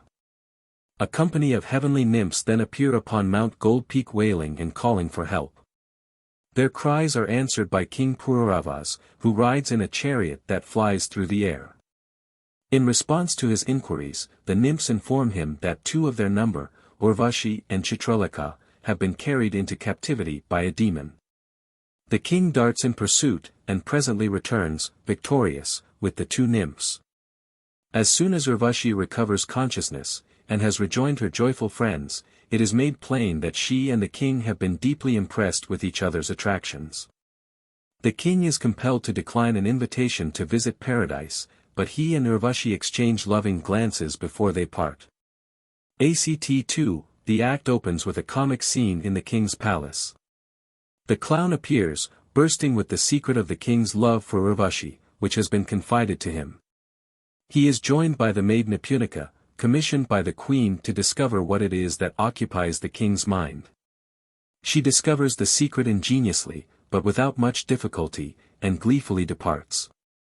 The king and the clown then appear in the garden, and the king expresses at some length the depth and seeming hopelessness of his passion. The latter part of his lament is overheard by Urvashi herself, who, impelled by love for the king, has come down to earth with her friend Chitralekha, and now stands near, listening but invisible. When she has heard enough to satisfy her of the king's passion, she writes a love stanza on a birch leaf, and lets it fall before him. His reception of this token is such that Urvashi throws aside the magic veil that renders her invisible, but as soon as she has greeted the king, she and her friend are called away to take their parts in a play that is being presented in paradise. The king and the clown hunt for Urvashi's love letter, which has been neglected during the past few minutes. But the leaf has blown away, only to be picked up and read by Nipunika, who at that moment enters with the queen. The queen can hardly be deceived by the lame excuses which the king makes, and after offering her ironical congratulations, jealously leaves him. Act 3, the act opens with a conversation between two minor personages in paradise.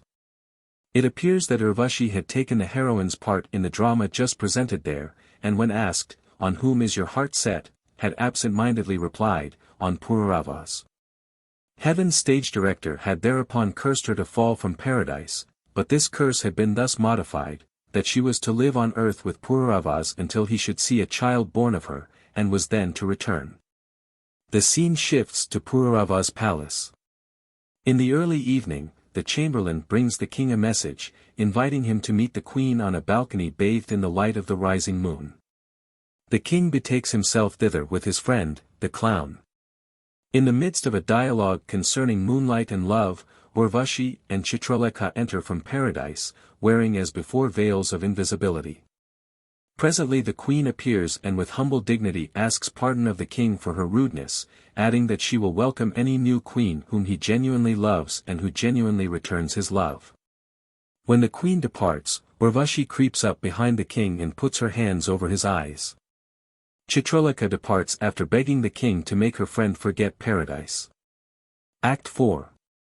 From a short dialogue in paradise between Chitralekha and another nymph, we learn that a misfortune has befallen Pururavas and Urvashi. During their honeymoon in a delightful Himalayan forest, Urvashi, in a fit of jealousy, had left her husband, and had inadvertently entered a grove forbidden by an austere god to women. She was straightway transformed into a vine, while Pururavas is wandering through the forest in desolate anguish. The scene of what follows is laid in the Himalayan forest. Pururavas enters, and in a long poetical soliloquy bewails his loss and seeks for traces of Urvashi. He vainly asks help of the creatures whom he meets, a peacock, a cuckoo, a swan, a ruddy goose, a bee, an elephant, a mountain echo, a river, and an antelope. At last he finds a brilliant ruby in a cleft of the rocks, and when about to throw it away, is told by a hermit to preserve it, for this is the gem of reunion, and one who possesses it will soon be reunited with his love. With the gem in his hand, Pururavas comes to a vine which mysteriously reminds him of Urvashi, and when he embraces it, he finds his beloved in his arms. After she has explained to him the reason of her transformation, they determine to return to the king's capital. ACTV. The scene of the concluding act is the king's palace. Several years have passed in happy love, and Pururavas has only one sorrow, that he is childless. One day a vulture snatches from a maid's hand the treasured gem of reunion, which he takes to be a bit of bloody meat, and flies off with it, escaping before he can be killed.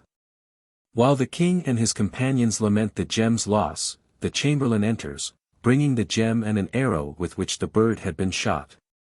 On the arrow is written a verse declaring it to be the property of Ayuz, son of Pururavas and Urvashi. A hermit woman is then ushered in, who brings a lad with her. She explains that the lad had been entrusted to her as soon as born by Urvashi, and that it was he who had just shot the bird and recovered the gem. When Urvashi is summoned to explain why she had concealed her child, she reminds the king of heaven's decree that she should return as soon as Pururavas should see the child to be born to them. She had therefore sacrificed maternal love to conjugal affection. Upon this, the king's newfound joy gives way to gloom. He determines to give up his kingdom and spend the remainder of his life as a hermit in the forest. But the situation is saved by a messenger from paradise, bearing heaven's decree that Urvashi shall live with the king until his death. A troop of nymphs then enter and assist in the solemn consecration of Ayuz as crown prince.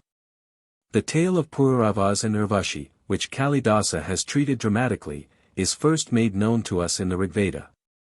It is thus one of the few tales that so caught the Hindu imagination as to survive the profound change which came over Indian thinking in the passage from Vedic to classical times.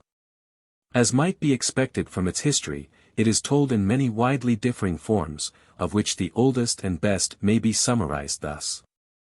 Pururavas, a mortal, sees and loves the nymph Urvashi. She consents to live with him on earth so long as he shall not break certain trivial conditions. Some time after the birth of a son, these conditions are broken, through no fault of the man, and she leaves him.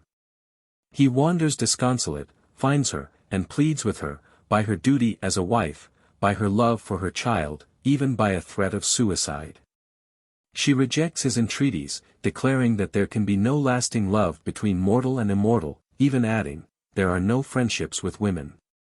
Their hearts are the hearts of hyenas. Though at last she comforts him with vague hopes of a future happiness, the story remains, as indeed it must remain, a tragedy, the tragedy of love between human and divine. This splendid tragic story Kalidasa has ruined. He has made of it an ordinary tale of domestic intrigue, has changed the nymph of heaven into a member of an earthly harem. The more important changes made by Kalidasa in the traditional story, all have the tendency to remove the massive, godlike, austere features of the tale, and to substitute something graceful or even pretty. These principal changes are, the introduction of the queen, the clown, and the whole human paraphernalia of a court, the curse pronounced on Urvashi for her carelessness in the heavenly drama, and its modification. The invention of the gem of reunion, and the final removal of the curse, even as modified. It is true that the Indian theatre permits no tragedy, and we may well believe that no successor of Kalidasa could hope to present a tragedy on the stage. But might not Kalidasa, far overtopping his predecessors, have put on the stage a drama the story of which was already familiar to his audience as a tragic story? Perhaps not. If not, one can but wish that he had chosen another subject. This violent twisting of an essentially tragic story has had a further ill consequence in weakening the individual characters. Pururavas is a mere conventional hero, in no way different from 50 others, in spite of his divine lineage and his successful wooing of a goddess. Urvashi is too much of a nymph to be a woman, and too much of a woman to be a nymph. The other characters are mere types. Yet, in spite of these obvious objections, Hindu critical opinion has always rated the Urvashi very high, and I have long hesitated to make adverse comments upon it, for it is surely true that every nation is the best judge of its own literature. And indeed, if one could but forget plot and characters, he would find in Urvashi much to attract and charm. There is no lack of humor in the clever maid who worms the clown's secret out of him. There is no lack of a certain shrewdness in the clown, as when he observes, "Who wants heaven? It is nothing to eat or drink. It is just a place where they never shut their eyes like fishes." Again, the play offers an opportunity for charming scenic display. The terrified nymphs gathered on the mountain, the palace balcony bathed in moonlight, the forest through which the king wanders in search of his lost darling. The concluding solemn consecration of the crown prince by heavenly beings. These scenes show that Kalidasa was no closet dramatist. And finally, there is here and there such poetry as only Kalidasa could write. The fourth act, particularly, undramatic as it is full of a delicate beauty that defies transcription. It was a new and daring thought to present on the stage a long lyrical monologue addressed to the creatures of the forest and inspired by despairing passion.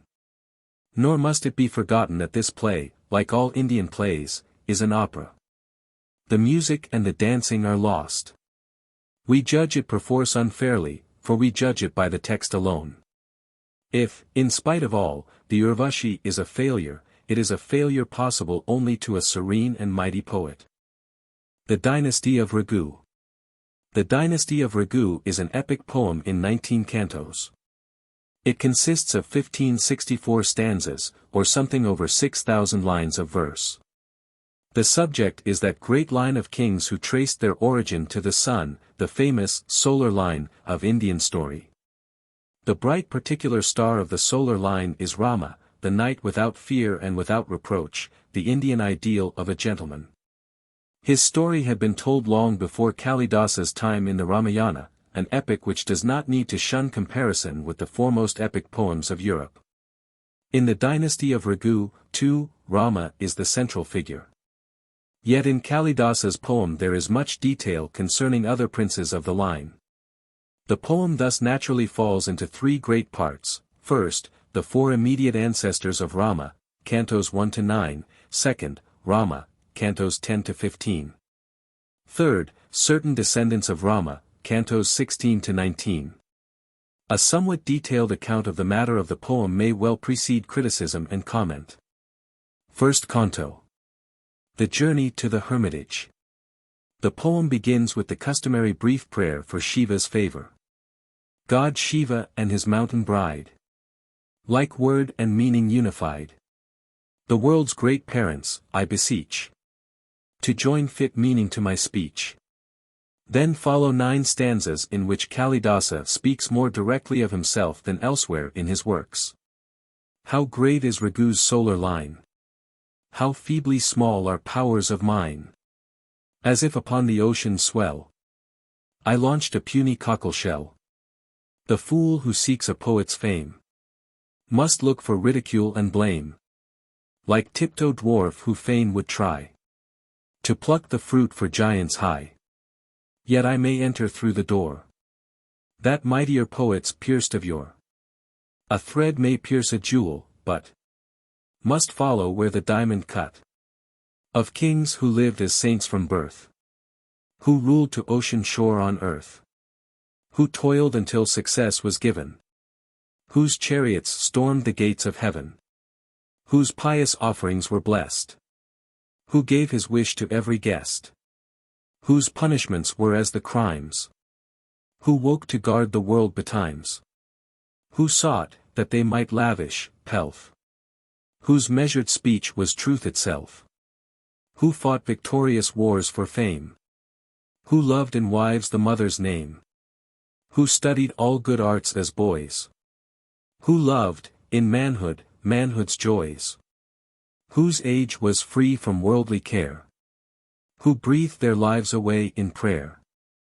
Of these I sing, of Raghu's line. Though weak mine art, and wisdom mine, forgive these idle stammerings. And think, for virtue's sake he sings.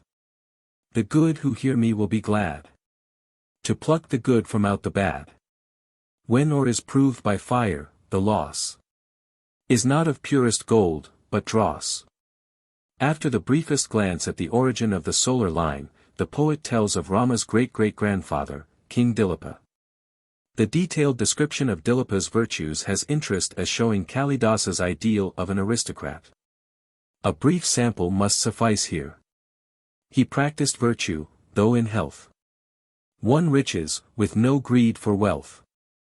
Guarded his life, though not from fear. Prized joys of earth, but not too dear.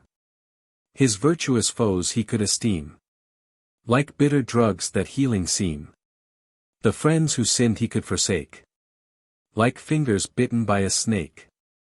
Yet King Dilipa has one deep-seated grief, he has no son. He therefore journeys with his queen to the hermitage of the sage Vasishtha, in order to learn what they must do to propitiate an offended fate. Their chariot rolls over country roads past fragrant lotus ponds and screaming peacocks and trustful deer, under archways formed without supporting pillars by the cranes, through villages where they receive the blessings of the people. At sunset they reach the peaceful forest hermitage, and are welcomed by the sage. In response to Vasishtha's benevolent inquiries, the king declares that all goes well in the kingdom, and yet, until from this dear wife there springs a son as great as former kings, the 7 islands of the earth, and all their gems are nothing worth. The final debt, most holy one, which still I owe to life a son, galls me as galls the cutting chain, an elephant housed in dirt and pain. Vasishtha tells the king that on a former occasion he had offended the divine cow Fragrant, and had been cursed by the cow to lack children until he had propitiated her own offspring. While the sage is speaking, Fragrant's daughter approaches, and is entrusted to the care of the king and queen. Second Canto. The Holy Cow's Gift. During 21 days the king accompanies the cow during her wanderings in the forest, and each night the queen welcomes their return to the hermitage. On the 22nd day the cow is attacked by a lion, and when the king hastens to draw an arrow, his arm is magically numbed, so that he stands helpless. To increase his horror, the lion speaks with a human voice, saying that he is a servant of the god Shiva, set on guard there and eating as his appointed food any animals that may appear.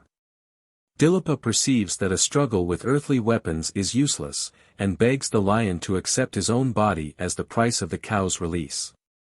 The lion tries sophistry, using the old, hollow arguments. Great beauty and fresh youth are yours on earth. As sole, unrivaled emperor you rule. Should you redeem a thing of little worth at such a price, you would appear a fool. If pity moves you, think that one mere cow would be the gainer, should you choose to die. Live rather for the world. Remember how the Father King can bid all dangers fly. And if the fiery sage's wrath, aglow at loss of one sole cow, should make you shudder, appease his anger. For you can bestow cows by the million, each with pot-like udder. Save life and youth, for to the dead are given no long, unbroken years of joyous mirth. But riches and imperial power are heaven. The gods have nothing that you lack on earth. The lion spoke and ceased, but echo rolled forth from the caves wherein the sound was pent, as if the hills applauded manifold, repeating once again the argument. Dilipa has no trouble in piercing this sophistical argument, and again offers his own life, begging the lion to spare the body of his fame rather than the body of his flesh. The lion consents, but when the king resolutely presents himself to be eaten, the illusion vanishes, and the holy cow grants the king his desire. The king returns to his capital with the queen, who shortly becomes pregnant. Third Canto. Raghu's consecration. The queen gives birth to a glorious boy, whom the joyful father names Raghu. There follows a description of the happy family, of which a few stanzas are given here. The king drank pleasure from him late and soon, with eyes that stared like windless lotus flowers. Unselfish joy expanded all his powers, as swells the sea responsive to the moon. The rooted love that filled each parent's soul for the other, deep as birds' love for the mate, was now divided with the boy. And straight the remaining half proved greater than the whole. He learned the reverence that befits a boy. Following the nurse's words, began to talk. And clinging to her finger, learned to walk.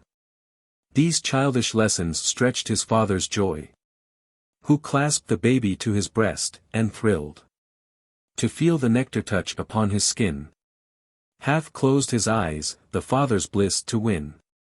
Which more for long delay, his being filled The baby hair must needs be clipped, yet he retained 2 dangling locks, his cheeks to fret.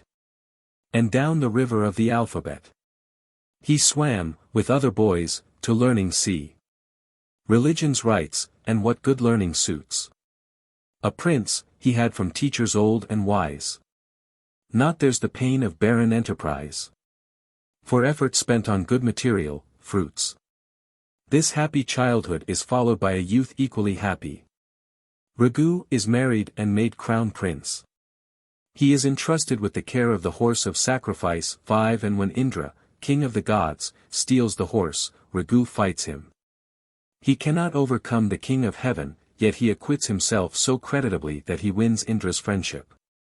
In consequence of this proof of his manhood, the empire is bestowed upon Raghu by his father, who retires with his queen to the forest, to spend his last days and prepare for death. 4th Canto. Raghu conquers the world. The canto opens with several stanzas descriptive of the glory of youthful King Raghu. He manifested royal worth by even justice toward the earth. Beloved as is the southern breeze, too cool to burn, too warm to freeze. The people loved his father, yet for greater virtues could forget. The beauty of the blossoms fair is lost when mango fruits are there. But the vassal kings are restless, for when they knew the king was gone, and power was wielded by his son, the wrath of subject kings awoke, which had been damped in sullen smoke.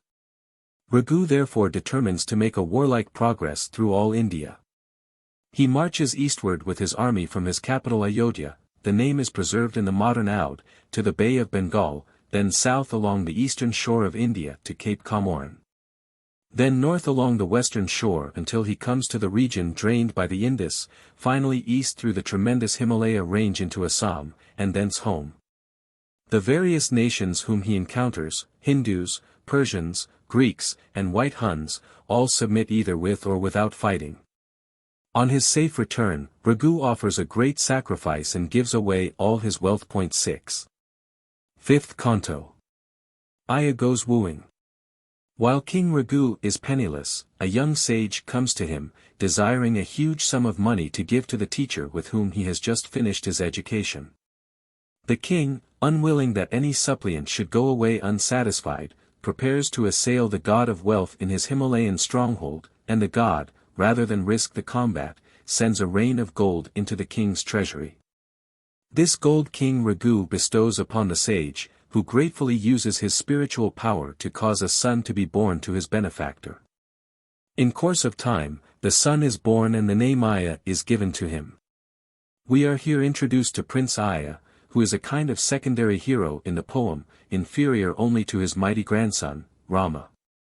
To Aya are devoted the remainder of this 5th canto and the following 3 cantos.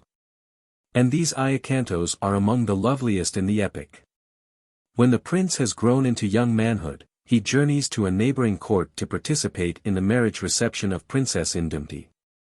7 One evening he camps by a river, from which a wild elephant issues and attacks his party. When wounded by Aya, the elephant strangely changes his form, becoming a demigod, gives the prince a magic weapon, and departs to heaven. Aya proceeds without further adventure to the country and the palace of Princess Indumti, where he is made welcome and luxuriously lodged for the night. In the morning, he is awakened by the song of the court poets outside his chamber. He rises and betakes himself to the hall where the suitors are gathering. 6th Canto. The princess chooses, the princely suitors assemble in the hall. Then, to the sound of music, the princess enters in a litter, robed as a bride, and creates a profound sensation. For when they saw God's masterpiece, the maid, who smote their eyes to other objects blind, their glances, wishes, hearts, in homage paid, flew forth to her, mere flesh remained behind. The princes could not but betray their yearning, by sending messengers, their love to bring. In many a quick, involuntary turning, as flowering twigs of trees announce the spring. Then a maid-servant conducts the princess from one suitor to another, and explains the claim which each has upon her affection. First is presented the king of Magadha, recommended in 4 stanzas, one of which runs. Though other kings by thousands numbered be, he seems the one, sole governor of earth. Stars, constellations, planets, fade and flee. When to the moon the night has given birth. But the princess is not attracted. The slender maiden glanced at him. She glanced, and uttered not a word, nor heeded how the grass-twined blossoms of her garland danced. When she dismissed him with a formal bow, they passed to the next candidate, the king of the Anga country, in whose behalf this, and more, is said. Learning and wealth by nature are at strife, yet dwell at peace in him. And for the two, you would be fit companion as his wife. Like wealth enticing, and like learning true. Him too the princess rejects, not that he was unworthy of love, or she lacking in discernment, but tastes differ. She is then conducted to the king of Avanti. And if this youthful prince your fancy pleases, bewitching maiden, you and he may play in those unmeasured gardens that the breezes from Cypra's billows ruffle, cool with spray. The inducement is insufficient, and a new candidate is presented, the king of Anupa. A prince whose father's glories cannot fade. By whom the love of learned men is wooed. Who proves that fortune is no fickle jade. When he she chooses is not fickly good. But alas! She saw that he was brave to look upon. Yet could not feel his love would make her gay. Full moons of autumn nights, when clouds are gone, tempt not the lotus flowers that bloom by day. The king of Shurasena has no better fortune, in spite of his virtues and his wealth. As a river hurrying to the sea passes by a mountain that would detain her, so the princess passes him by. She is next introduced to the king of the Kalinga country. His palace overlooks the ocean dark, with windows gazing on the unresting deep, whose gentle thunders drown the drums that mark the hours of night, and wake him from his sleep. But the maiden can no more feel at home with him than the goddess of fortune can with a good but unlucky man. She therefore turns her attention to the king of the Pundya country in far southern India. But she is unmoved by hearing of the magic charm of the south, and rejects him too. And every prince rejected while she sought a husband, darkly frowned, as turrets, bright. One moment with the flame from torches caught, frown gloomily again and sink in night. The princess then approaches Aya, who trembles lest she pass him by, as she has passed by the other suitors. The maid who accompanies Indumti sees that Aya awakens a deeper feeling, and she therefore gives a longer account of his kingly line, ending with the recommendation. High lineage is his, fresh beauty, youth, and virtue shaped in kingly breeding's mold. Choose him, for he is worth your love, in truth. A gem is ever fitly set in gold. The princess looks lovingly at the handsome youth, but cannot speak for modesty. She is made to understand her own feelings when the maid invites her to pass on to the next candidate. Then the wreath is placed round Aya's neck, the people of the city shout their approval, and the disappointed suitors feel like night-blooming lotuses at daybreak. 7th Canto. Aya's marriage. While the suitors retire to the camps where they have left their retainers, Aya conducts Indumti into the decorated and festive city. The windows are filled with the faces of eager and excited women, who admire the beauty of the young prince and the wisdom of the princess's choice. When the marriage ceremony has been happily celebrated, the disappointed suitors say farewell with pleasant faces and jealous hearts, like peaceful pools concealing crocodiles. They lie in ambush on the road which he must take, and when he passes with his young bride, they fall upon him. Aya provides for the safety of Indumti, marshals his attendants, and greatly distinguishes himself in the battle which follows.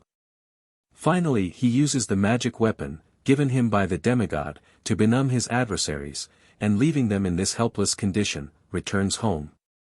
He and his young bride are joyfully welcomed by King Raghu, who resigns the kingdom in favor of Aya. 8th Canto. Aya's lament. As soon as King Aya is firmly established on his throne, Raghu retires to a hermitage to prepare for the death of his mortal part.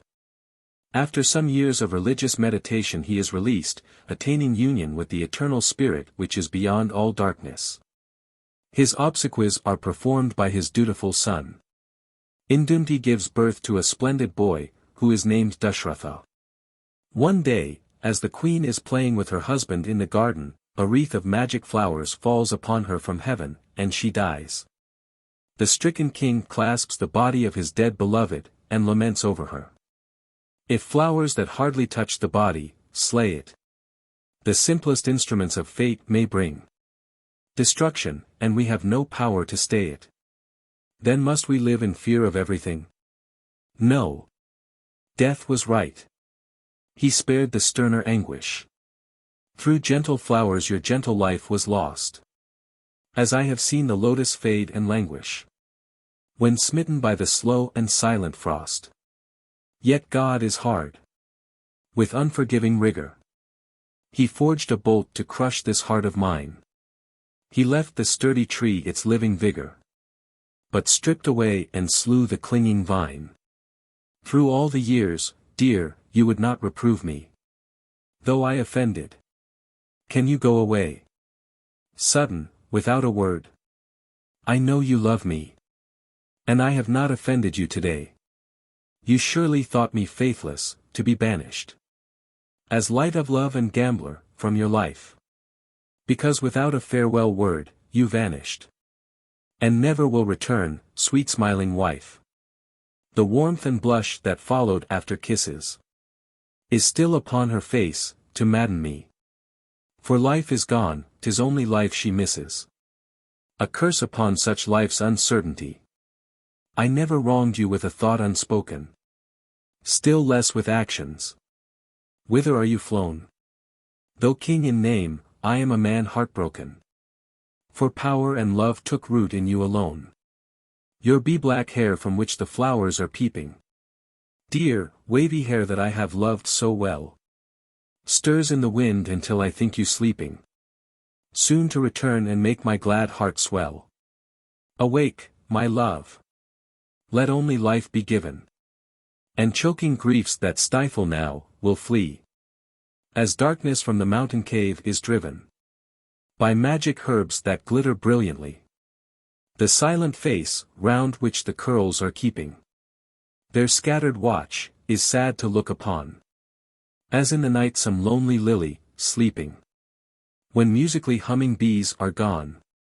The girdle that from girlhood has befriended you, in love's secrets wise, discreet, and true, no longer tinkles, now your dance is ended. Faithful in life, in dying faithful too. Your low, sweet voice to nightingales was given, your idly graceful movement to the swans, your grace to fluttering vines, dear wife in heaven, your trustful, wide-eyed glances to the fawns. You left your charms on earth, that I, reminded by them, might be consoled though you depart. But vainly. Far from you, by sorrow blinded, I find no prop of comfort for my heart. Remember how you planned to make a wedding, giving the vine bride to her mango tree. Before that happy day, dear, you are treading the path with no return. It should not be. And this Ashoka tree that you have tended, with eager longing for the blossoms red. How can I twine the flowers that should have blended with living curls, in garlands for the dead? The tree remembers how the anklets, tinkling on graceful feet, delighted other years. Sad now he droops, your form with sorrow sprinkling, and sheds his blossoms in a rain of tears. Joy's sun is down, all love is fallen and perished. The song of life is sung, the spring is dead. Gone is the use of gems that once you cherished. And empty, ever empty, is my bed. You were my comrade gay, my home, my treasure. You were my bosom's friend, in all things true. My best loved pupil in the arts of pleasure. Stern death took all I had in taking you. Still am I king, and rich in kingly fashion. Yet lacking you, am poor the long years through. I cannot now be one to any passion.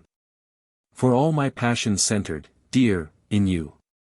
Aya commits the body of his beloved queen to the flames.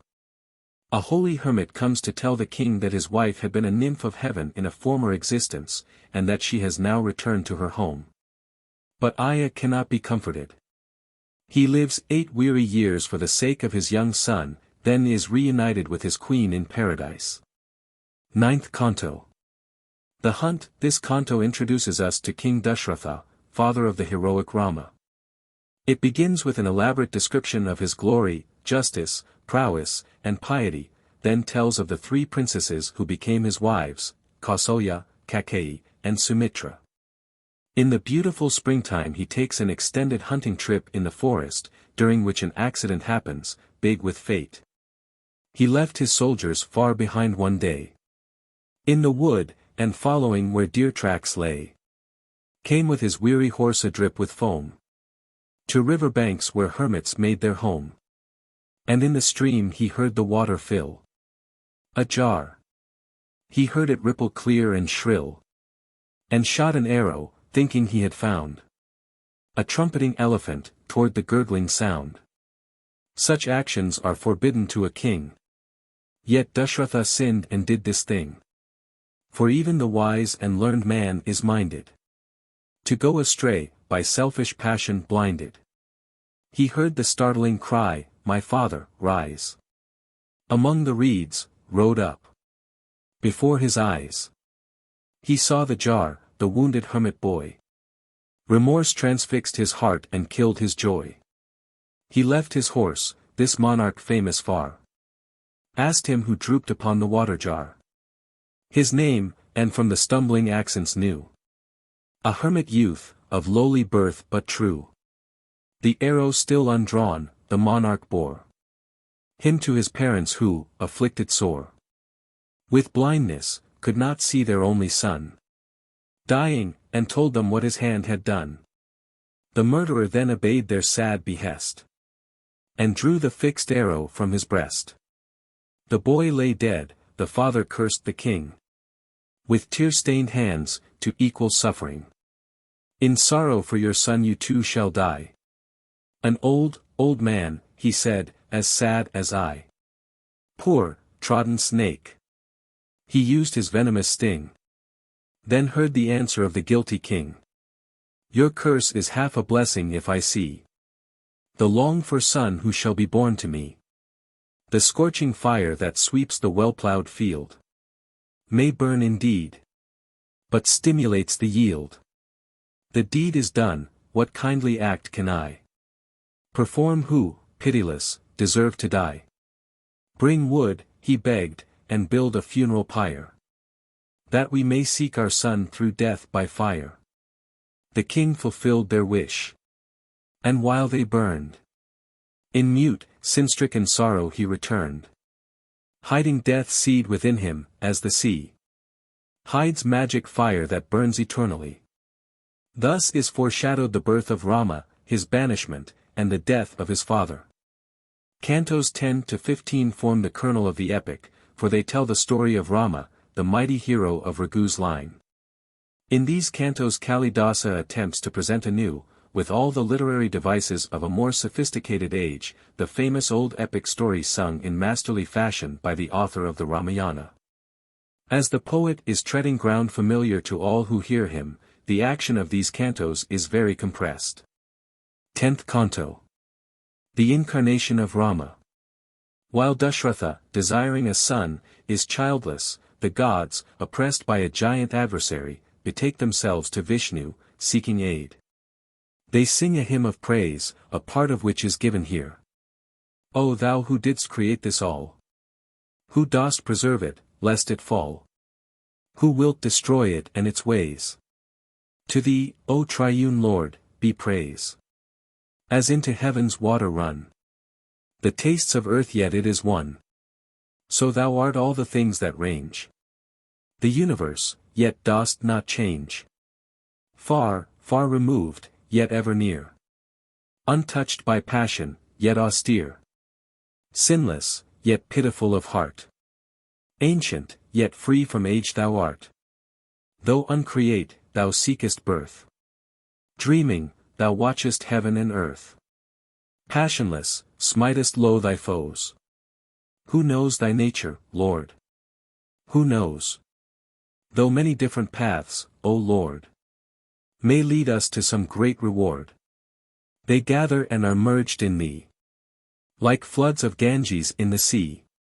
The saints who give thee every thought, whose every act for thee is wrought, yearn for thine everlasting peace. For bliss with thee, that cannot cease. Like pearls that grow in ocean's night. Like sunbeams radiantly bright. Thy strange and wonder-working ways defeat extravagance of praise. If songs that to thy glory tend should weary grow or take an end, our impotence must bear the blame, and not thine unexhausted name. Vishnu is gratified by the praise of the gods, and asks their desire. They inform him that they are distressed by Ravana, the giant king of Lanka, Ceylon, whom they cannot conquer. Vishnu promises to aid them by descending to earth in a new avatar, as son of Dashratha. Shortly afterwards, an angel appears before King Dashratha, bringing in a golden bowl a substance which contains the essence of Vishnu.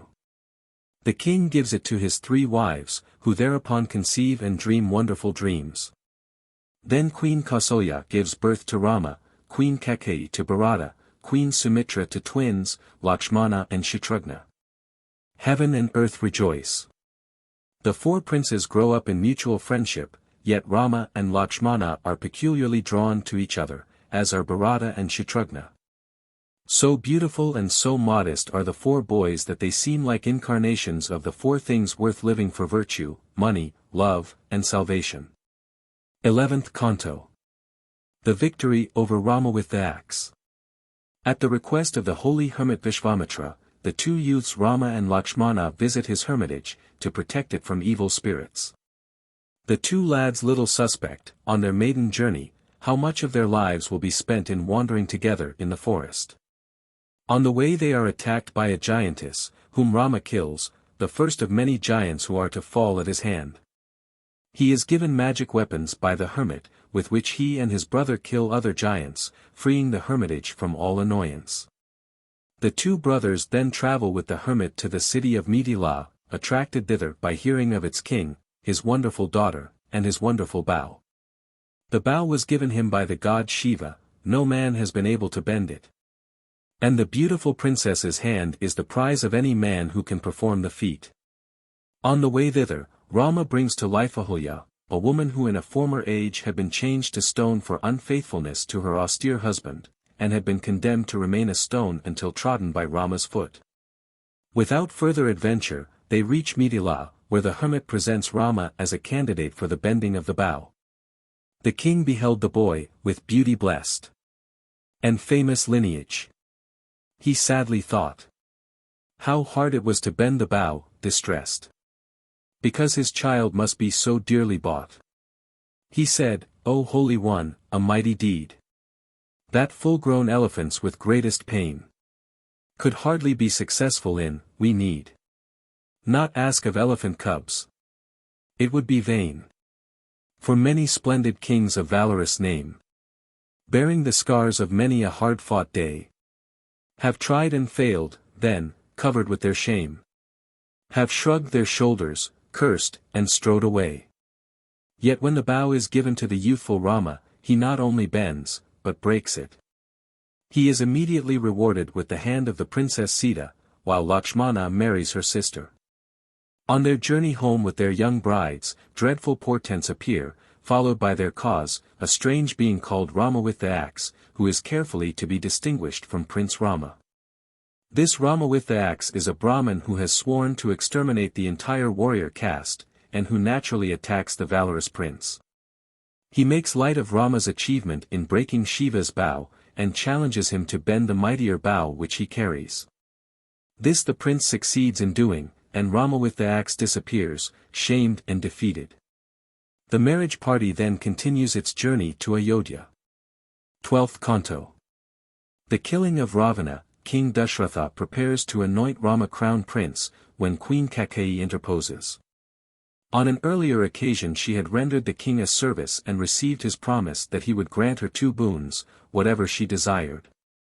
She now demands her 2 boons, the banishment of Rama for 14 years, and the anointing of her own son Bharata as crown prince.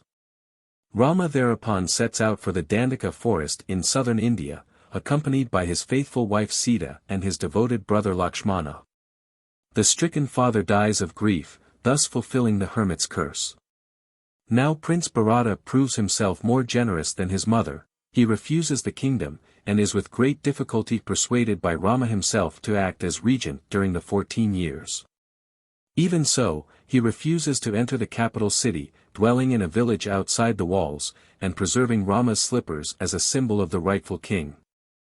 Meanwhile Rama's little party penetrates the wild forests of the south, fighting as need arises with the giants there. Unfortunately, a giantess falls in love with Rama, and in Sita's very presence told. Her birth love made her overbold. For mighty passion, as a rule, will change a woman to a fool.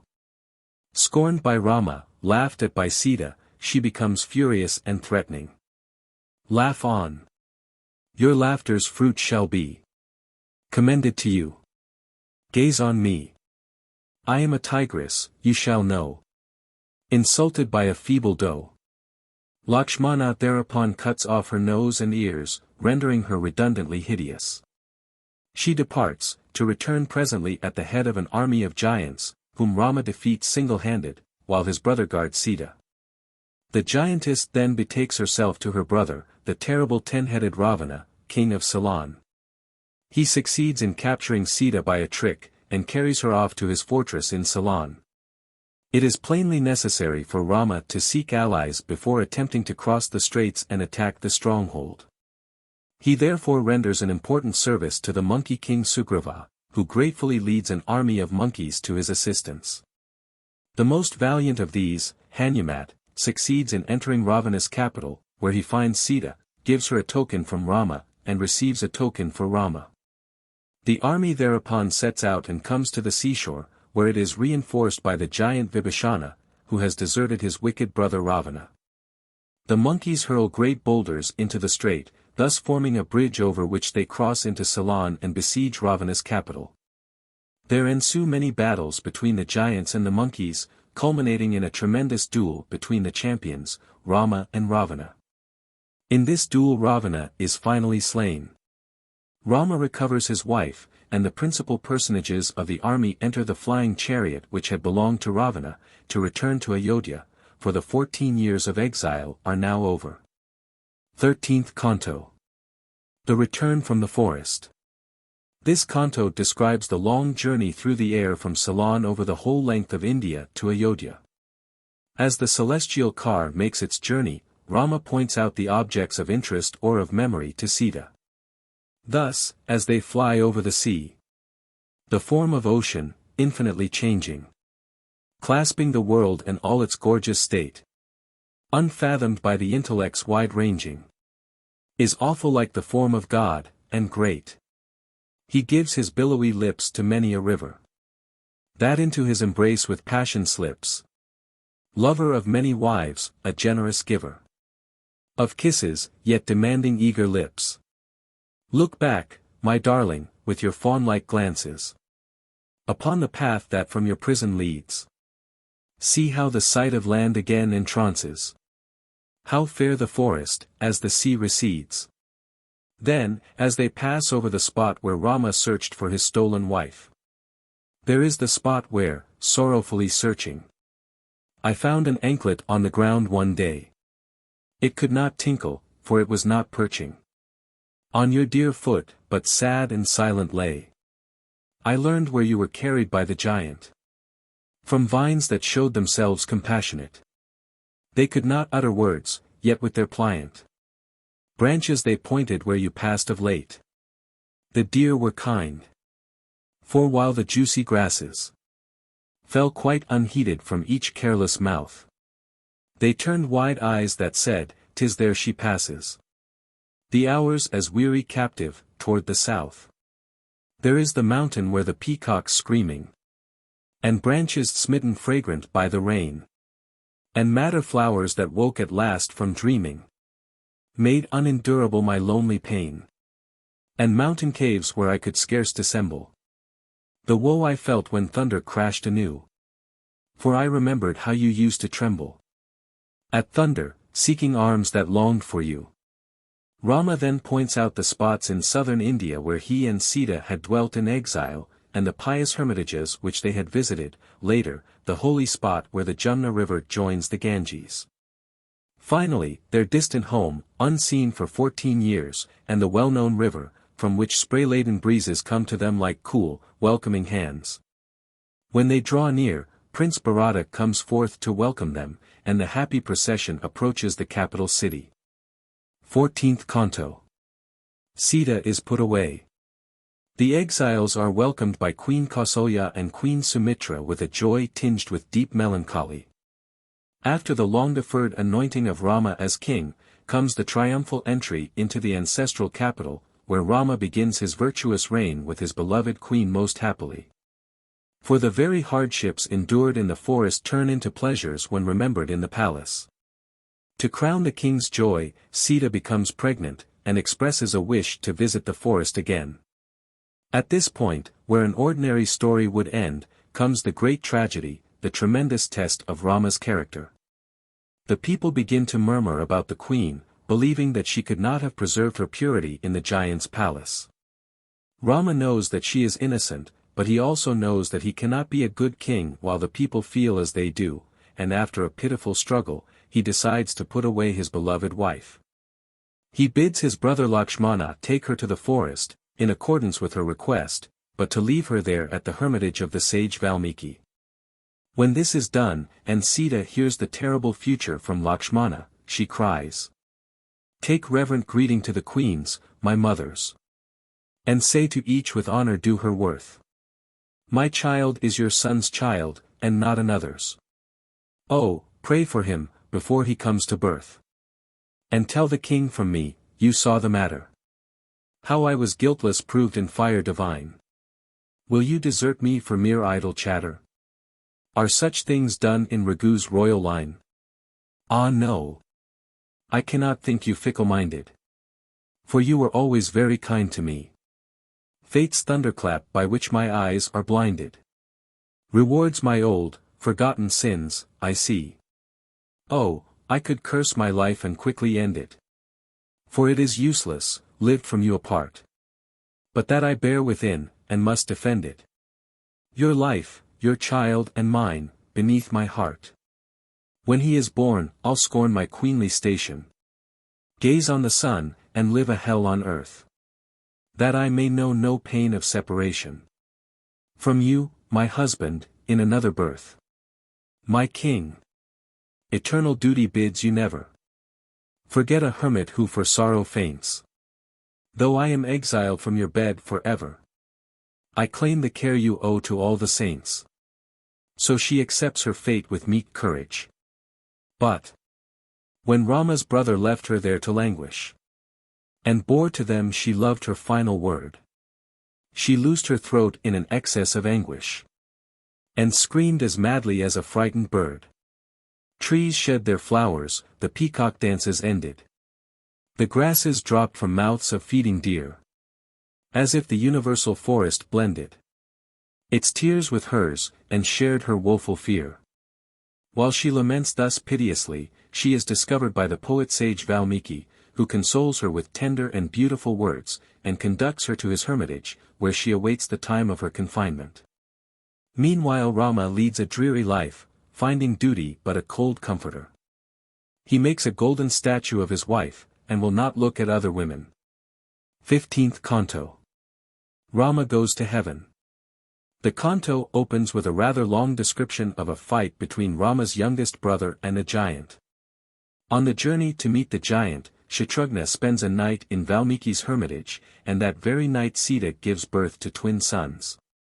Valmiki gives them the names Kusha and Lava, and when they grow out of childhood he teaches them his own composition, the Ramayana, the sweet story of Rama, the first path shown to poets. At this time the young son of a Brahmin dies in the capital, and the father laments at the king's gate, for he believes that the king is unworthy, else heaven would not send death prematurely. Rama is roused to stamp out evil-doing in the kingdom, whereupon the dead boy comes to life. The king then feels that his task on earth is nearly done, and prepares to celebrate the great horse sacrifice. At this sacrifice appear the two youths Kusha and Lava, who sing the epic of Rama's deeds in the presence of Rama himself. The father perceives their likeness to himself, then learns that they are indeed his children, whom he has never seen. Thereupon Sita is brought forward by the poet sage Valmiki, and in the presence of her husband and her detractors establishes her constant purity in a terrible fashion. If I am faithful to my Lord, in thought, in action, and in word, I pray that earth who bears us all may bid me in her bosom fall. The faithful wife no sooner spoke than earth divided, and there broke from deep within a flashing light that flamed like lightning, blinding bright. And, seated on a splendid throne, upheld by serpents' hoods alone, the goddess earth rose visibly. And she was girded with the sea. Sita was clasped in her embrace, while still she gazed on Rama's face.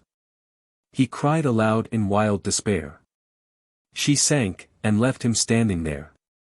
Rama then establishes his brothers, sons, and nephews in different cities of the kingdom, buries the three queens of his father, and awaits death. He has not long to wait. Death comes, wearing a hermit's garb, asks for a private interview, and threatens any who shall disturb their conference. Lakshmana disturbs them, and so dies before Rama. Then Rama is translated. Cantos 16 to 19 form the third division of the epic, and treat of Rama's descendants. The interest wanes, for the great hero is gone. 16th Canto. Kumudvati's Wedding. As Kusha lies awake one night, a female figure appears in his chamber, and in answer to his question, declares that she is the presiding goddess of the ancient capital Ayodhya, which has been deserted since Rama's departure to heaven. She pictures the sad state of the city thus. I have no king, my towers and terraces crumble and fall, my walls are overthrown. As when the ugly winds of evening seize the rack of clouds in helpless darkness blown. In streets where maidens gaily passed at night, where once was known the tinkle and the shine of anklets, jackals slink, and by the light of flashing fangs, seek carrion, snarl, and whine. The water of the pools that used to splash with drum-like music, under maidens' hands, groans now when bisons from the jungle lash it with their clumsy horns, and roil its sands. The peacock pets are wild that once were tame. They roost on trees, not perches, lose desire for dancing to the drums, and feel no shame for fans singed close by sparks of forest fire. On stairways where the women once were glad to leave their pink and graceful footprints, here unwelcome, blood-stained paws of tigers pad, fresh smeared from slaughter of the forest deer. Wall-painted elephants in lotus brooks, receiving each a lily from his mate, are torn and gashed, as if by cruel hooks, by claws of lions, showing furious hate. I see my pillared caryatids, neglected, weathered, stained by passing time, wearing in place of garments that should please the skins of sloughing cobras, foul with slime. The balconies grow black with long neglect, and grass blades sprout through floors no longer tight. They still receive but cannot now reflect the old, familiar moonbeams, pearly white. The vines that blossomed in my garden bowers, that used to show their graceful beauty, when girls gently bent their twigs and plucked their flowers, are broken by wild apes and wilder men. The windows are not lit by lamps at night, nor by fair faces shining in the day, but webs of spiders dim the delicate light. Smoke tracery with one mere daub of grey. The river is deserted. On the shore. No gaily bathing men and maidens leave. Food for the swans, its reedy bowers no more. Are vocal, seeing this, I can but grieve. The goddess therefore begs Kusha to return with his court to the old capital, and when he assents, she smiles and vanishes. The next morning Kusha announces the vision of the night, and immediately sets out for Ayodhya with his whole army. Arrived there, King Kusha quickly restores the city to its former splendor. Then when the hot summer comes, the king goes down to the river to bathe with the ladies of the court. While in the water he loses a great gem which his father had given him. The divers are unable to find it, and declare their belief that it has been stolen by the serpent Kumuda who lives in the river. The king threatens to shoot an arrow into the river, whereupon the waters divide, and the serpent appears with the gem. He is accompanied by a beautiful maiden, whom he introduces as his sister Kumudvati, and whom he offers in marriage to Kusha. The offer is accepted, and the wedding celebrated with great pomp. 17th Canto. King Uthi. To the king and queen is born a son, who is named Uthi. When he has grown into manhood, his father Kusha engages in a struggle with a demon, in which the king is killed in the act of killing his adversary. He goes to heaven, followed by his faithful queen, and Uthi is anointed king. The remainder of the canto describes King Uthi's glorious reign. 18th Canto. The later princes. This canto gives a brief, impressionistic sketch of the 21 kings who in their order succeeded Uthi. 19th Canto. The loves of Agnivarna. After the 21 kings just mentioned, there succeeds a king named Agnivarna, who gives himself to dissipation. He shuts himself up in the palace. Even when duty requires him to appear before his subjects, he does so merely by hanging 1 foot out of a window. He trains dancing girls himself, and has so many mistresses that he cannot always call them by their right names. It is not wonderful that this kind of life leads before long to a consuming disease, and as Agnivarna is even then unable to resist the pleasures of the senses, he dies. His queen is pregnant, and she mounts the throne as regent in behalf of her unborn son. With this strange scene, half tragic, half vulgar, the epic, in the form in which it has come down to us, abruptly ends. If we now endeavor to form some critical estimate of the poem, we are met at the outset by this strangely unnatural termination. We cannot avoid wondering whether the poem as we have it is complete. And we shall find that there are good reasons for believing that Kalidasa did not let the glorious solar line end in the person of the voluptuous Agnivarna and his unborn child. In the first place, there is a constant tradition which affirms that the dynasty of Raghu originally consisted of 25 cantos.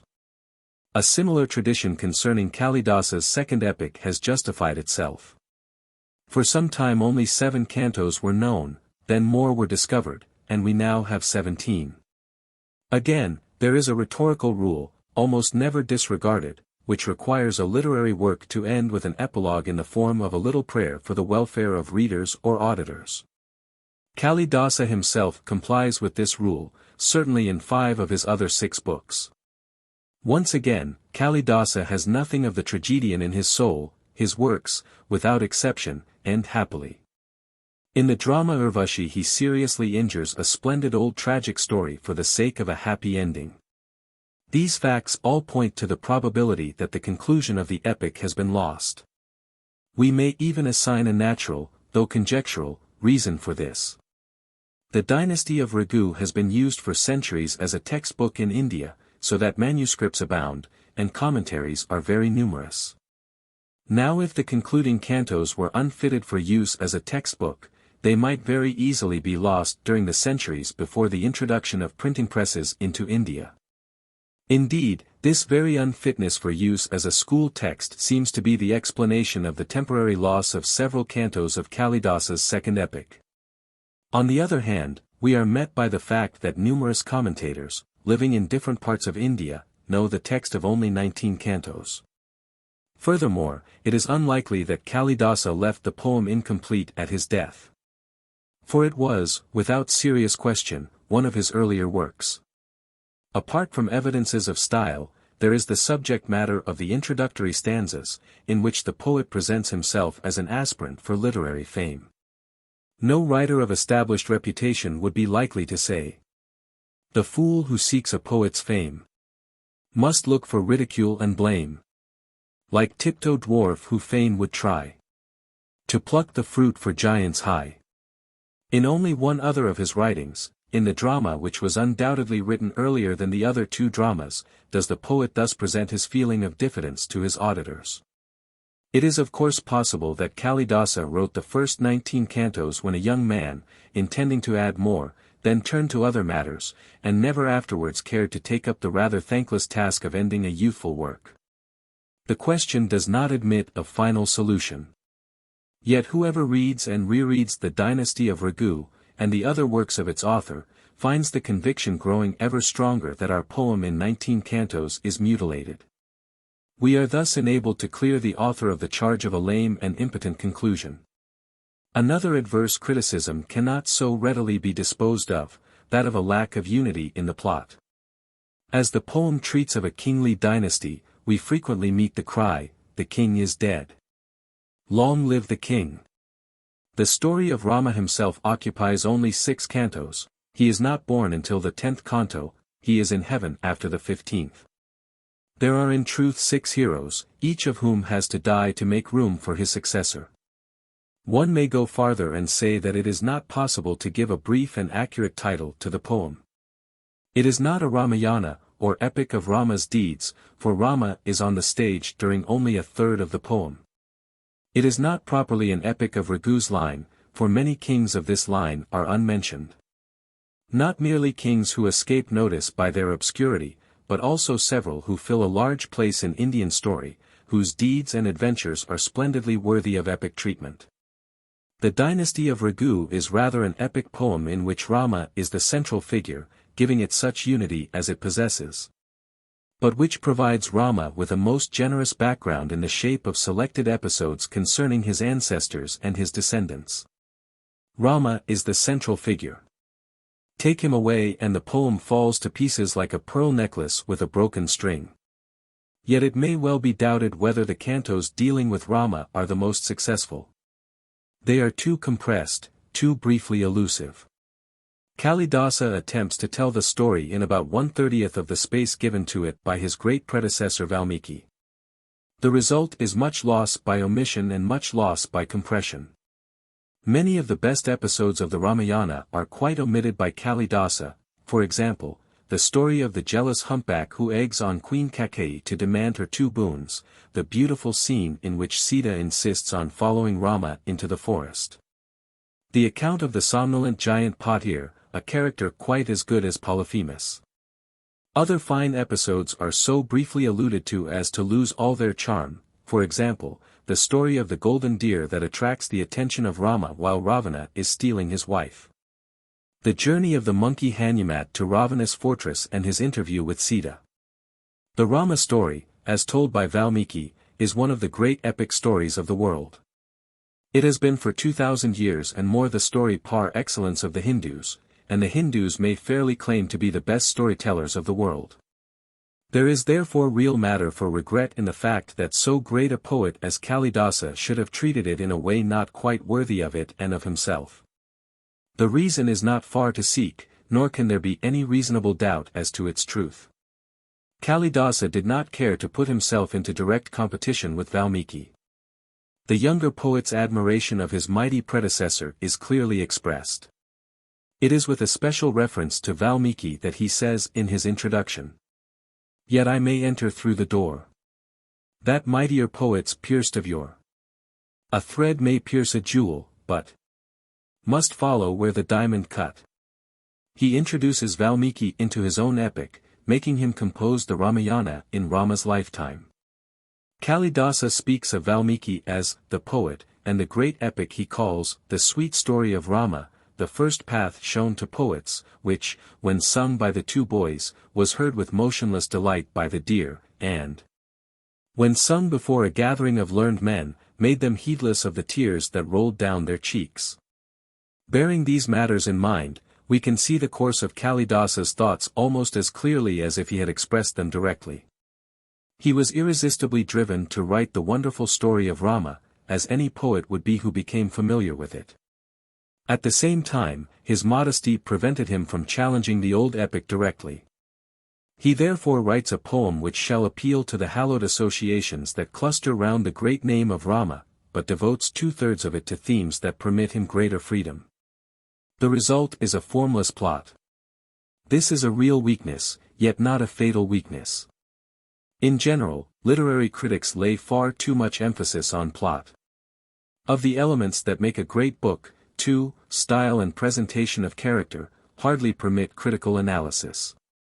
The third, plot, does permit such analysis. Therefore the analyst overrates its importance. It is fatal to all claim of greatness in a narrative if it is shown to have a bad style or to be without interesting characters. It is not fatal if it is shown that the plot is rambling. In recent literature it is easy to find truly great narratives in which the plot leaves much to be desired. We may cite the Pickwick Papers, Les Miserables, War and Peace. We must then regard the Dynasty of Raghu as a poem in which single episodes take a stronger hold upon the reader than does the unfolding of an ingenious plot. In some degree, this is true of all long poems. The Aeneid itself, the most perfect long poem ever written, has dull passages. And when this allowance is made, what wonderful passages we have in Kalidasa's poem. One hardly knows which of them makes the strongest appeal, so many are they and so varied. There is the description of the small boy Raghu in the 3rd canto, the choice of the princess in the 6th, the lament of King Aya in the 8th, the story of Dashratha and the hermit youth in the 9th. The account of the ruined city in the 16th. Besides these, the Rama cantos, 10 to 15, make an epic within an epic. And if Kalidasa is not seen at his very best here, yet his second best is of a higher quality than the best of others. Also, the Rama story is so moving that a mere allusion to it stirs like a sentimental memory of childhood.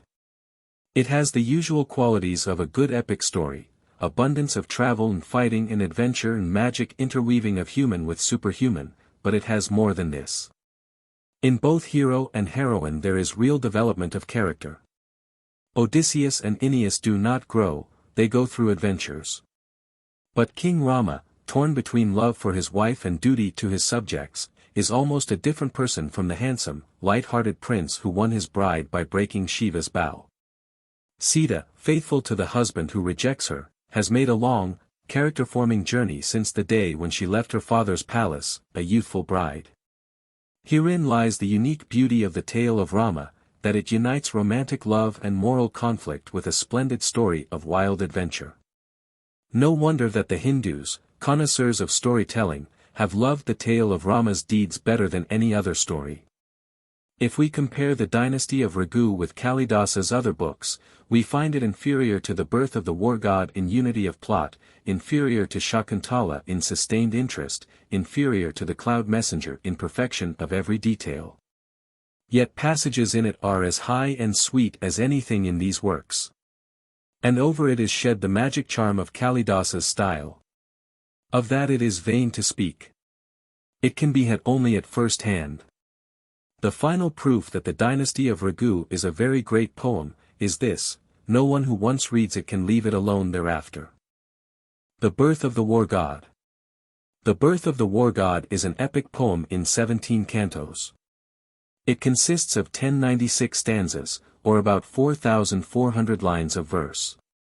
The subject is the marriage of the god Shiva, the birth of his son, and the victory of this son over a powerful demon. The story was not invented by Kalidasa, but taken from old mythology. Yet it had never been told in so masterly a fashion as had been the story of Rama's deeds by Valmiki. Kalidasa is therefore under less constraint in writing this epic than in writing the Dynasty of Raghu. I give first a somewhat detailed analysis of the matter of the poem. First canto. The Birth of Parvati. The poem begins with a description of the great Himalaya mountain range. God of the distant north, the snowy range. O'er other mountains towers imperially. Earth's measuring rod, being great and free from change, sinks to the eastern and the western sea. whose countless wealth of natural gems is not too deeply blemished by the cruel snow. One fault for many virtues is forgot. The moon's one stain for beams that endless flow. Where demigods enjoy the shade of clouds, girding his lower crests, but often seek, when startled by the sudden rain that shrouds his waist, some loftier, ever sunlit peak, where bark of birch trees makes, when torn in strips, and streaked with mountain minerals that blend to written words 'neath dainty fingertips. Such dear love letters as the fairies send, whose organ pipes are stems of bamboo, which are filled from cavern winds that know no rest, as if the mountain strove to set the pitch for songs that angels sing upon his crest. Where magic herbs that glitter in the night are lamps that need no oil within them, when they fill cave dwellings with their shimmering light, and shine upon the loves of mountain men. Who offers roof and refuge in his caves to timid darkness shrinking from the day. A lofty soul is generous, he saves such honest cowards as for protection pray. Who brings to birth the plants of sacrifice, who steadies earth, so strong is he and broad. The great Creator, for this service, price made him the king of mountains, and a god. Himalaya marries a wife, to whom in course of time a daughter is born, as wealth is born when ambition pairs with character. The child is named Parvati, that is, daughter of the mountain. Her father takes infinite delight in her, as well he may. 4. She brought him purity and beauty too, as white flames to the lamp that burns at night, or Ganges to the path whereby the true reach heaven, or judgment to the erudite. She passes through a happy childhood of sand piles, balls, dolls, and little girl friends, when all at once young womanhood comes upon her. As pictures waken to the painter's brush, or lilies open to the morning sun, her perfect beauty answered to the flush of womanhood when childish days were done. Suppose a blossom on a leafy spray, suppose a pearl on spotless coral laid. Such was the smile, pure, radiantly gay, that round her red lips forever played. And when she spoke, the music of her tale was sweet, the music of her voice to suit, till listeners felt as if the nightingale had grown discordant like a jangled lute. It is predicted by a heavenly being that she will one day become the wife of the god Shiva. This prediction awakens her father's pride, and also his impatience, since Shiva makes no advances. For the destined bridegroom is at this time leading a life of stern austerity and self-denial upon a mountain peak. Himalaya therefore bids his daughter wait upon Shiva. She does so, but without being able to divert him from his austerities. Second Canto. Brahma's self-revelation. At this time, the gods betake themselves to Brahma, the Creator, and sing a hymn of praise, a part of which is given here. Before creation, thou art one. 3. When creation's work is done, all praise and honor unto thee. In this thy mystic Trinity, 3 various forms and functions 3. Proclaim thy living majesty. Thou dost create, and then maintain, and last, destroyest all again. Thy slow recurrent day and night bring death to all, or living light. We live beneath thy waking eye. Thou sleepest, and thy creatures die. Solid and fluid, great and small, and light and heavy thou art all. Matter and form are both in thee. Thy powers are past discovery. Thou art the objects that unroll their drama for the passive soul. Thou art the soul that views the play indifferently, day by day. Thou art the knower and the known. Eater and food art thou alone. The priest and his oblation fair. The prayerful suppliant and the prayer. Brahma receives their worship graciously, and asks the reason of their coming. The spokesman of the gods explains to Brahma how a great demon named Tarka is troubling the world, and how helpless they are in opposing him. They have tried the most extravagant propitiation, and found it useless. The sun in heaven dare not glow with undiminished heat, but so as that the lilies may awake, which blossom in his pleasure lake. The wind blows gently as it can, to serve him as a soothing fan, and dare not manifest its power, lest it should steal a garden flower. The seasons have forgotten how to follow one another now. They simultaneously bring him flowers of autumn, summer, spring. Such adoration makes him worse. He troubles all the universe. Kindness inflames a rascal's mind. He should be recompensed in kind. And all the means that we have tried against the rogue are brushed aside, as potent herbs have no avail. When bodily powers begin to fail, we seek a leader, O our Lord, to bring him to his just reward. As saints seek evermore to win virtue, to end life's woe and sin, that he may guide the heavenly host, and guard us to the uttermost, and from our foe lead captive back the victory which still we lack. Brahma answers that the demon's power comes from him, and he does not feel at liberty to proceed against it, for it is not fitting to cut down even a poison tree that one's own hand has planted. But he promises that a son shall be born to Shiva and Parvati, who shall lead the gods to victory. With this answer the gods are perforce content, and their king, Indra, waits upon the god of love, to secure his necessary cooperation. Third Canto. The burning of love. Indra waits upon love, who asks for his commands. Indra explains the matter, and asks love to inflame Shiva with passion for Parvati. Love thereupon sets out, accompanied by his wife Charm and his friend Spring. When they reach the mountain where Shiva dwells, Spring shows his power. The snow disappears, the trees put forth blossoms, bees, deer, and birds waken to new life. The only living being that is not influenced by the sudden change of season is Shiva, who continues his meditation, unmoved. Love himself is discouraged, until he sees the beauty of Parvati, when he takes heart again. At this moment, Shiva chances to relax his meditation, and Parvati approaches to do him homage. Love seizes the lucky moment, and prepares to shoot his bewildering arrow at Shiva. But the great god sees him, and before the arrow is discharged, darts fire from his eye, whereby love is consumed. Charm falls in a swoon, Shiva vanishes, and the wretched Parvati is carried away by her father. Fourth Canto. The Lament of Charm. This canto is given entire. The wife of love lay helpless in a swoon, till wakened by a fate whose deadliest sting was preparation of herself full soon to taste the youthful widow's sorrowing. Her opening eyes were fixed with anxious thought on every spot where he might be, in vain were gladdened nowhere by the sight she sought, the lover she should never see again. She rose and cried aloud, "Dost thou yet live, Lord of my life?" And at the last she found him whom the wrathful god could not forgive. Her love, a trace of ashes on the ground, with breaking heart, with lovely bosom stained by cold embrace of earth, with flying hair. She wept and to the forest world complained, as if the forest in her grief might share.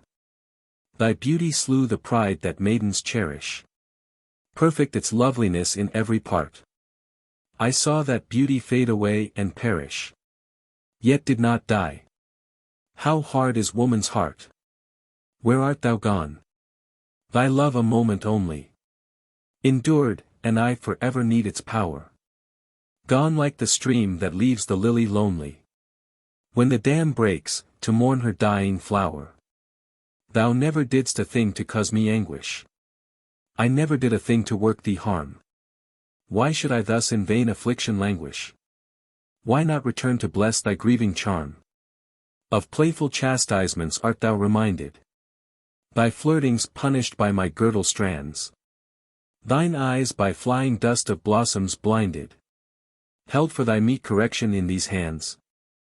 I loved to hear the name thou gav'st me often, Heart of my heart. Alas! It was not true. But lulling phrase, my coming grief to soften. Else in thy death, my life had ended, too. Think not that on the journey thou hast taken, so newly, I should fail to find thy track. Ah, but the world! The world is quite forsaken. For life is love, no life, when thee they lack. Thou gone, my love, what power can guide the maiden through veils of midnight darkness in the town, to the eager heart with loving fancies laden, and fortify against the storm cloud's frown? The wine that teaches eyes their gladdest dances, that bids the love word trippingly to glide, is now deception, for if flashing glances lead not to love, they lead to naught beside. And when he knows thy life is a remembrance, thy friend the moon will feel his shining vein, will cease to show the world a circle's semblance, and even in his waxing time, will wane. Slowly the mango blossoms are unfolding on twigs where pink is struggling with the green, greeted by coil birds sweet concert holding. Thou dead, who makes of flowers an arrow keen, or weaves a string of bees with deft invention, to speed the missile when the bow is bent. They buzz about me now with kind intention, and mortify the grief which they lament. Arise! Assume again thy radiant beauty. Rebuke the coil bird, whom nature taught such sweet persuasion, she forgets her duty, as messenger to bosoms passion fraught. Well I remember, love, thy suppliant motion, thy trembling, quick embrace, the moments blessed by fervent, self-surrendering devotion. And memories like these deny me rest. Well didst thou know thy wife, the springtime garland, wrought by thy hands, O charmer of thy charm, remains to bid me grieve, while in a far land thy body seeks repose from earthly harm. Thy service by the cruel gods demanded, meant service to thy wife left incomplete. My bare feet with coquettish streakings banded, return to end the adorning of my feet. No, straight to thee I fly, my body given a headlong moth, to quick consuming fire. Or ere my cunning rivals, nymphs in heaven, awake in thee an answering desire. Yet, dearest, even this short delay is fated, for evermore a deep reproach to prove, a stain that may not be obliterated, if charm has lived one moment far from love. And how can I perform the last adorning of thy poor body, as befits a wife, so strangely on the path that leaves me mourning? Thy body followed still the spirit's life. I see thee straighten out thy blossom arrow, the bough slung careless on thy breast the while. Thine eyes in mirthful, sidelong glance grow narrow, thy conference with friendly spring, thy smile. But where is spring? Dear friend, whose art could fashion the flowery arrow for thee? Has the wrath of dreadful Shiva, in excess of passion, bade him, too, follow on that fatal path? Heart-smitten by the accents of her grief, like poisoned darts, soothing her fond alarm, incarnate spring appeared, to bring relief, as friendship can, to sore lamenting charm. And at the sight of him, she wept the more, and often clutched her throat, and beat her breast. For lamentation finds an open door in the presence of the friends we love the best. Stifling, she cried, behold the mournful matter. In place of him thou seekest, what is found? A something that the winds of heaven scatter, a trace of dove-grey ashes on the ground. Arise, O love! For spring knows no estranging thy friend in lucky hap and evil lot. Man's love for wife is ever doubtful, changing. Man's love for man abides and changes not. With such a friend, thy dart, on dainty pinion of blossoms, shot from lotus fibre string, reduced men, giants, gods to thy dominion. The triple world has felt that arrow's sting. But love is gone, far gone beyond returning. A candle snuffed by wandering breezes vain. And see! I am his wick, with love once burning, now blackened by the smoke of nameless pain. In slaying love, fate wrought but half a slaughter. For I am left.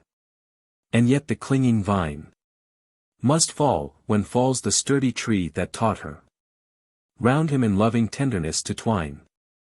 So then, fulfill for me the final mission of him who undertakes a kinsman's part. Commit me to the flames, my last petition. And speed the widow to her husband's heart. The moonlight wanders not, the moon forsaking. Where sails the cloud, the lightning is not far. Wife follows mate, is law of nature's making. Yes, even among such things as lifeless are. My breast is stained, I lay among the ashes of him I loved with all a woman's powers. Now let me lie where death fire flames and flashes, as glad as on a bed of budding flowers. Sweet spring, thou camest oft where we lay sleeping. On blossoms, I and he whose life is sped. Unto the end thy friendly office keeping. Prepare for me the last, the fiery bed. And fan the flame to which I am committed. With southern winds, I would no longer stay. Thou knowest well how slow the moments flitted. For love, my love, when I was far away. And sprinkle some few drops of water, given in friendship, on his ashes and on me. That love and I may quench our thirst in heaven.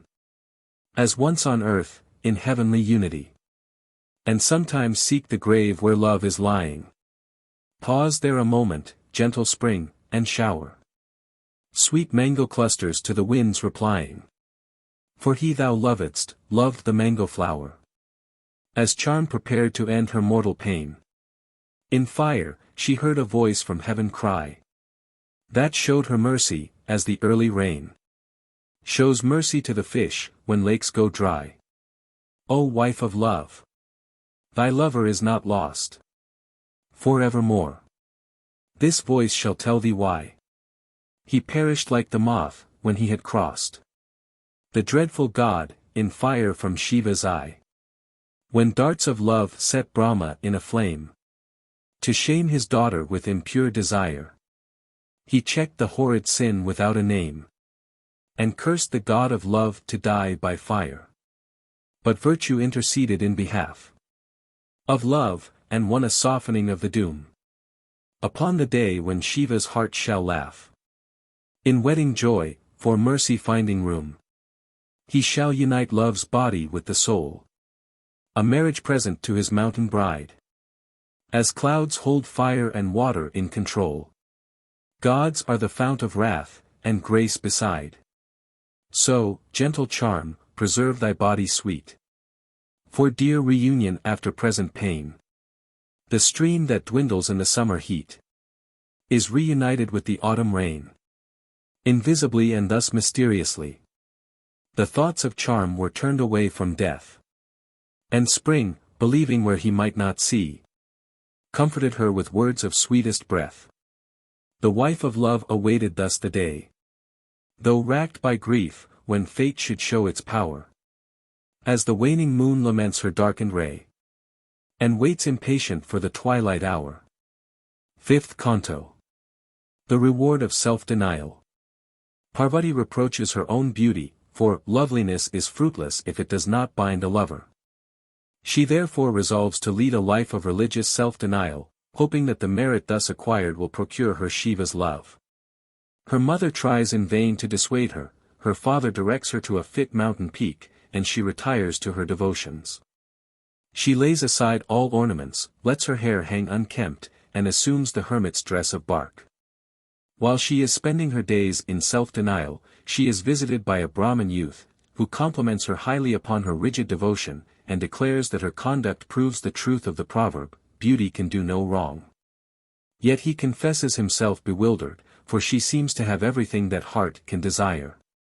He therefore asks her purpose in performing these austerities, and is told how her desires are fixed upon the highest of all objects, upon the god Shiva himself, and how, since love is dead, she sees no way to win him except by ascetic religion. The youth tries to dissuade Parvati by recounting all the dreadful legends that are current about Shiva, how he wears a coiling snake on his wrist, a bloody elephant hide upon his back, how he dwells in a graveyard, how he rides upon an undignified bull, how poor he is and of unknown birth. Parvati's anger is awakened by this recital. She frowns and her lip quivers as she defends herself and the object of her love. Shiva, she said, is far beyond the thought of such as you, then speak no more to me. Dull crawlers hate the splendid wonders wrought by lofty souls untouched by rivalry. They search for wealth, whom dreaded evil nears, or they who fain would rise a little higher.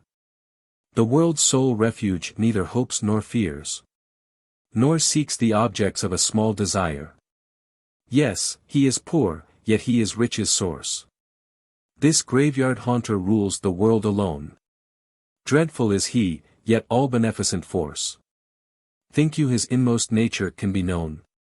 All forms are his, and he may take or leave. At will, the snake, or gem with luster white. The bloody skin, or silk of softest weave. Dead skulls, or moonbeams radiantly bright. For poverty he rides upon a bull, while Indra, king of heaven, elephant-born, bows low to strew his feet with beautiful, unfading blossoms in his chaplet worn. Yet in the slander spoken in pure hate, one thing you uttered worthy of his worth. How could the author of the uncreate be born? How could we understand his birth? Enough of this. Though every word that you have said, be faithful, yet would Shiva please my eager heart all made of passion true. For him alone love sees no blemishes. In response to this eloquence, the youth throws off his disguise, appearing as the god Shiva himself, and declares his love for her. Parvati immediately discontinues her religious asceticism, for successful effort regenerates. 6th Canto. Parvati is given in marriage. While Parvati departs to inform her father of what has happened, Shiva summons the 7 sages, who are to make the formal proposal of marriage to the bride's parents. The 7 sages appear, flying through the air, and with them Arundhati, the heavenly model of wifely faith and devotion.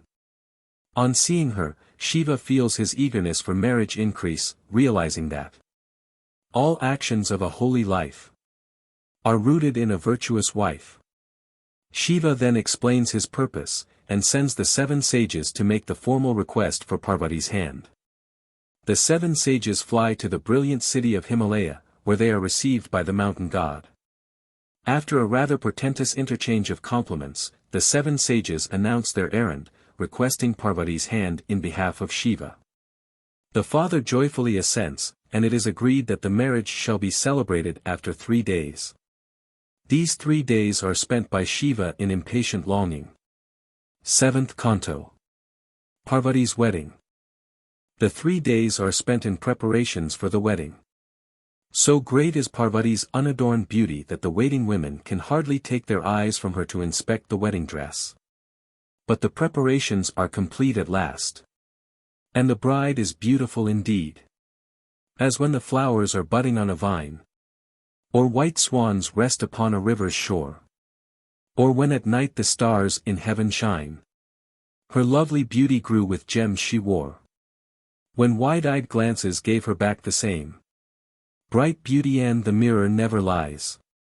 She waited with impatience till he came, for women dress to please their lovers' eyes.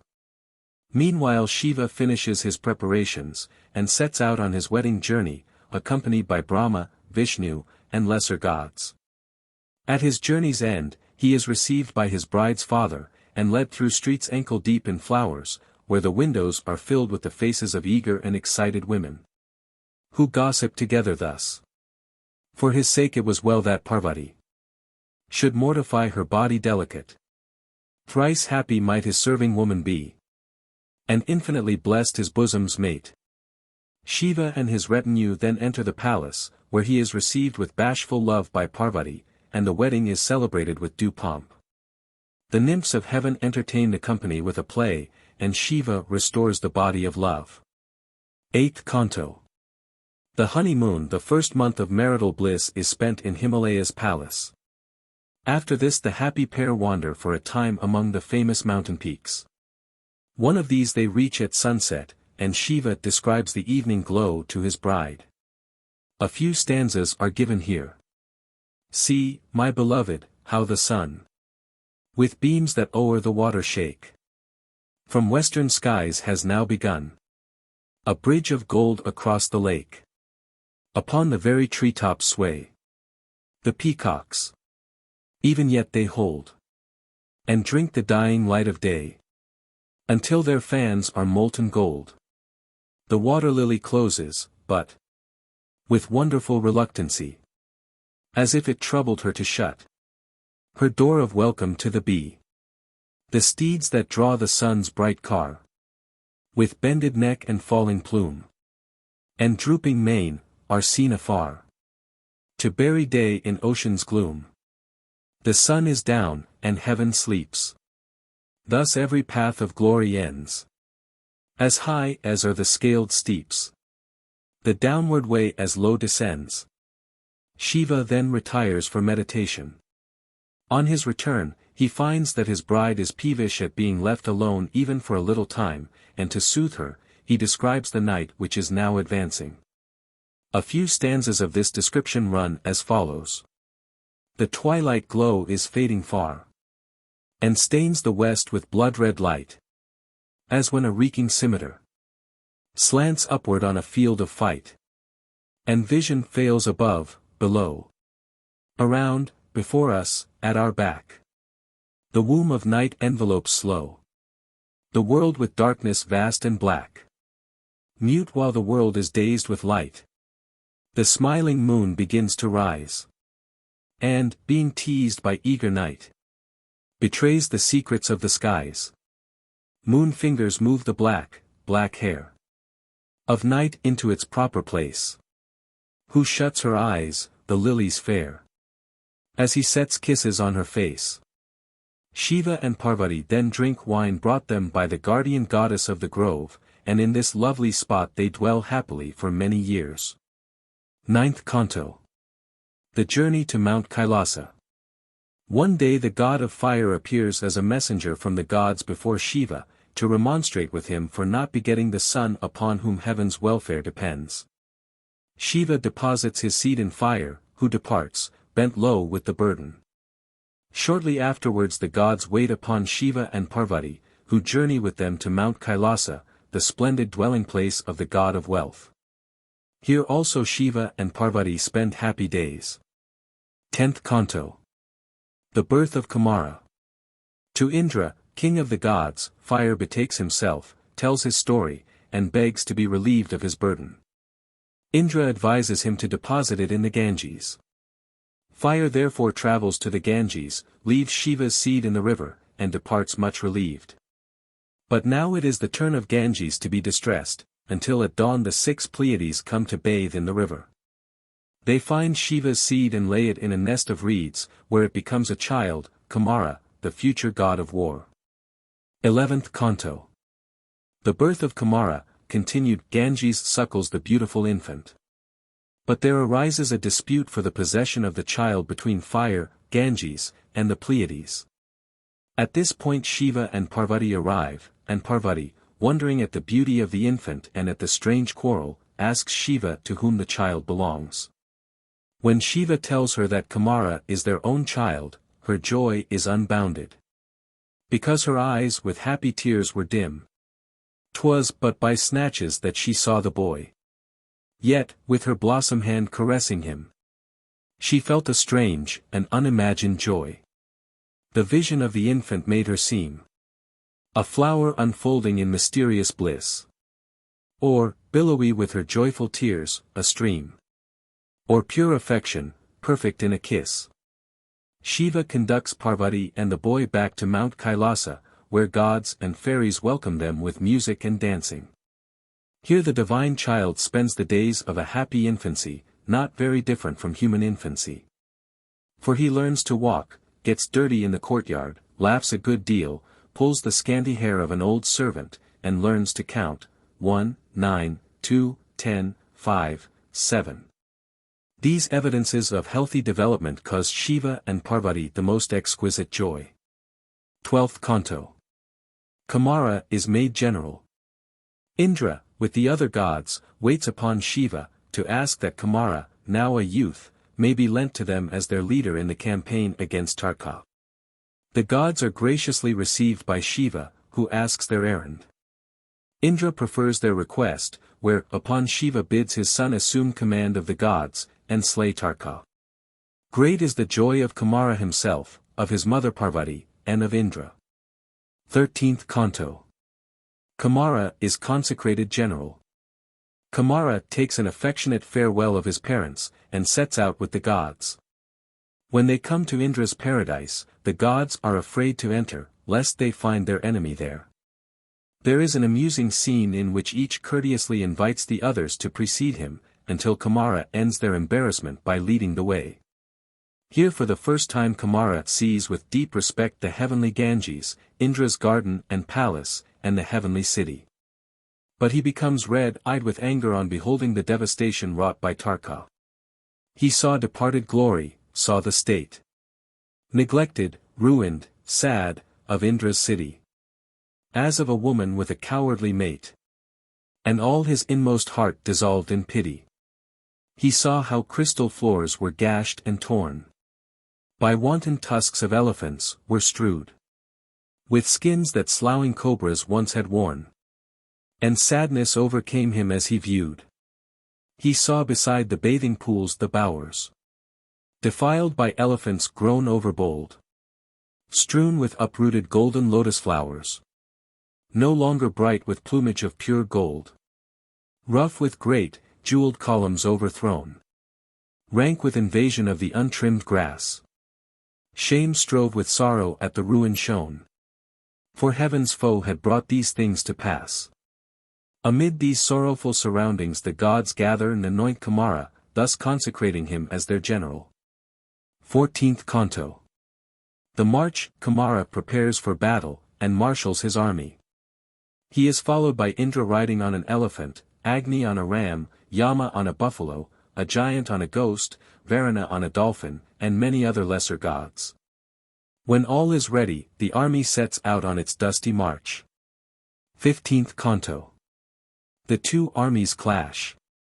The demon Tarka is informed that the hostile army is approaching, but scorns the often conquered Indra and the boy Kumara. Nevertheless, he prepares for battle, marshals his army, and sets forth to meet the gods. But he is beset by dreadful omens of evil. For foul birds came, a horrid flock to see, above the army of the foes of heaven. And dimmed the sun, awaiting ravenously the feast of demon corpses to be given. And monstrous snakes, as black as powdered soot, spitting hot poison high into the air, brought terror to the army underfoot, and crept and coiled and crawled before them there. The sun a sickly halo round him had, coiling within it frightened eyes could see great, writhing serpents, enviously glad, because the demon's death so soon should be. And in the very circle of the sun were phantom jackals, snarling to be fed. And with impatient haste they seemed to run, to drink the demon's blood in battle shed.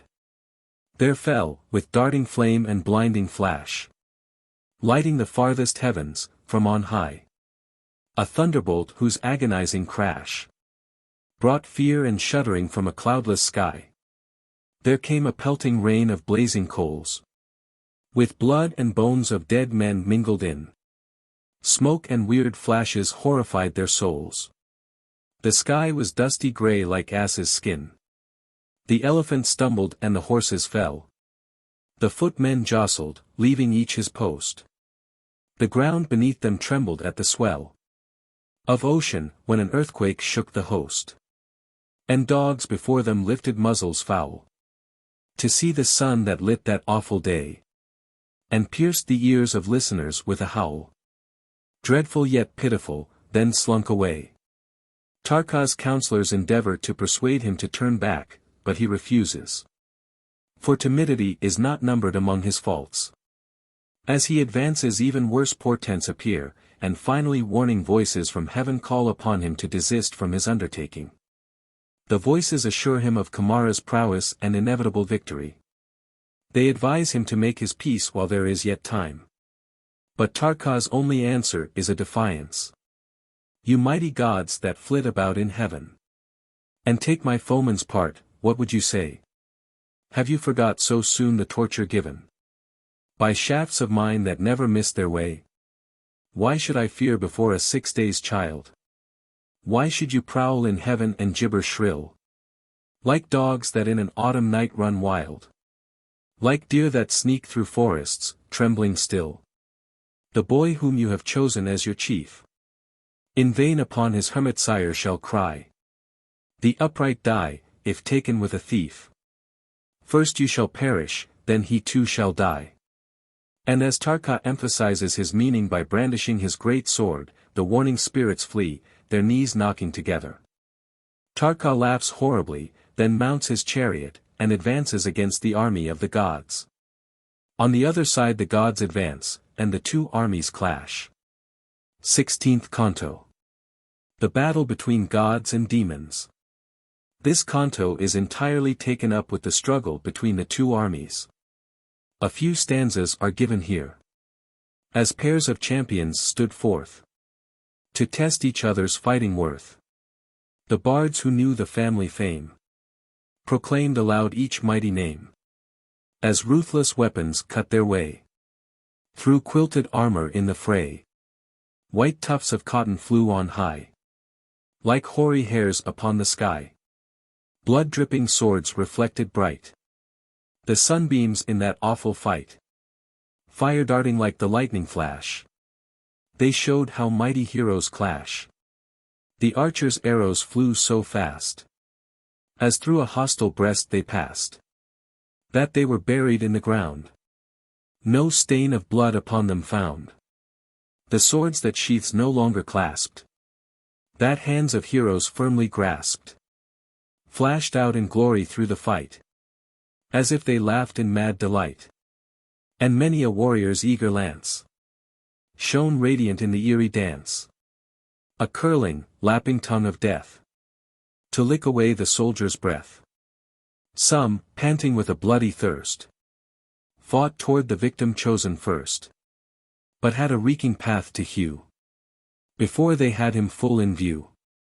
Great elephants, their drivers gone, and pierced with arrows, struggled on, but sank at every step in mud, blade liquid by the streams of blood. The warriors falling in the fray, whose heads the sword had lopped away, were able still to fetch a blow that slew the loud exulting foe. The footmen thrown to paradise by elephants of monstrous size were seized upon by nymphs above, exchanging battle scenes for love. The lancer, charging at his foe, would pierce him through and bring him low, and would not heed the hostile dart that found a lodgment in his heart. The war horse, though unguided, stopped the moment that his rider dropped, and wept above the lifeless head, still faithful to his master dead. Two lancers fell with mortal wound, and still they struggled on the ground. With bristling hair, with brandished knife, each strove to end the other's life. Two slew each other in the fight. To paradise they took their flight. There with a nymph they fell in love, and still they fought in heaven above. Two souls there were that reached the sky. From heights of heaven they could spy two writhing corpses on the plain, and knew their headless forms again. As the struggle comes to no decisive issue, Tarka seeks out the chief gods, and charges upon them. 17th Canto. Tarka is slain. Tarka engages the principal gods and defeats them with magic weapons.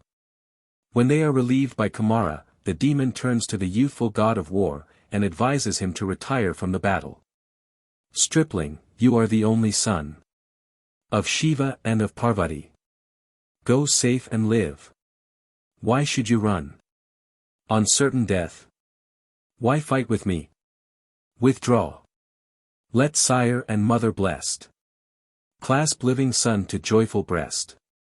Flee, son of Shiva, flee the host of Indra drowning in the sea, that soon shall close upon his boast in choking waves of misery. For Indra is a ship of stone. Withdraw, and let him sink alone. Kumara answers with modest firmness. The words you utter in your pride, O demon, prince, are only fit. Yet I am minded to abide the fight, and see the end of it. The tight-strung bow and brandished sword decide, and not the spoken word. And with this the duel begins. When Tarka finds his arrows parried by Kumara, he employs the magic weapon of the god of wind. When this too is parried, he uses the magic weapon of the god of fire, which Kumara neutralizes with the weapon of the god of water. As they fight on, Kumara finds an opening, and slays Tarka with his lance, to the unbounded delight of the universe. Here the poem ends, in the form in which it has come down to us. It has been sometimes thought that we have less than Kalidasa wrote, partly because of a vague tradition that there were once 23 cantos, partly because the customary prayer is lacking at the end. These arguments are not very cogent. Though the concluding prayer is not given in form, yet the stanzas which describe the joy of the universe fairly fill its place. And one does not see with what matter further cantos would be concerned. The action promised in the earlier part is completed in the 17th canto. It has been somewhat more formidably argued that the concluding cantos are spurious, that Kalidasa wrote only the first 7 or perhaps the first 8 cantos. Yet, after all, what do these arguments amount to? Hardly more than this, that the first 8 cantos are better poetry than the last 9. As if a poet were always at his best, even when writing on a kind of subject not calculated to call out his best. Fighting is not Kalidasa's forte, love is. Even so, there is great vigor in the journey of Tarka, the battle, and the duel. It may not be the highest kind of poetry, but it is wonderfully vigorous poetry of its kind. And if we reject the last 9 cantos, we fall into a very much greater difficulty. The poem would be glaringly incomplete, its early promise obviously disregarded. We should have a birth of the war god in which the poet stopped before the war god was born. There seems then no good reason to doubt that we have the epic substantially as Kalidasa wrote it. Plainly, it has a unity which is lacking in Kalidasa's other epic, the Dynasty of Raghu, though in this epic, too, the interest shifts. Parvati's love affair is the matter of the first half, Kumara's fight with the demon the matter of the second half. Further, it must be admitted that the interest runs a little thin. Even in India, where the world of gods runs insensibly into the world of men, human beings take more interest in the adventures of men than of gods. The gods, indeed, can hardly have adventures, they must be victorious. The birth of the war god pays for its greater unity by a poverty of adventure. It would be interesting if we could know whether this epic was written before or after the Dynasty of Raghu. But we have no data for deciding the question, hardly any for even arguing it. The introduction to the Dynasty of Raghu seems, indeed, to have been written by a poet who yet had his spurs to win. But this is all. As to the comparative excellence of the 2 epics, opinions differ. My own preference is for the Dynasty of Raghu, yet there are passages in the birth of the war god of a piercing beauty which the world can never let die. The Cloud Messenger. The Cloud Messenger Kalidasa created a new genre in Sanskrit literature. Hindu critics classed the poem with the Dynasty of Raghu and the birth of the war god as a kavya, or learned epic. This it obviously is not. It is fair enough to call it an elegiac poem, though a precision might object to the term. We have already seen, in speaking of the Dynasty of Raghu, what admiration Kalidasa felt for his great predecessor Valmiki, the author of the Ramayana. And it is quite possible that an episode of the early epic suggested to him the idea which he has exquisitely treated in the Cloud Messenger. In the Ramayana, after the defeat and death of Ravana, Rama returns with his wife and certain heroes of the struggle from Ceylon to his home in northern India. The journey, made in an aerial car, gives the author an opportunity to describe the country over which the car must pass in traveling from one end of India to the other. The hint thus given him was taken by Kalidasa. A whole canto of the Dynasty of Raghu, the 13th, is concerned with the aerial journey. Now if, as seems not improbable, the Dynasty of Raghu was the earliest of Kalidasa's more ambitious works, it is perhaps legitimate to imagine him, as he wrote this canto, suddenly inspired with the plan of the Cloud Messenger. This plan is slight and fanciful. A demigod, in consequence of some transgression against his master, the god of wealth, is condemned to leave his home in the Himalayas, and spend a year of exile on a peak in the Vindhya mountains, which divide the Deccan from the Ganges basin. He wishes to comfort and encourage his wife, but has no messenger to send her. In his despair, he begs a passing cloud to carry his words. He finds it necessary to describe the long journey which the cloud must take, and, as the two termini are skillfully chosen, the journey involves a visit to many of the spots famous in Indian story. The description of these spots fills the first half of the poem. The second half is filled with a more minute description of the heavenly city, of the home and bride of the demigod, and with the message proper. The proportions of the poem may appear unfortunate to the Western reader, in whom the proper names of the first half will wake scanty associations. Indeed, it is no longer possible to identify all the places mentioned, though the general route followed by the cloud can be easily traced. The peak from which he starts is probably one near the modern Nagpur. From this peak he flies a little west of north to the Narbada River, and the city of Ujjain, thence pretty straight north to the upper Ganges and the Himalaya. The geography of the magic city of Ulaka is quite mythical. The Cloud Messenger contains 115 four-line stanzas, in a majestic meter called the slow stepper. The English stanza which has been chosen for the translation gives perhaps as fair a representation of the original movement as may be, where direct imitation is out of the question. Though the stanza of the translation has 5 lines to 4 for the slow stepper, it contains fewer syllables, a constant check on the temptation to padding. The analysis which accompanies the poem, and which is inserted in italics at the beginning of each stanza, has more than one object. It saves footnotes, it is intended as a real help to comprehension, and it is an eminently Hindu device. Indeed, it was my first intention to translate literally portions of Malanatha's famous commentary, and though this did not prove everywhere feasible, there is nothing in the analysis except matter suggested by the commentary. One minor point calls for notice. The word Himalaya has been accented on the second syllable wherever it occurs. This accent is historically correct, and has some foothold in English usage. Besides, it is more euphonious and better adapted to the needs of the meter. Former cloud. A Yiksha, or divine attendant on Kabura, god of wealth, is exiled for a year from his home in the Himalayas. As he dwells on a peak in the Vindhya range, half India separates him from his young bride. On Rama's shady peak where hermits roam, mid streams by Sita's bathing sanctified, an erring Yiksha made his hapless home, doomed by his master humbly to abide, and spend a long, long year of absence from his bride. 2. After 8 months of growing emaciation, the first cloud warns him of the approach of the rainy season, when neglected brides are wont to pine and die. Some months were gone. The lonely lover's pain had loosed his golden bracelet day by day, ere he beheld the harbinger of rain, a cloud that charged the peak in mimic fray, as an elephant attacks a bank of earth in play. 3. Before this cause of lovers' hopes and fears, long time Kabura's bondman sadly bowed, in meditation, choking down his tears. Even happy hearts thrilled strangely to the cloud. To him, poor wretch, the loved embrace was disallowed. 4. Unable to send tidings otherwise of his health and unchanging love, he resolves to make the cloud his messenger.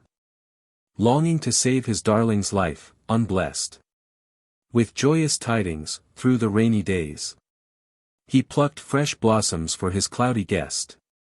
Such homage as a welcoming comrade pays, and bravely spoke brave words of greeting and of praise. Nor did it pass the lovelorn Yaksha's mind, how all unfitly might his message mate. With a cloud, mere fire and water, smoke and wind, ne'er yet was lover could discriminate 'twixt life and lifeless things, in his love-blinded state. 6. He prefers his request. I know, he said, thy far-famed princely line, thy state, in heaven's imperial council chief, thy changing forms. To thee, such fate is mine. I come a suppliant in my widowed grief. Better thy lordly no than meaner soul's relief. 7. O cloud, the parching spirit stirs thy pity. My bride is far, through royal wrath and might. Bring her my message to the Yaksha city. Rich garden Dalika, where radiance bright from Shiva's crescent bathes the palaces in light. 8. Hinting at the same time that the cloud will find his kindly labor rewarded by pleasures on the road. When thou art risen to airy paths of heaven, through lifted curls the wanderer's love shall peep, and bless the sight of thee for comfort given, who leaves his bride through cloudy days to weep. Except he be like me, whom chains of bondage keep. 9. And by happy omens, while favoring breezes waft thee gently forth, and while upon thy left the plover sings his proud, sweet song, the cranes who know thy worth will meet thee in the sky on joyful wings, and for delights anticipated join their rings. X. He assures the cloud that his bride is neither dead nor faithless. Yet hasten, O my brother, till thou see, counting the days that bring the lonely smart, the faithful wife who only lives for me. A drooping flower is woman's loving heart, upheld by the stem of hope when two true lovers part. 11. Further, that there will be no lack of traveling companions. And when they hear thy welcome thunders break, when mushrooms sprout to greet thy fertile weeks, the swans who long for the Himalayan lake will be thy comrades to Kailasa's peaks, with juicy bits of lotus fiber in their beaks. 12.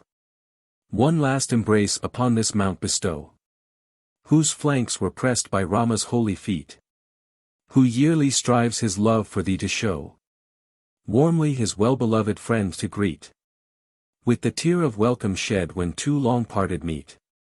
13. He then describes the long journey. Learn first, O cloud, the road that thou must go. Then hear my message ere thou speed away. Before thee mountains rise and rivers flow. When thou art weary, on the mountain stay. And when exhausted, drink the river's driven spray. 14. Beginning with the departure from Rama's peak, where dwells a company of Siddhas, divine beings of extraordinary sanctity. Elude the heavenly elephant's clumsy spite. Fly from this peak in richest jungle drayest. And Siddha maids who view thy northward flight will upward gaze in simple terror, lest the wind be carrying quite away the mountain crest. 15. Bright as a heap of flashing gems, there shines before thee on the ant-hill, Indra's bow, matched with that dazzling rainbow's glittering lines. Thy somber form shall find its beauties grow, like the dark herdsman Vishnu, with peacock plumes aglow. 16. The Mala Plateau. The farmers' wives on Mala's lofty Leah, though innocent of all coquettish art, will give thee loving glances, for on thee depends the fragrant furrow's fruitful part. Thence, barely westering, with lightened burden start. 17. The Mango Peak. The Mango Peak whose forest fires were laid by streams of thine, will soothe thy weariness. In memory of a former service paid. Even meaner souls spurned not in time of stress. A suppliant friend, a soul so lofty, much the less. 18. With ripened mango fruits his margins teem. And thou, like wetted braids, art blackness quite. When resting on the mountain, thou wilt seem like the dark nipple on earth's bosom white. For mating gods and goddesses a thrilling sight. 19. The Riva, or Nerbudda river, foaming against the mountainside. His bowers are sweet to forest maidens ever. Do thou upon his crest a moment bide. Then fly, rain quickened, to the Riva river, which gaily breaks on Vindhya's rocky side, like painted streaks upon an elephant's dingy hide. XX. And flavored with the ichor which exudes from the temples of elephants during the mating season, where thick rose apples make the current slow. Refresh thyself from thine exhausted state with ichor pungent drops that fragrant flow. Thou shalt not then to every wind vibrate. Empty means ever light, and full means added weight. XXI. Spying the madder on the banks, half brown, half green with shoots that struggle to the birth. Nibbling where early plantain buds hang down. Scenting the sweet, sweet smell of forest earth. The deer will trace thy misty track that ends the dearth. XXI. Though thou be pledged to ease my darling's pain, yet I foresee delay on every hill, where jasmines blow, and where the peacock train cries forth with joyful tears a welcome shrill. Thy sacrifice is great, but haste thy journey still.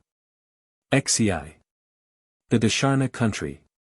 At thine approach, Dasharna land is blessed with hedgerows where gay buds are all aglow, with village trees alive with many a nest, a building by the old familiar crow, with lingering swans, with ripe rose apples darker show.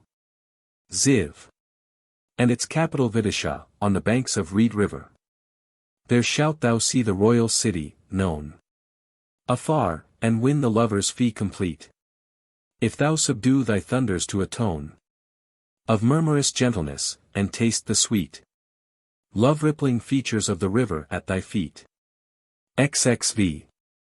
A moment rest on Nikai's mountain then, where madder bushes don their blossom coat, as thrilling to thy touch, where city men o'er youth's unbridled pleasures fondly gloat, in caverns whence the perfumes of gay women float. XXVI. Fly unrefreshed, and sprinkle buds that fade on jasmine vines in gardens wild and rare, by forest rivers, and with loving shade caress the flower girls' heated faces fair, whereon the lotuses droop withering from their hair. XXVI. The famous old city of Ujjain, the home of the poet, and dearly beloved by him. Swerve from thy northern path, for westward rise. The palace balconies thou mayst not slight, in fair Ujjain. And if bewitching eyes that flutter at thy gleams, should not delight thine amorous bosom, useless were thy gift of sight. XXVI. And the river, personified as a loving woman, whom the cloud will meet just before he reaches the city. The neighboring mountain stream that gliding grants a glimpse of charms in whirling eddies pursed, while noisy swans accompany her dance. Like a tinkling zone, will slake thy loving thirst. A woman always tells her love in gestures first. Zix. Thou only, happy lover, canst repair the desolation that thine absence made. Her shrinking current seems the careless hair that brides deserted wear in single braid, and dead leaves falling give her face a paler shade. XXX. The city of Ujjain is fully described. Oh, fine Ujjain, gem to Avanti given, where village ancients tell their tales of mirth and old romance. Oh, radiant bit of heaven, home of a blessed celestial band whose worth sufficed, though fallen from heaven, to bring down heaven on earth. XXXI. Where the river breeze at dawn, with fragrant gain, from friendly lotus blossoms, lengthens out the clear, sweet passion warbling of the crane, to cure the women's languishing, and flout, with a lover's coaxing all their hesitating doubt. XXXI. Enriched with odors through the windows drifting, from perfumed hair, and greeted as a friend, by peacock pets their wings in dances lifting, on flower-sweet balconies thy labor end, where prints of dear pink feet an added glory lend. 33.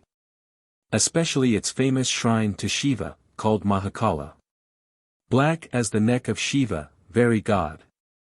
Dear therefore to his hosts, thou mayest go to his dread shrine, round which the gardens nod, when breezes rich with lotus pollen blow, and ointments that the gaily bathing maidens know. Exiv. Reaching that temple at another time, wait till the sun is lost to human eyes. For if thou mayest play the part sublime of Shiva's drum at evening sacrifice, then hast thou in thy thunder's grave a priceless prize. XXXV. The women there, whose girdles long have tinkled, in answer to the dance, whose hands yet seize, and wave their fans with lustrous gems besprinkled, will feel thine early drops that soothe and please, and recompense thee from black eyes like clustering bees. XXXVI. And the black cloud, painted with twilight red, is bidden to serve as a robe for the god, instead of the bloody elephant hide which he commonly wears in his wild dance. Clothing thyself in twilight's rose-red glory, embrace the dancing Shiva's tree-like arm.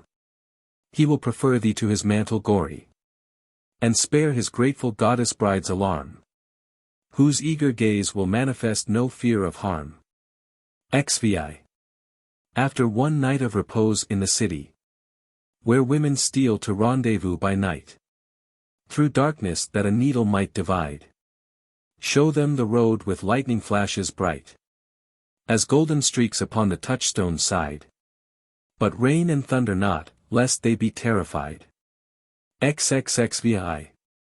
On some rich balcony where sleep the doves, through the dark night with thy beloved stay, the lightning weary with the sport she loves, but with the sunrise journey on thy way. For they that labor for a friend do not delay. XX. The gallant dries his mistress' tears that stream, when he returns at dawn to her embrace. Prevent thou not the sun's bright-fingered beam, that wipes the tear-dew from the lotus face. His anger else were great, and great were thy disgrace. XL. The cloud is besought to travel to deep river. Thy winsome shadow soul will surely find an entrance in deep river's current bright, as thoughts find entrance in a placid mind. Then let no rudeness of thine own affright the darting fish that seem her glances lotus white. XLI. But steal her somber veil of mist away, although her reed seem hands that clutch the dress, to hide her charms. Thou hast no time to stay. Yet who that once has known a dear caress could bear to leave a woman's unveiled loveliness? XLI. Thence to holy peak, the breeze, 'neath which the breathing acre grants new odors, and the forest figs hang sleek, with pleasant whistlings drunk by elephants, through long and hollow trunks, will gently seek to waft thee onward fragrantly to holy peak. XLI. The dwelling place of Skanda, god of war, the child of Shiva and Gauri, concerning whose birth more than one quaint tale is told. There change thy form, become a cloud of flowers, with heavenly moisture wet, and pay the meed of praise to Skanda with thy blossom showers. That sun-outshining god is Shiva's seed, fire-born to save the heavenly hosts in direst need. Sliv. God Skanda's peacock, he whose eyeballs shine by Shiva's moon, whose flashing fallen plume the god's fond mother wears, a gleaming line over her ear beside the lotus bloom. Will dance to thunders echoing in the cavern's room. XLV. Thence to Skin River, so called because it flowed forth from a mountain of cattle carcasses, offered in sacrifice by the pious Emperor Rantideva. Adore the reed-born god and speed away. While Siddhas flee, lest rain should put to shame the lutes which they devoutly love to play. But pause to glorify the stream whose name recalls the sacrificing emperor's blessed fame. XLVI. Narrow the river seems from heaven's blue, and gods above, who see her dainty line, matched, when thou drinkest, with thy darker hue, will think they see a pearly necklace twine round earth, with one great sapphire in its midst to shine. XLVI. The province of the 10 cities. Beyond, the province of 10 cities lies, whose women, charming with their glances rash, will view thine image with bright, eager eyes. Dark eyes that dance beneath the lifted lash, as when black bees round nodding jasmine blossoms flash. XLVI. The hallowed land, where were fought the awful battles of the ancient epic time. Then veil the hallowed land in cloudy shade.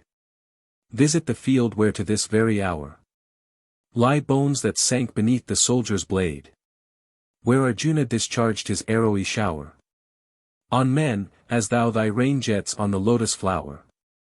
49. In these battles, the hero Balarama, whose weapon was a plowshare, would take no part, because kinsmen of his were fighting in each army. He preferred to spend the time in drinking from the holy river Sarasvati, though little accustomed to any other drink than wine. Sweet friend, drink where those holy waters shine, which the plough-bearing hero loath to fight. His kinsman rather drank than sweetest wine, with a loving bride's reflected eyes alight. Then, though thy form be black, thine inner soul is bright. L. The Ganges River, which originates in heaven. Its fall is broken by the head of Shiva, who stands on the Himalaya mountains, otherwise the shock would be too great for the earth. But Shiva's goddess bride is displeased. Fly then where Ganges o'er the king of mountains falls like a flight of stairs from heaven let down. For the sons of men she hurls her billowy fountains, like hands to grasp the moon on Shiva's crown, and laughs her foamy laugh at Gauri's jealous frown. Li. The dark cloud is permitted to mingle with the clear stream of Ganges, as the muddy Jumna river does near the city now called Allahabad. If thou, like some great elephant of the sky, shouldst wish from heaven's eminence to bend, and taste the crystal stream, her beauties high, as thy dark shadows with her whiteness blend, would be what Jumna's waters at Prayaga lend. Ai. The magnificent Himalaya range. Her birthplace is Himalaya's rocky crest, whereon the scent of musk is never lost. For dear rest ever there where thou wilt rest, somber against the peak with whiteness glossed, like dark earth by the snow-white bowl of Shiva tossed. Lii. If, born from friction of the deodars, a scudding fire should prove the mountain's bane, singeing the tails of yaks with fiery stars, quench thou the flame with countless streams of rain. The great have power that they may soothe distress and pain. Liv. If mountain monsters should assail thy path, with angry leaps that of their object fail, only to hurt themselves in helpless wrath, scatter the creatures with thy pelting hail. For who is not despised that strives without avail? Lv. Bend lowly down and move in reverent state round Shiva's footprint on the rocky plate, with offerings laden by the saintly great. The sight means heaven as their eternal fate, when death and sin are past, for them that faithful wait. Lvi. The breeze is piping on the bamboo tree, and choirs of heaven sing in union sweet, o'er demon foe of Shiva's victory. If thunders in the caverns drum-like beat, then surely Shiva's symphony will be complete. Lvi. The mountain pass called the Swan Gate Pass by the wonders of the snowy slope. Through the swan gate, through mountain masses rent. To make his fame a path by Bhrigu's hope. In long, dark beauty fly, still northward bent. Like Vishnu's foot, when he sought the demon's chastisement. Lvi. And at Mount Kailasa, the long journey is ended. Seek then Kailasa's hospitable care. With peaks by magic arms asunder riven. To whom, as mirror, goddesses repair. So lotus bright his summits cloud the heaven. Like form and substance to God's daily laughter given. Lax.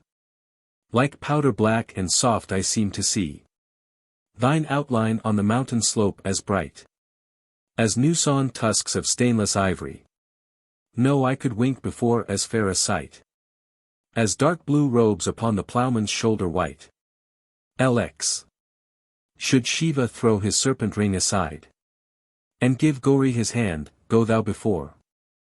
Upon the mount of joy to be their guide. Conceal within thee all thy watery store. And seem a terraced stairway to the jeweled floor. Lxi. I doubt not that celestial maidens sweet. With pointed bracelet gems will prick thee there. To make of thee a shower bath in the heat.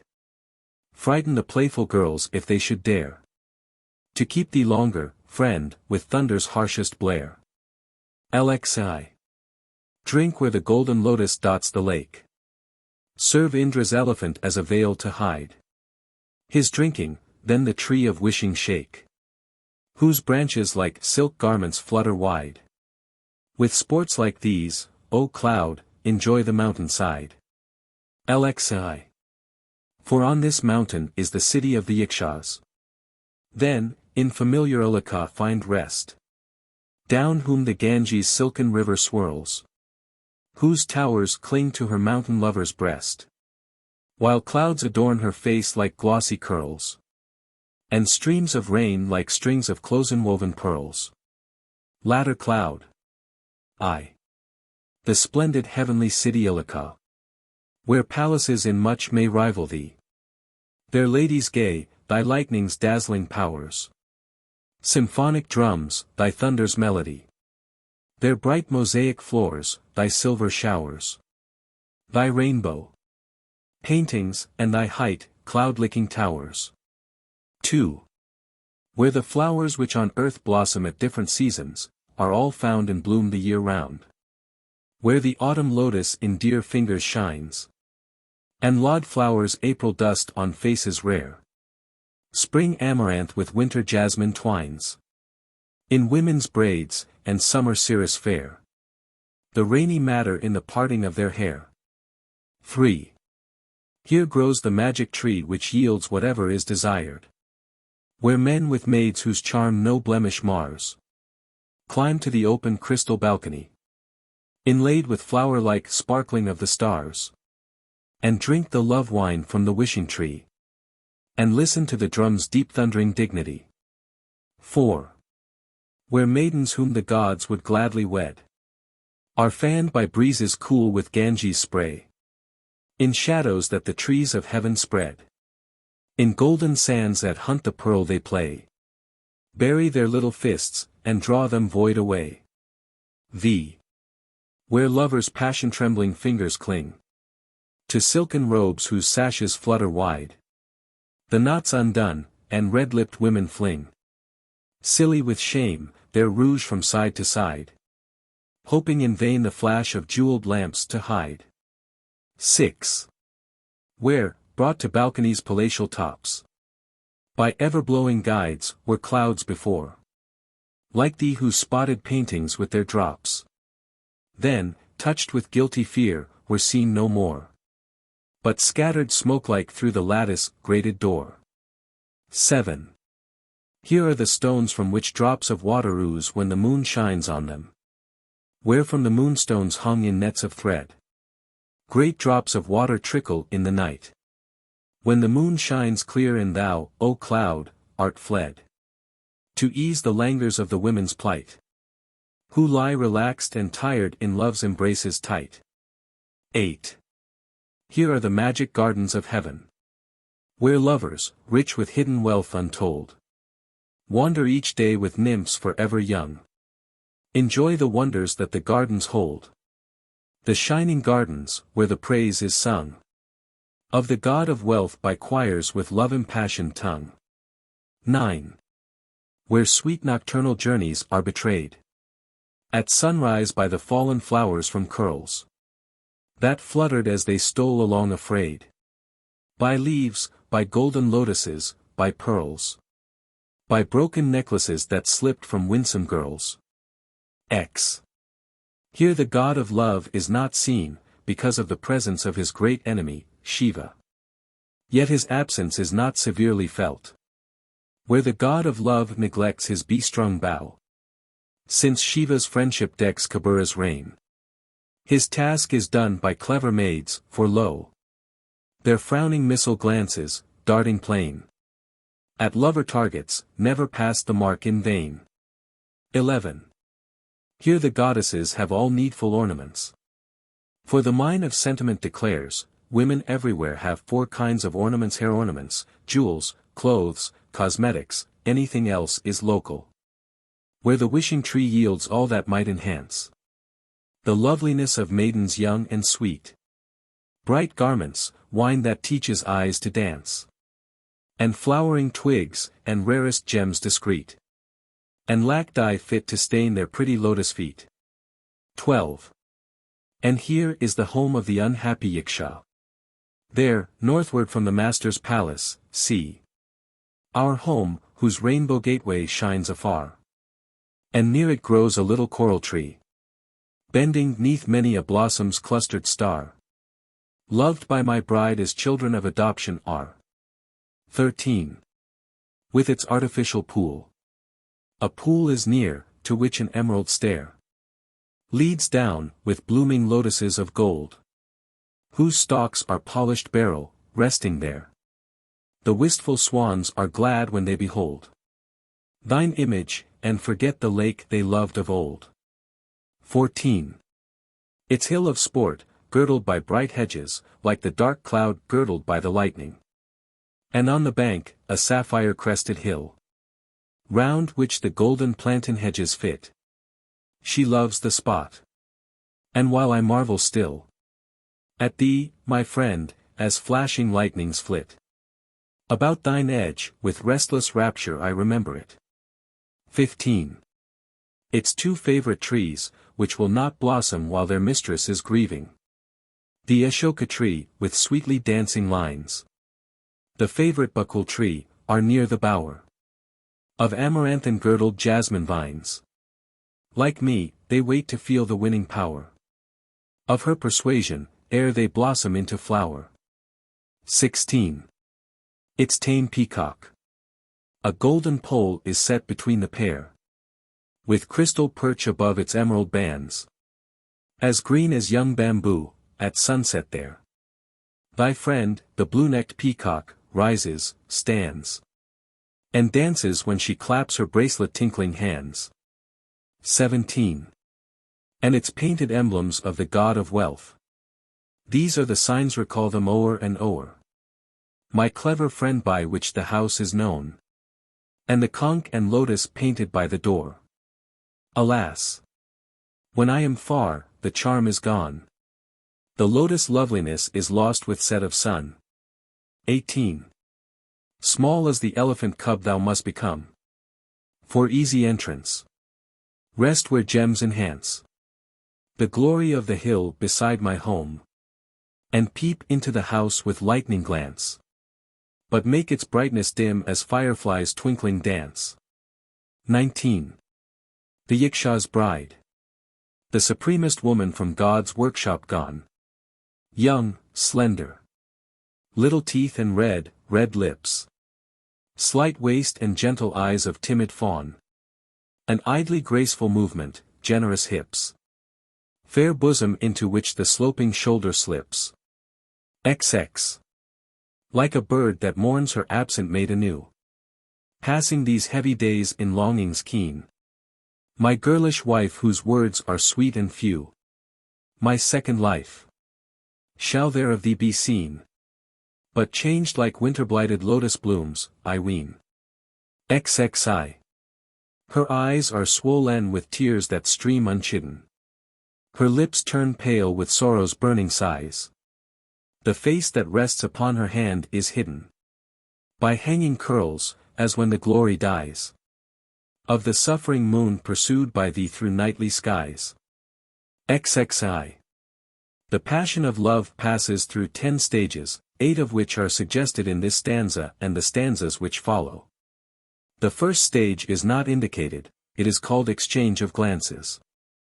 Thou first wilt see her when she seeks relief in worship, or, half fancying, half recalling, she draws mine image worn by absent grief. Or asks the caged, sweetly singing starling, do you remember, dear, our Lord? You were his darling. XCI. In this stanza and the preceding one is suggested the second stage, wistfulness.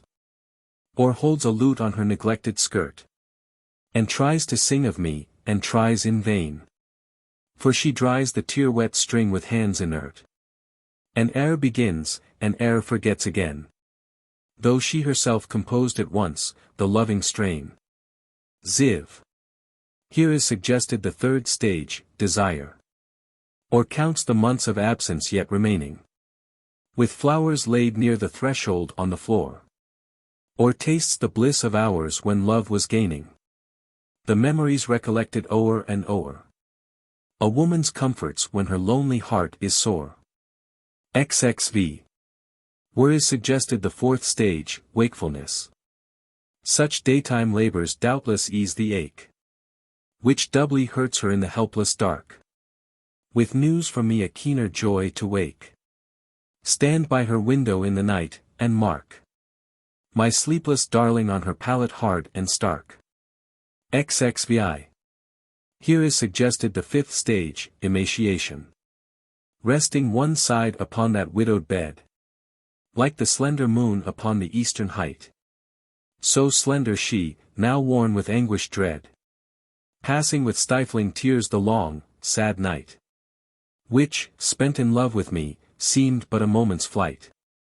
XXVI. Here is suggested the sixth stage, loss of interest in ordinary pleasures. On the cool, sweet moon that through the lattice flashes, she looks with the old delight, then turns away, and veils her eyes with water-weighted lashes. Sad as the flower that blooms in sunlight gay, but cannot wake nor slumber on a cloudy day. 18. Here is suggested the seventh stage, loss of youthful bashfulness. One unanointed curl still frets her cheek, when tossed by sighs that bum her blossom lip. And still she yearns, and still her yearnings seek, that we might be united though in sleep. Ah! Happy dreams come not to brides that ever weep. Zix. Here is suggested the eighth stage, absent-mindedness. For if she were not absent-minded, she would arrange the braid so as not to be annoyed by it. Her single tight-bound braid she pushes oft, with a hand uncared for in her lonely madness. So rough it seems, from the cheek that is so soft. That braid ungarlanded since the first day's sadness, which I shall loose again when troubles end in gladness. XXX. Here is suggested the ninth stage, prostration. The 10th stage, death, is not suggested. The delicate body, weak and suffering, quite unadorned and tossing to and fro, in oft-renewing wretchedness, will wring, even from thee a raindrop tear, I know. Soft breasts like thine are pitiful to others' woe. XXXI. I know her bosom full of love for me, and therefore fancy how her soul doth grieve. In this our first divorce, it cannot be self-flattery that idle boastings weave. Soon shalt thou see it all, and seeing, shalt believe. XXXI. Quivering of the eyelids. Her hanging hair prevents the twinkling shine of fawn eyes that forget their glances sly, lost to the friendly aid of rouge and wine. Yet the eyelids quiver when thou drawest nigh. As water lilies do when fish go scurrying by. 33. And trembling of the limbs are omens of speedy union with the beloved. And limbs that thrill to thee thy welcome prove. Limbs fair as stems in some rich plantain bower. No longer showing marks of my rough love. Robbed of their cooling pearls by fatal power. The limbs which I was wont to soothe in passion's hour. Exive. But if she should be lost in happy sleep. Wait, bear with her, grant her but 3 hours' grace. And thunder not, O cloud, but let her keep the dreaming vision of her lover's face. Loose not too soon the imagined knot of that embrace. XXXV. As thou wouldst wake the jasmine's budding wonder. Wake her with breezes blowing mistily. Conceal thy lightnings, and with words of thunder. Speak boldly, though she answer haughtily. With eyes that fasten on the lattice and on thee. XXXVI. The cloud is instructed how to announce himself. Thou art no widow. For thy husband's friend is come to tell thee what himself did say. A cloud with low, sweet thunder tones that send all weary wanderers hastening on their way, eager to loose the braids of wives that lonely stay. XVI. In such a way as to win the favor of his auditor. Say this, and she will welcome thee indeed. Sweet friend, with a yearning heart's tumultuous beating. And joy uplifted eyes. And she will heed. The after message, such a friendly greeting. Is hardly less to woman's heart than lovers' meeting. XXXVI. The message itself. Thus too, my king, I pray of thee to speak. Remembering kindness is its own reward. Thy lover lives, and from the holy peak asks if these absent days good health afford. Those born to pain must ever use this opening word. XX. With body worn as thine, with pain as deep. With tears and ceaseless longings answering thine. With sighs more burning than the sighs that keep thy lips a scorch doomed far from thee to pine. He too doth weave the fancies that thy soul entwine. XL. He used to love, when women friends were near. To whisper things he might have said aloud. That he might touch thy face and kiss thine ear. Unheard and even unseen, no longer proud. He now must send this yearning message by a cloud. XLI. According to the treatise called Virtue's Banner, a lover has 4 solaces in separation. First, looking at objects that remind him of her he loves. I see thy limbs in graceful creeping vines. Thy glances in the eyes of gentle deer. Thine eyebrows in the ripple's dancing lines. Thy locks in plumes, thy face in moonlight clear. Ah, jealous! But the whole sweet image is not here. XLI. Second, painting a picture of her. And when I paint that loving jealousy, with chalk upon the rock, and my caress, as at thy feet I lie, I cannot see through tears that to mine eyes unbidden press. So stern a fate denies a painted happiness. XLI. Third, dreaming of her. And when I toss mine arms to clasp thee tight, mine own though but in visions of a dream, they who behold the oft-repeated sight, the kind divinities of wood and stream, let fall great pearly tears that on the blossoms gleam. Sliv. Fourth, touching something which she has touched. Himalaya's breeze blows gently from the north, unsheathing twigs upon the deodar, and sweet with sap that it entices forth. I embrace it lovingly. It came so far. Perhaps it touched thee first, my life's unchanging star. XLV. Oh, might the long, long night seem short to me.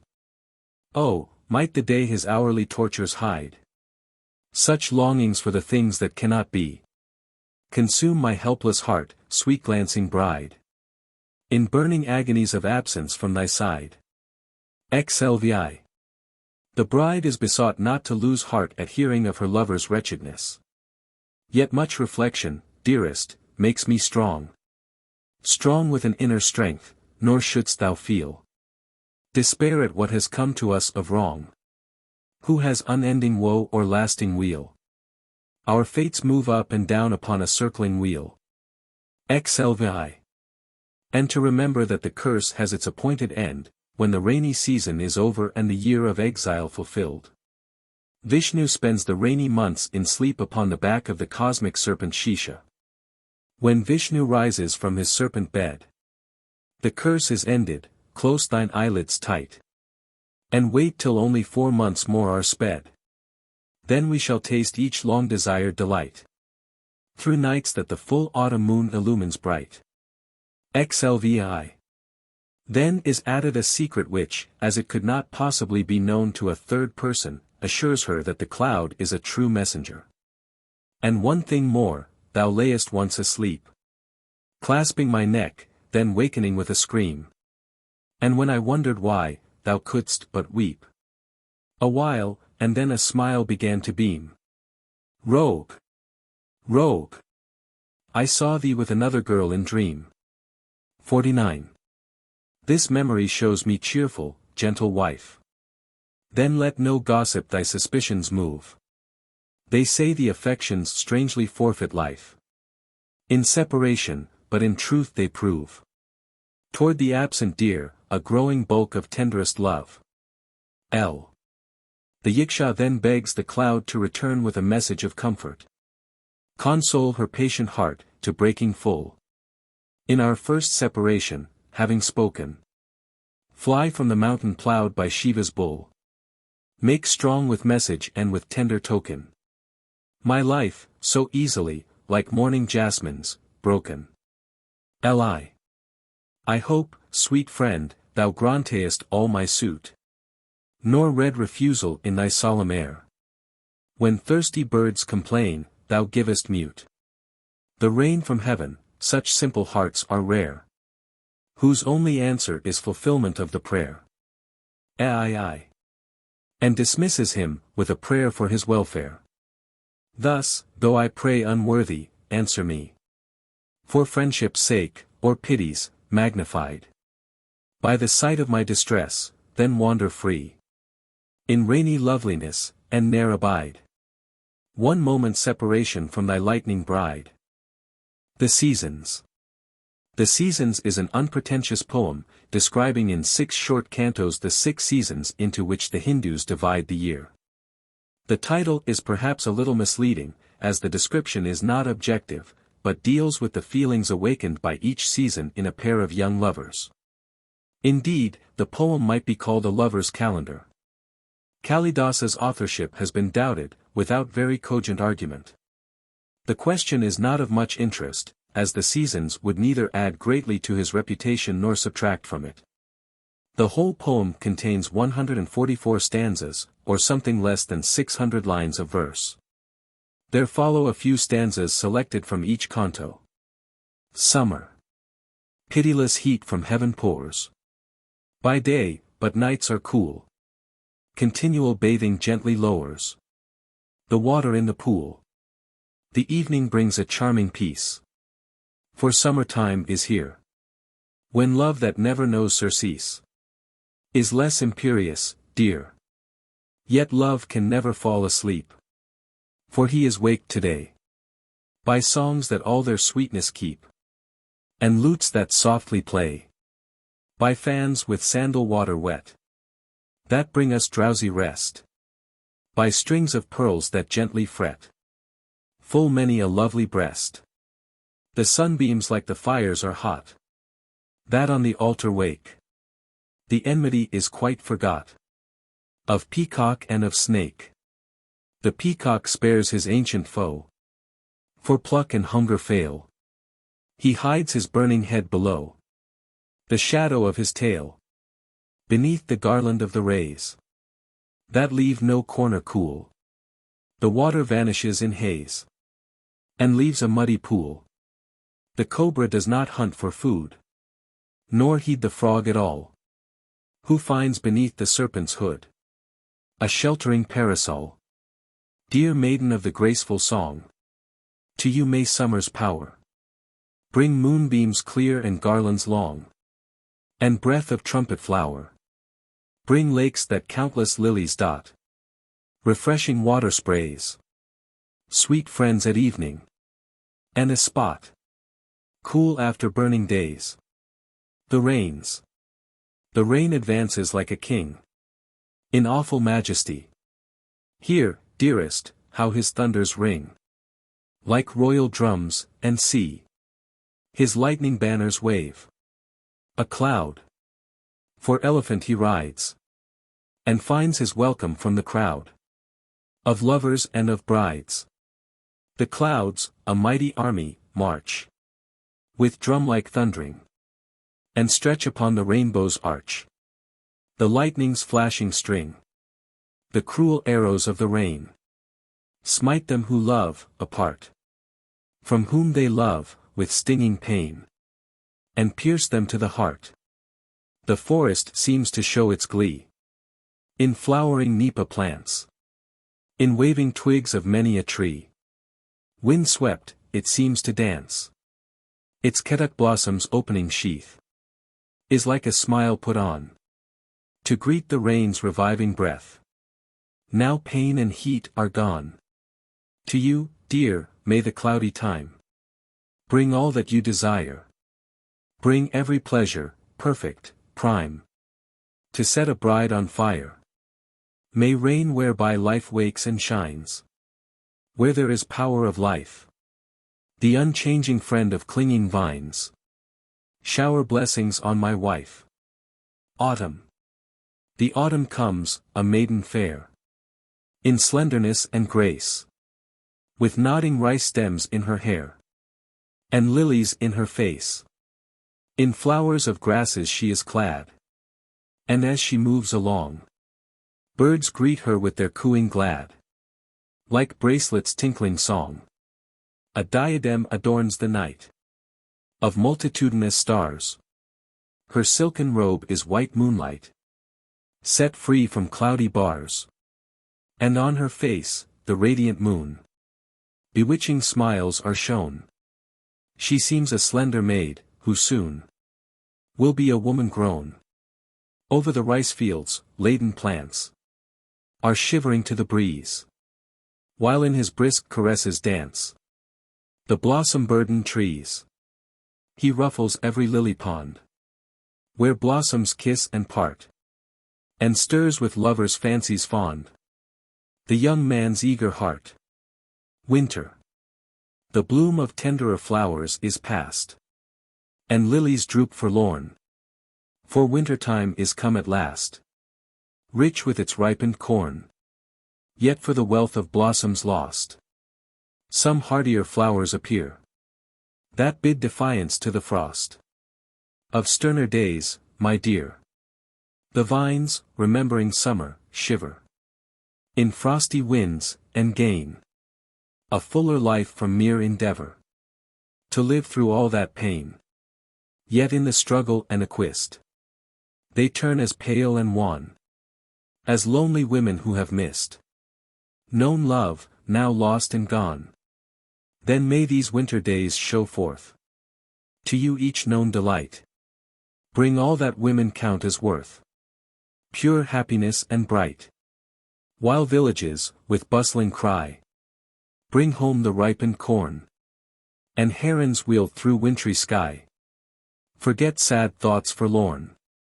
Early spring. Now, dearest, lend a heedful ear. And listen while I sing. Delights to every maiden dear. The charms of early spring. When earth is dotted with the heaps of corn, when herons scream. Is rare but sweet. When passion leaps. And paints a livelier dream. When all must cheerfully applaud. A blazing open fire. Or if they needs must go abroad. The sun is their desire. When everybody hopes to find the frosty chill allayed. By garments warm, a window blind shut, and a sweet young maid. Then may the days of early spring for you be rich and full. With love's proud, soft philandering. And many a candy pull. with sweetest rice and sugar cane. And may you float above the absent grieving and the pain of separated love. Spring. A stalwart soldier comes, the spring, who bears the bow of love. And on that bow, the lustrous string is made of bees, that move with malice as they speed the shaft of blossoming mango flower. At us, dear, who have never laughed at love, nor scorned his power. Their blossom burden waits the trees. The winds in fragrance move. The lakes are bright with lotuses. The women bright with love. The days are soft, the evenings clear. And charming, everything that moves and lives and blossoms, dear, is sweeter, in the spring. The groves are beautifully bright. For many and many a mile. With jasmine flowers that are as white as loving woman's smile. The resolution of a saint might well be tried by this. Far more, young hearts that fancies paint with dreams of loving bliss.